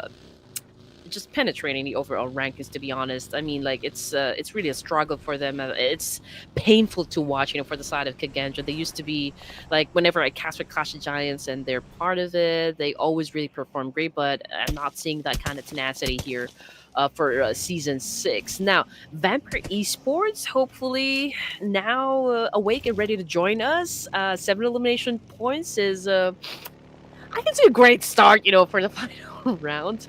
I guess, we can expect a great show coming from the Vampires.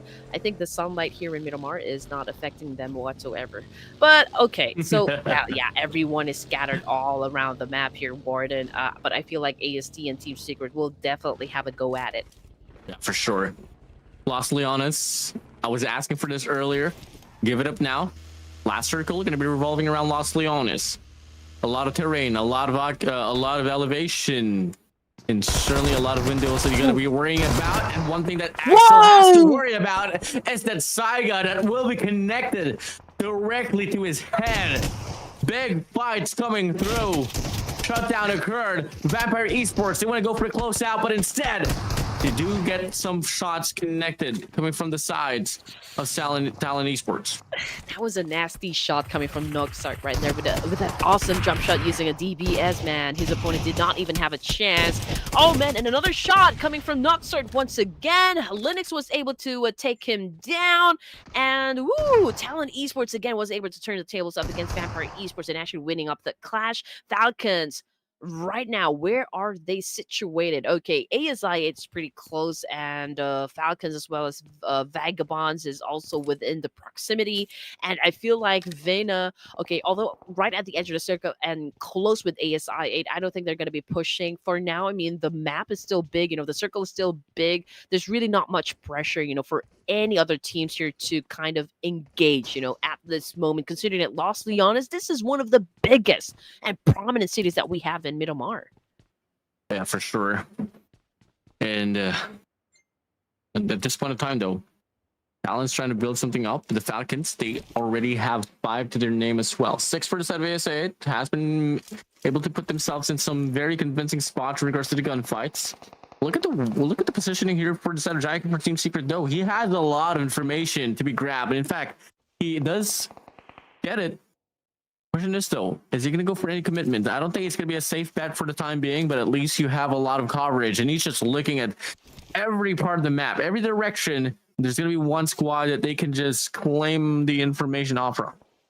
You know what? Talon Esports was the first team to actually cross that triple-digit score, followed by DRS right now at 104. Make that 106 points. Following closely behind would be the boys of HAINA. So we've got 2 Nepal teams on the top 3 and 1 Indonesian team. So again, this is the last match for today. We still got 6 more matches tomorrow.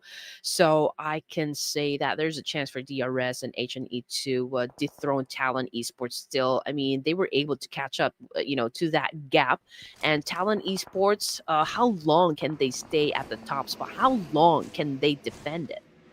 I mean, everything's going so well for them. I mean, this round specifically, it's not really the brightest one, but they are on top of the feed. At least no. But having one last over a player, comparing it to, let's say, a squad of like the HAINA or like the GLU squad, it could be the BTR, VENA, or ASA. Obviously, the odds not really looking so bright, but the big reasons why and how they've been able to stay on top of the feed, because they have that mixture of regression and the passiveness, and they look for the perfect time for them to go for the strike. Now, can they find any information off Linux though? Oh, he sees him. Oh, he sees him for sure. Woo! Los Leones right now getting crowded.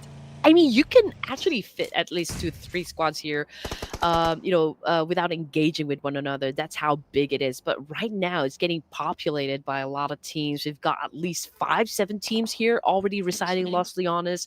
DRS, however, trying to make their way in, but they're so close with BTR. So I feel like both teams here will be definitely taking the bait to fight, but Delta, as well as another player here, XML, now on a 2-2 split, headed towards Los Leones, but this is a fight happening between who? Car and, these are the VENA boys. Nade's flying through here, pushing up. And it's going to be BTR so far, having a really good setup now to go for the spray. 10-4-1-3, spraying down. Finds VENA out, Barrow as well. And it's now going to be the players of BTR here closing up the distance, because they know for a fact they got the numbers advantage. And, HAINA is going to be in the process of trying to divert a bit of attention in there. So, BTR, you got to call for the reset as fast as they could. You deal with one squad, you got to deal with another. Yes, sir. Stage 4, and we already lost 7 teams. Now make that 8 teams out of the game, down to just 10. Talon Esports is, of course, still leading, and BTR was able to get 7 elimination points so far. This is the best number that I can see from the rest of the team still inside the game. Burhan coming from Talon just got shut down, but H2T coming off the kill feed here. Vagabond Saudi, I think they're still doing good. They're a little slow for day number 2, but the amazing thing is the fact that they're consistent with their position all the time. I always see them being part of at least the top 5 or at least top 10. Yeah, for sure. Consistency is always going to be key, but it'll be tough now if they can remain the same here, especially for this round specifically. We still got 10 more squads to talk about here, and as time passed by, I mean, Talon has been getting to a lot of casualties where they don't really come out without any casualties. Look at Falcon still. Look at Tops. Gonna be spraying down, nearly getting the shot to connect enough to get the knock, but Crypto stays alive for the time being. Yeah, that was such a great timing coming from Crypto. Great response, great reflex. Still goes to show how great of a player Crypto is coming from ASI. And although some of you are a bit skeptical about ASI, its performance just because Falak already transferred to another team, hey, this is just an off-season tournament, ladies and gents. We still have to wait just how good they will be performing if they play for the official tournament. So just like maybe take a chill pill, just to relax and and enjoy the show. Now, obviously the circle's still part of Los Leones over here. ASD is, I can say, in a good spot. You know, they have the opportunity to check out from which direction teams will be coming from, since they're holding on to a high ground, I believe. Same thing goes for Team Secret. So again, it all boils down on how good your position too, and just how are you able to go into like capitalize on that spot. It's pretty tough right now. And honestly, just by looking at the map here, Red Queen, I mean, I don't exactly know how this one's going to pan out. I mean, you need to take a look at the HAINA. They're occupying the northern side. And at the moment of time, they can go for the strike. But hey, BTR and DRS are having a tussle right now. In fact, shots, nades connected. Delta able to get the nade to connect up against Car 24. Another nade flies through. And another player goes down to the ground. Oh, it is hard. It is hard. But XMPL right now is doing incredibly great. From the second, I think he's deciding whether or not he's going to be jumping onto the ground. I guess he did. XMPL now goes for the spray, but great follow through though coming from Kent, being Clark Kent at the moment. So good thing, because BTR still gets to keep their 3 members with 9 elimination points. Not bad. Oh, pretty good for sure. And they're on the roll right now. Now they deal with 1 casualty. You're ready to go for another one. I mean, I don't know about you, Redbin, but I'm feeling pretty tense here. My imagination's just popping everywhere because I don't exactly know what's gonna happen. Oh, but the Molly sends him straight down to hell. I mean, he's able to get the shot to connect, but for what cost though? Yeah, he just got roasted alive, like, oh no, this is not good for the side of Falcons. And just look at that, SKF27. Man, he did not waste any time there. I mean, no hesitations whatsoever. He knows exactly that he needed to seal the deal and get the point. And that's exactly what he did. Now, let's check out Hasby. He's holding a smoke here. Not exactly sure what he's going to do with that one. But okay, he changed into his UMP, but Crypto as well as Ghost, cooking up a nade here, but switched back to their Scarlights. They are in between Team Secret and GLU, so this is not the best of spot. And just like that, I mean, great shot coming from GK because, well, Crypto's down and his teammate is down, and ASI is about to go out of the game. I mean, they had a pretty strong start here for this very round, but it's just a bit of a blunder here for them here. Now, GLU, bit of an exchange here up against Team Secret. That is going to be Frankie. Alongside OS. For the side of GLU, it is going to be XK F27 and Hasby. And it's a matter of stalemate here for this very point of time. Now the zone's going to close out. Where is it going to be shifting? Is it going to be erratic, or is it going to be remaining central? And looking like it does stay in the center here, so it's going to be pretty a-okay for the most of it. I mean, it's definitely the best outcome you could ask for in regards to circle shifting. I think it's going to be a challenge for BTR and HAINA to get inside Los Leones, considering that it's an open space in front of them, and the fight needs to happen between those 2 teams that we just mentioned before they can even get in. So there's a lot of risk right in there. But of course, PUBG always prioritizes risk, and fortune favors the bold. So let's see who will survive the clash. But in the meantime, HAINA Esports, just like what we've anticipated, not to now, just doing a little bit of that spray up against BTR. We don't exactly know when BTR is going to be leaving that spot, but I mean, where can they go though? It's so tough. If you really have a visual of where the rest of the competition is at, everywhere you go, there's always going to be the threat. Now, it's all going to come down to this squad's isolation between each other. There has been a build-up between Team Secret and the GLU squad for a bit of time now. Talk about the duo, actually. There's only 2 players here for set of GLU, so Team Secret, they should have a better look at this, especially if once they go for the commitment. You just got to ensure that you don't really drop any players along the process to go for cleanup against GLU. For stage 6, I believe ASD is holding on to a great spot here. Again, they don't even need to worry about any teams coming from behind. But then again, this is an urban warfare, so there's lots of cover. Not so, however, again, we've already predicted this one has been getting some damage from Falcon's force. HAINA, man, down to just 3 players with only 1 elimination point, but there is a need for them to take over this very building. It's essential for them to eliminate Falcons Force, but will Falcons Force, despite having that momentum, will let this pass? I don't think so. Oh, not at all. HAINA here, trampling. Has to deal with the 2 players here for the set of Falcons, but Slayer with a DBS. Able to get the shot to connect. Able to get the cleanup as well against Becca, and that has been one of the biggest threats here. Now it's just going to be Slayer here all alone to go for the clutch. It is just going to be HAINA having 1 player as well remaining, so it's going to be a big old 1v1. The nade's going to get cooked. Throws it out. No connections. Not yet. Reset. Still holding it down, stalling the time. Not going to go for the cook anymore. He just wants to go for the close out here with a DBS. Ring around a Rosie. He's able to get the first shot to connect. It's going to be a DBS up with the UMP. Slayer has the advantage. He does fall back. East, holding the staircase. The nade's going to get cooked. He opens up the door.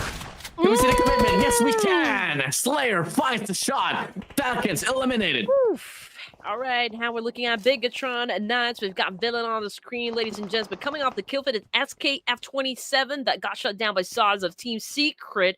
Talon Esports right now only has 2 players remaining. I think it's crucial for everyone right now inside Los Leones, but it's a good thing for BTR as well as H&E, advancing inside the safe zone. But things keeps getting harder and harder and harder, but I believe it is still safe to say that out of the teams remaining inside the game, Tribe AEROMACY still holds the best spot. Yeah, really. Ooh, tough to call. Team Secret able to get 1 from the set of AST. We're talking about them having one of the best positions, but Team Secret, full squad, able to get 1 already for the pickup.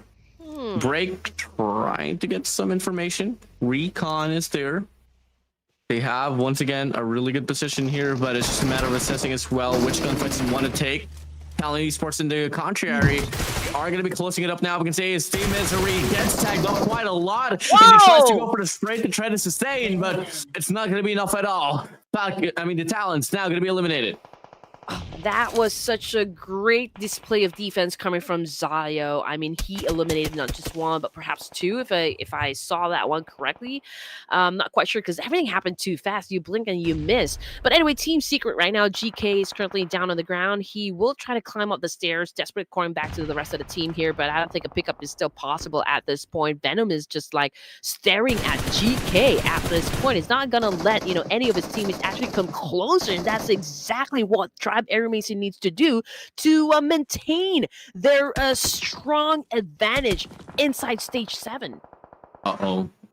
Now circle sitting up will no longer be a question, will no longer be a problem. It's not going to be existing anymore for sure. Now Team Secret, they got that elevation, they got some backside control as well. If they can pick up Jaiki, it could really enhance their odds of winning this, but AC is just being such a nuisance right now. Man, okay. We've got great consistency coming from Tribe AEROMACY over here. Tamang with a massive spray using Scarlight was able to inflict damage, but I guess it wasn't enough to really completely take down any players, from the opposition side. But we're looking at how many more teams. I think this is 6 more teams, right? Before we call in the background music for the final 5. And just look at that. Tribe AEROMACY is really doing, quite a good job dictating the tempo of the game here. They're trying to control the circuit. It's a 2-2 split offense, Venom and Tamang trying to do business outside the zone. Unfortunately, I think Tamang got hit. Blue XKF27 to spot 1 there. Again, they only have Haspy and himself here to rely on to try to sustain here until the very end. BTR is going to be coming from the backside. Tamang, good to pick up. AST, once again, you had a lot of favorable cards in your play, but they're not really finding a lot of opportunities here. It's just all going to come down to the shift here once you get to the final circle, and SKF27 had the shot once again, but it just completely missed it. Eagle eye, honestly. I don't even know how he was able to spot that player, but fortunately for that player, there's some sort of a kitchen basement or I don't know, a kitchen counter that he was able to hide himself from. So good, a good one for dodging that attack. Now, looking at the final 5 teams, Tribe AEROMACY still looking strong, followed by BTR. We also got Team Secret over here. HNE, again, part of the top 5, but not so much when it comes to the firepower. Same thing goes for Vagabonds. Now, they're looking for H2T inside the building, and it's such a high risk, for like BTR getting inside the building and actually raiding it because of the many corners. The design here in Miramar, so BTR obviously don't want to risk it. But just look at that. Even Tribe AEROMACY is putting a lot of pressure onto the side of BTR by throwing a lot of nades, but I think it's also the same thing that they're doing up against Team Secret here. So Tribe AEROMACY right now holding on to that chance of getting that chicken dinner. On the rampage we go is going to be BTR here. AST, Tribe, AEROMACY hasn't been the brightest here so far on today's broadcast, but this could be the perfect opportunity for them to change the narrative up on the feed. BE able to get one here from the side of BTR, and Vagabond Saudi is now going to be eliminated. 3 squads remaining. It's gonna be Tribe AEROMACY, the BIGETRON Red Knights, or is it gonna be the singular player from the side of Team Secret? This is turning out to be like I guess a juicy chicken dinner for this 3 teams. Let's just check which of these 3 incredible teams are going to be bagging the last winner chicken dinner. But from the left side, it's Ken that's been doing most of the job here for the side of the BIGETRON Red Knights. I don't see a Chill Guy playing for this round, and again, there's a lot of questions whether or not Chill Guy is Federalis or perhaps he is Arc. I don't know, ladies and gents. Don't ask me. Let's just see the gameplay, and perhaps there's a signature move down there somewhere that could expose or give away who Federalis is. But in the meantime, BT are already running out of space here. Oh, great shot coming from Tamang. I'm telling you, Tribe AEROMACY has this one in the bag, Warden. Yeah, for sure they can have this one in the bag, but gotta get through the biggest threat that they have here. A lot of questions to be asked, but only one will prevail. Nades flying through, smokes deployed, at least 5 there, and the shot will connect here for the side of Tamang. Connections with both. Last player alive for the side of BTR is going to be villain here, and they know exactly what's up. And it's going to be the Tribe AEROMACY claiming the last and final chicken dinner for today's broadcast. You know what? There were a lot of essential takedowns performed by Jaw over here, so I would love to give this guy the crown, for doing an amazing job for Tribe AEROMACY. The moment I saw their position, in one of the stages, in one of the circles, the moment that they actually just waited for the team to come at them down south in Los Leones, I just know, the outcome of this very round. They held on for as long as they could to that set of buildings and just really defended real well. So it was a convincing win, coming from Tribe AEROMACY, and a deserving one. Yeah, pretty deserving one for sure. And we were able to call them out earlier. They had one of the best positioning, and guess what? They were able to make the most out of it. And this is exactly how you'd love to see and watch out for a squad like Tribe AEROMACY. I mean, you have your cards, play it right, and satisfaction will come in quite a lot. Oh man, great defense really shown by Tribe AEROMACY for the final round. We also have to give recognition to the fact that Tamang was the player who bagged most of the kills here for the team. But at the end of the day, Warden, I think this, you'll agree with me that it's always going to be team effort. Oh yeah. For sure. Now, hey, I mean, what a day that we had here, Red Queen. Look at just like, what do you call it, the variations of winners that we had. But one thing that's going to be happy for sure is going to be Nepal. Oh yeah, that is for sure. I'm actually betting on the fact that a lot of you guys down there in the comment section is already spamming the comment section with Nepal flags, because you guys are truly dominating Group B. I mean, there's Talon Esports at the top. Yes, I agree with that one. But HAINA, there's also, of course, I believe DRS, right? Included in the top 3 as well. And just really trailing behind Talon Esports. We still got 6 more matches tomorrow. So I guess one of the biggest questions that we can ask is that if any of the Nepali teams can dethrone Talon Esports right now, currently sitting at the top. And mind you, Talon comes from Indonesia. Oh yeah, there's just a lot of variations for sure in regards to the countries as well, and that's why I love just commentating over Clash of Giants, because surely it is the Clash of Giants here, and Indonesia could always be one of those countries that could really slay out the competition. And well, fortunately, BTR puts themselves into the mixture. Whew. Man, not gonna lie here, I feel exhausted with all the ashes that just happened, from game number 1 down to game number 6. But hey, the show is not over just yet, and we need to give the proper spotlight, to Kent of BIGETRON Knights, 413. Okay, 5 elimination points, 787 damage output, which is of course outstanding. And the fact that he was able to survive 28 minutes in the game speaks a lot. Yeah, I mean, and 413, no faces at all. I wonder who this guy is, but he is able to get the bag for the slay for an MVP. He just well played. But of course, we're gonna be waiting on production to show us the overall MVP for today, because there's a lot of top performance, coming from each players, coming from each teams. But of course, let's give recognition again to this set of players for match number 12 in Miramar. Again, Kent leading charge. We also have East here coming from Falcons, 4 with 4 elimination points. Tamang coming from Tribe AEROMACY, and from Team Secret, we've got Break repping up the team with 3 elimination points.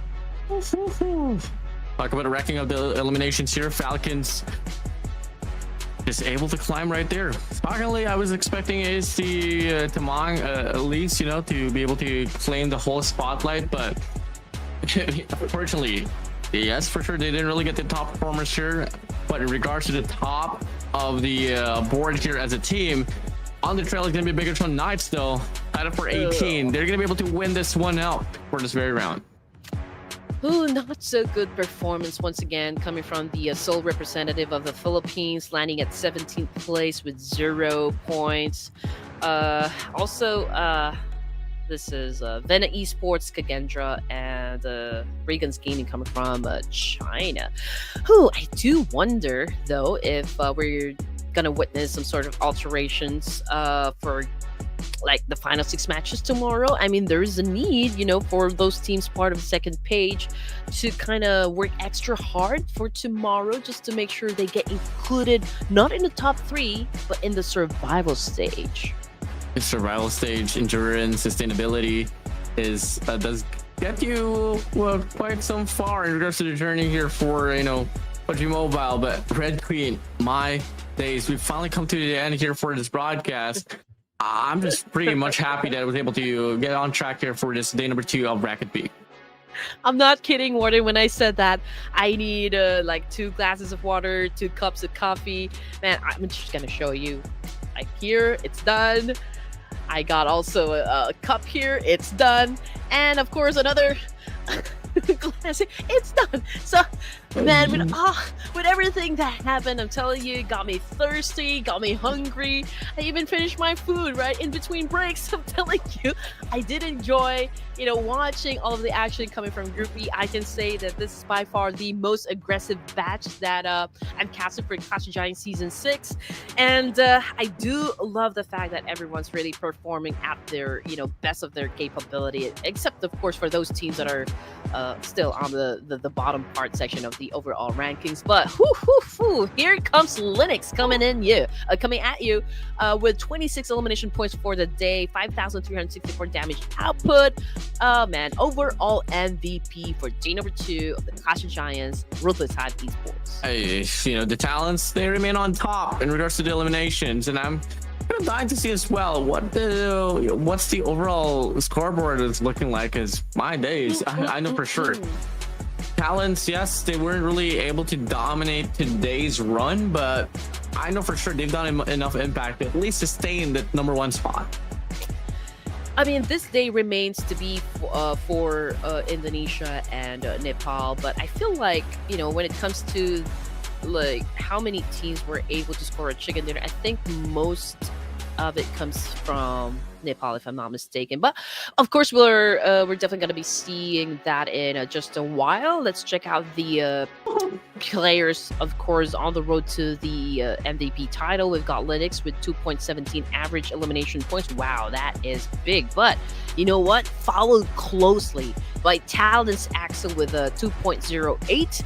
And then we've got, of course, X coming at you with 1.75, 1.92 for Pekka of HNE, and 1.83 average elimination points for Borhan of Talon Esports. So we do have 2 players coming from Talon. Now make that 3. How can be 3 players from Talon Esports right now on the road to becoming the MVP of the whole tournament? Yeah, for day number 2, at least for Group B. You just, everywhere you look, it's just gonna be talents over talents coming in. And if you draw things back here, the only player that's missing for the talents, if I'm not mistaken, I'm trying to think about it, it is gonna be we had access there, we had Linux. One player that was missing, I forgot, Red Queen, I'm so sorry, but hey, moving over to just the overall fraggers here, come again, you know, this is Linux, Axel, Becca, Burhan, and the one and only FALCONS East. I am missing to see Killer Whitey. Yeah, Killer Whitey. Yeah, Killer Whitey of DRS, because he did perform great, you know, for day number 2. Last time, if I can remember it correctly, match number 9, he was able to get the MVP title, scoring 5 elimination points and 1,047 damage output. So perhaps we can see his name in the overall fraggers after 18 matches tomorrow. But nevertheless, you know, everyone again brought their A game, even with the, you know, like the BTR, Falcons Force, and even Vampire Esports. I can say that we are just waiting for them to kind of wake up, you know, from their deep slumber. Vampires did try to have an aggressive play in the previous 2 rounds, but I think it was already too late for them to kind of catch up. But don't you worry, because we still got 6 more games tomorrow. And this is what you have been waiting for, Warden, so take it away. Yeah, I mean, 130 points here for a set of talents here, still remaining to be on top, on the trail. It's going to be DRS with 107. It's only going to be a 23-point gap here between them and talent, so not too bad.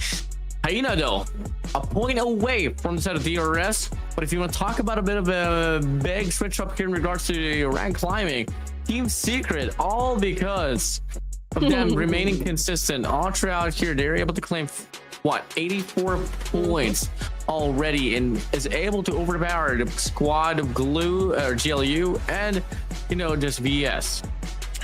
Man, and for Falcons and BTR, 2 consecutive gameplays that are quite high made them get to the first page, which is outstanding. And they're not even exerting like 100% of their effort, but they were able to pull off just that. So it makes them all scary, to be honest.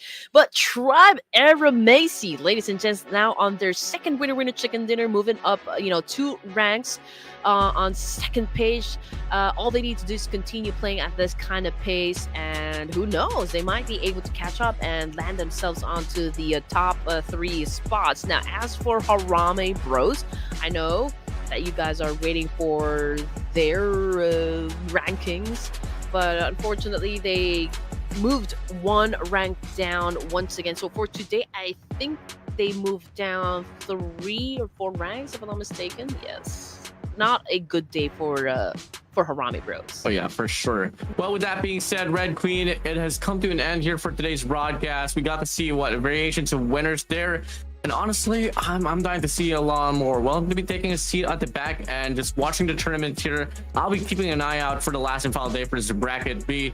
But hey, see you guys and Red Queen, Andy, and the rest of the crew here for this Ruthless Esports Clash of Giants. We're gonna be calling it a day for today, but we still have another day here for the bracket B tomorrow. So for the time being, good night. See you guys tomorrow.